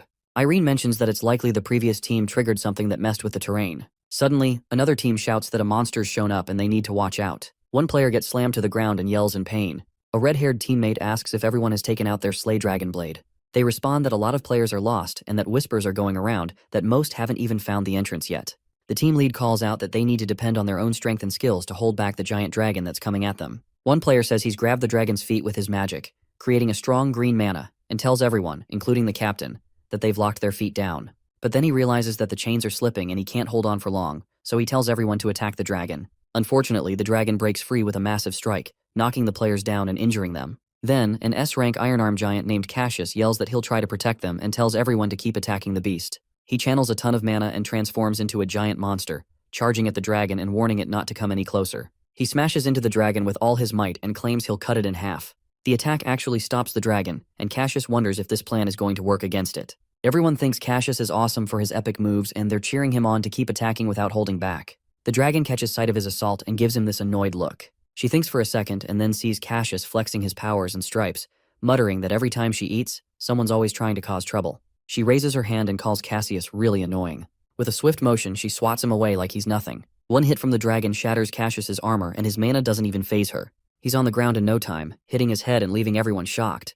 They can't believe a powerhouse like Cassius just got smacked down by a dragon. Even at that moment, Cassius tells his friends they have Salem City backing them up and they have to stop the dragon, no matter what. He's fired up and insists they've got to take down the dragon while it's slowly creeping toward them. Taylor's team is outside a door, and he's moving closer, hand on the handle, warning his teammates to be cautious since they don't know what's on the other side. As Ceres pushes the door open, it creaks loudly and starts shaking the basement. The team is taken aback. One member asks if an earthquake hit the maze, while Taylor tells them to brace for anything. Another player chimes in, saying it doesn't feel like an earthquake to her because the air is buzzing with magic, which feels like someone triggered a special mechanism. As Ceres forces the basement door open, everyone realizes the ground is shifting again. It leads to a massive explosion in the city, leaving everyone wide-eyed. One player points out the blast, realizing it's a huge surge of magical energy. Another wonders what caused such a big explosion from their headquarters. Shocked, everyone starts realizing that the headquarters has vanished from the city. Roy figures things have changed because of the door that Ceres opened. Lady Diana, looking dizzy, almost collapses and lands on Roy's lap. One member notices Carrot has fainted, and another says Hank has gone down too. Tiger Banlier is an S-rank player who worries about the C-rank players, saying they can't handle the magical backlash from the building. He thinks it's dumb to pull out a sword since the whole landscape has transformed. He feels the heavy magic lingering on the ground and finds it seriously scary. Over with Ceres's team, players are chatting about how only a dungeon with such magical power is worthy of a legendary weapon. Ceres spots the sword lying on the ground and Irene points it out to Taylor. Taylor sees it and shouts, realizing it's the Slay Dragon blade. Ceres can't help but think about how amazing it would be to draw that sword. Irene mentions that Ceres is an F-rank player, which ticks Taylor off. He frowns, feeling jealous about Ceres's luck. Taylor wonders how the maze can just disappear and suddenly, Ceres is right by the sword. Thinking the first person to try drawing it has the best chance to succeed, Taylor decides he can't let Ceres get ahead. He yells to his team to follow him so he can grab the sword and they all jump to obey. The sword starts whispering that it feels awkward with so many people crowding around it. Ceres is stunned, staring at the sword. It tells him he has no business looking at it like that, feeling uncomfortable because it doesn't have a scabbard. The sword asks Ceres to stop staring, threatening to unleash some pressure on him if he doesn't close his eyes since it doesn't like being watched. Ceres feels that pressure and wonders how a sword can even talk, surprised that it has a personality. A massive wave of pressure blasts out from the sword, causing even the toughest armor to crack and players to drop like flies. Taylor's teammate gives him the lowdown on what's happening, and everyone can't believe the sheer power of the mana. The air around Taylor feels like hot lead, making it hard to breathe.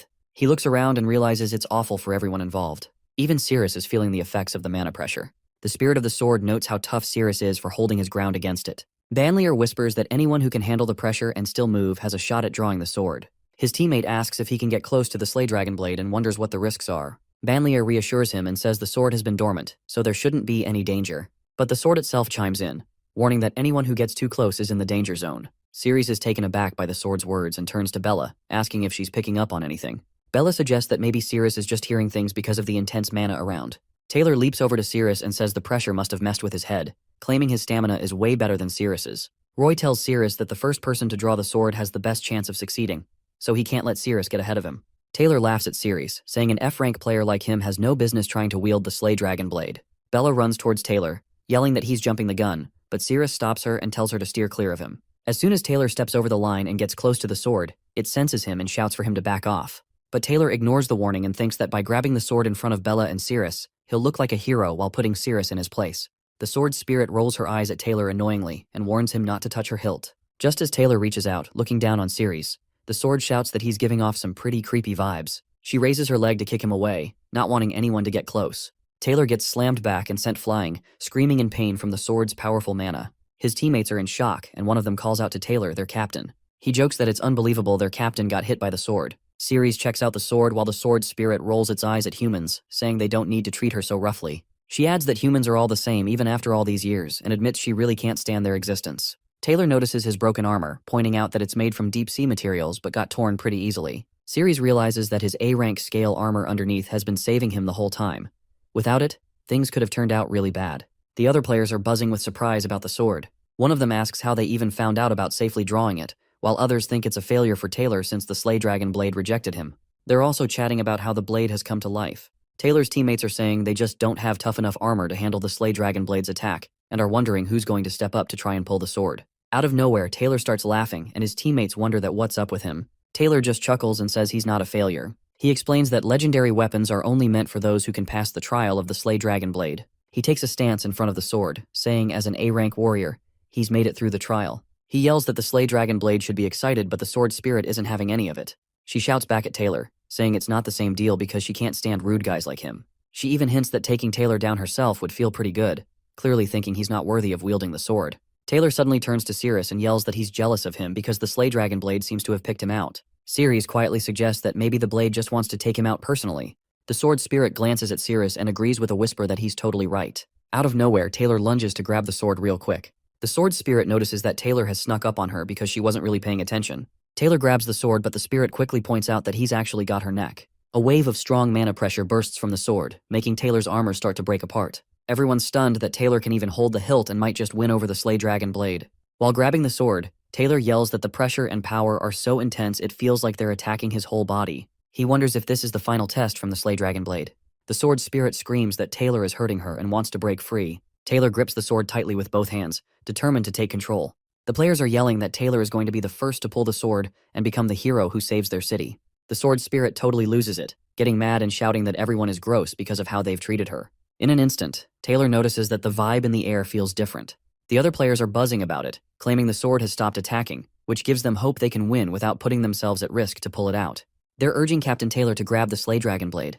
Banlier is pretty bummed and starts to wonder if Taylor has really made it. He whispers that there's no reason for someone like him, an S-rank player, to jump in. Meanwhile, Taylor's getting pumped and is gripping his sword tight while thinking about Bella. He knows he's the one who's been recognized by the Slay Dragon blade, not Cirrus. Everyone's cheering for him and calling him a hero. Bella is frowning, really annoyed because Cirrus was supposed to be the first one to draw the sword, but Taylor got to it first. The spirit of the sword is now awake and is confused about why everyone is cheering for Taylor. She says she'll tear them all to shreds. Cirrus sees what's happening and quickly pulls his teammates back. Bella asks if something's up and Cirrus warns them that the Slay Dragon blade is really angry. They all notice it too, and then the Slay Dragon blade goes on the attack, unleashing crazy destruction with its intense mana pressure. The sword spirit is going after Taylor and he's feeling some serious pain from the crown. Everyone nearby can sense the crazy pressure coming off the sword.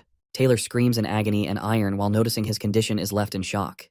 The sword spirit, who's used to dealing with humans and seems shy, that delivers a brutal kick. Iron catches the strong mana and pressure from the sword and yells that it's heading Taylor's way. With a terrified voice, he ducks behind Taylor and begs for help. Then Banlier jumps in to shield them and uses his skills to control the attack with just one hand. He goes all out while Irene stands there, completely shocked since Taylor is still cold. He manages to dodge the attack, making the earth shake. The sword keeps cranking up the pressure with its magic, hitting everyone around. The sword spirit notices Banlier and thinks he's got an impressively tough body. She sees that his armor has healed, acting like a shield for humans and showing off his strength as an A-rank warrior. The players all notice how tough Banlier is, with his armor untouched. One of them points out that he's an A-rank warrior, which is pretty impressive. He tells everyone to take the injured players to the underground sanctuary, putting the lower-ranking members in charge while the higher-ups stick with him. Everyone jumps right into action. Taylor's team picks him up, insisting they leave because it's getting too dangerous to stick around. Banlier taps into his powers and transforms, claiming he's humanity's strongest guardian. He strides toward the sword, which he believes is the strongest in the world. Just then, the sword spirit lifts her leg and is ready to strike Banlier. He braces himself for the hit, shouting they're a perfect match. Banlier charges toward the sword, determined to grab it while dodging its magical attacks. The sword spirit sees how fast he is moving. Meanwhile, the members of the guild from Salem City are cheering him on, shouting that he's their last hope, and he needs to prove to the Slay Dragon blade that humans are stronger. The sword spirit raises both legs, building up pressure with her magic, but Banlier skillfully dodges all her attacks while closing in on the sword. All her powers end up useless against Banlier. He grabs the sword and insists that he deserves to be the one who wields it. The sword spirit doesn't want to be owned by him, so she goes for another attack that hits Banlier right on, smashing his armor to bits. The attack hits Banlier hard, leaving a mark on his face and making him bleed. Everyone's taken aback. Banlier thinks he's hurt, even though the sword spirit hasn't touched him. He pins himself down while his teammates shout his name, worried about him. Banlier tells them to back off and pushes them away. Banlier tells them they must defeat the sword, but the players are surprised since S-rank armor can't withstand its magical power. One says the Slay Dragon blade has fully awakened, leaving no chance for them to win. Banlier insists they must defeat it, as it's their only chance to become powerful and bring honor to the Slay Dragon blade. The members whisper that they'll have to fight until their last breath. Banlier tells them they're warriors and must face challenges for Salem City's sake. He questions why they're hesitant. He becomes aggressive, stating that any player who refuses to fight will be considered a deserter and immediately killed. Banlier yells at the players for their pointless chatter. The sword spirit catches wind of this and whispers that the humans are aware of her powers and are scared. She picks out a blonde guy, pointing at him and saying she'll start with him if nobody moves, shoving him into the danger zone. The blonde dude is freaking out. Suddenly, he spots someone already on the battlefield and shouts at Banlier to look. Ceres stares at the sword, remembering what the Slay Dragon spirit said when Taylor tried to grab it. He realizes the sword can sense and communicate like a person. Since the sword has a life force, he wonders if he can connect with or bind the sword spirit using his system. Ceres tells his system to lock onto the target and it responds. The sword spirit wraps around the sword, confused about why Ceres looks at her intently. The players start gossiping about him and questions how the captain of Squad 14, who is a total F rank, is planning to draw the sword. They shout that Ceres must be nuts. With his low skills and powers, the sword will slice him up. Ceres declares passionately that he's a warrior and must protect Salem City from threats. He's determined to draw the Slay Dragon Blade, even if it cost him his life, and he's not backing down. Banlier says that even the weakest players show more guts than A rank and B rank ones. He says Ceres has a noble soul. The Slay Dragon Blade's spirit feels something different about him, whispering that he makes her feel an odd itch. Noticing Ceres staring, she comments that he's different from other humans. She can't help herself anymore and feels an unusual connection. As Ceres moves closer, she tries to cover herself, deciding to use a slash attack to keep him at bay. The sword spirit is trying to figure out why she feels so weak, especially in her legs, which she can barely lift. This weird tingling and numbness is going on. Meanwhile, the players are blown away that Ceres seems totally fine despite the sword's magical vibe. They're curious why the sword isn't reacting to him like it normally would. It's wild how close Ceres is to the sword, and they're all stunned. They remember that the sword usually slices anything living that gets too close, so that's why no one can pull it out. But with Ceres, it's like the sword is just chilling. They're starting to think it must be dormant. The sword spirit feels a strange sensation in her head, realizing she's losing her power and urge to attack. When she looks at Ceres, she can sense something about him is causing her these weird feelings. As he steps closer, she notices their connection even more. The players can't believe the sword spirit isn't attacking. They keep saying it's impossible and debate whether the Sword of Judgment has gone dormant. One player remarks that if it is, Ceres must have incredible luck. The sword spirit feels her hand getting heavy, struggling to keep her emotions in check but not succeeding. Ceres is looking right at her, even with blood dripping from his nose. One player spots the blood and comments that it's not from the sword's attack. Banlier points out that Ceres is just an F-rank hero, so it's crazy that he isn't overwhelmed by the sword's pressure. They can't understand how he's still standing, considering his low rank and the sword's sheer power, and they note he's barely managing to complete his hero mission. Ceres is holding his nose and mentions it's the first time he's bled this much from it. He can feel the Sword of Judgment's immense power. Bella is worried about Ceres and suggests he could step back if things get too dicey, but he stops her with a hand gesture. Ceres declares that his mission is to protect Salem City, and he'll see it through no matter what. On the flip side, the sword spirit feels strange looking at Ceres. She mentions feeling warm and shaky, even a bit ticklish, and holds her chest because her heart is racing. She's finding it odd and even wants to tear her clothes a little, feeling like she wants to show more of herself to Ceres. While wrestling with her thoughts, she realizes she can't let her embarrassment get the better of her. She tells Ceres to stop looking at her because if it keeps up, she'll be exposed. To protect herself, she tries to confront Ceres. The players notice the growing tension and shout that the Slay Dragon Blade has awakened.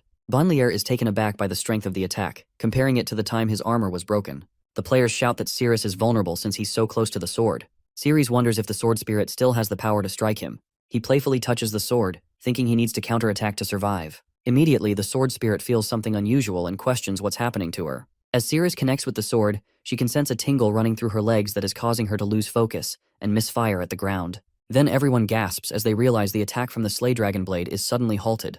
Banlier is shocked and wonders how Ceres, who is an F-rank player, can withstand the sword's attack without damaging his armor. He's amazed by Ceres' strength and durability. Meanwhile, the sword spirit lifts herself amid the battle and reflects on all the sensations she's experienced, from being cut through armor to burning flames.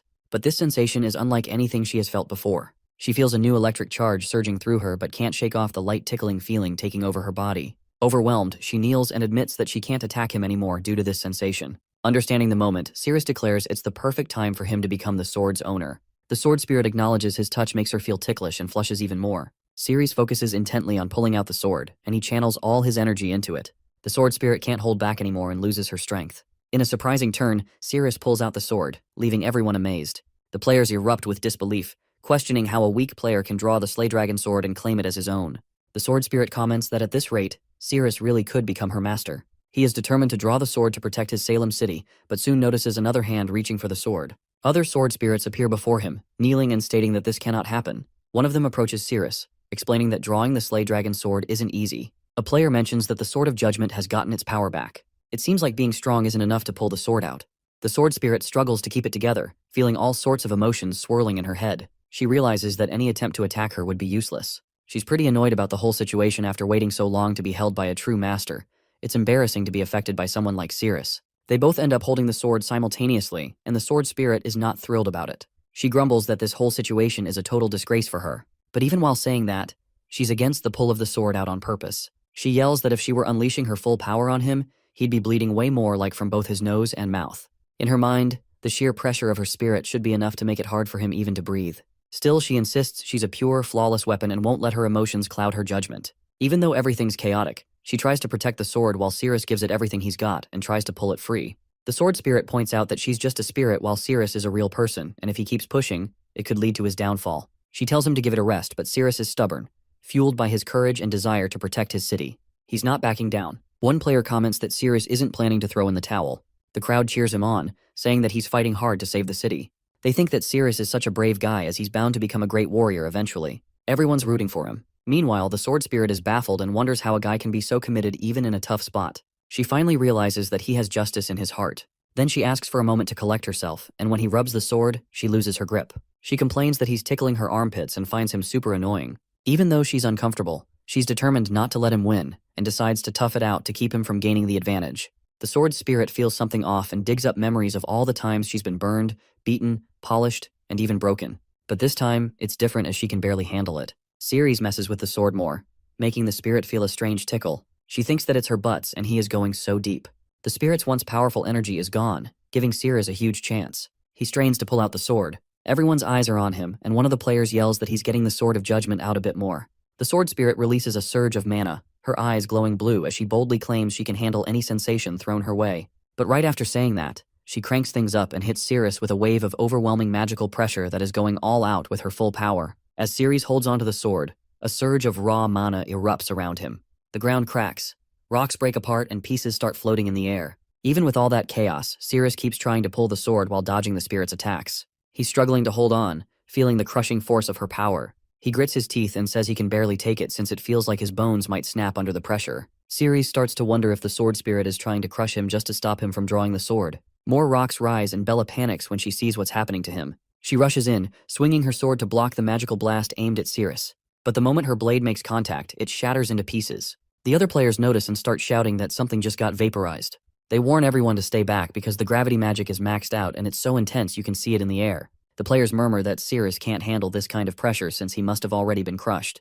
They're convinced no one can pull the sword out now. Meanwhile, the system notifies Ceres that his body is starting to break down from all the strain. The sword spirit taunts him, questioning his strength. She reminds him that his body is on the verge of collapsing and insists the gap between their powers is huge. She says his body and hand will never be able to lift the sword, not even by an inch. She warns him to give up, or she'll crush him into nothing since he clearly can't draw the sword. But Ceres doesn't back down. He tells her he's underestimated his willpower.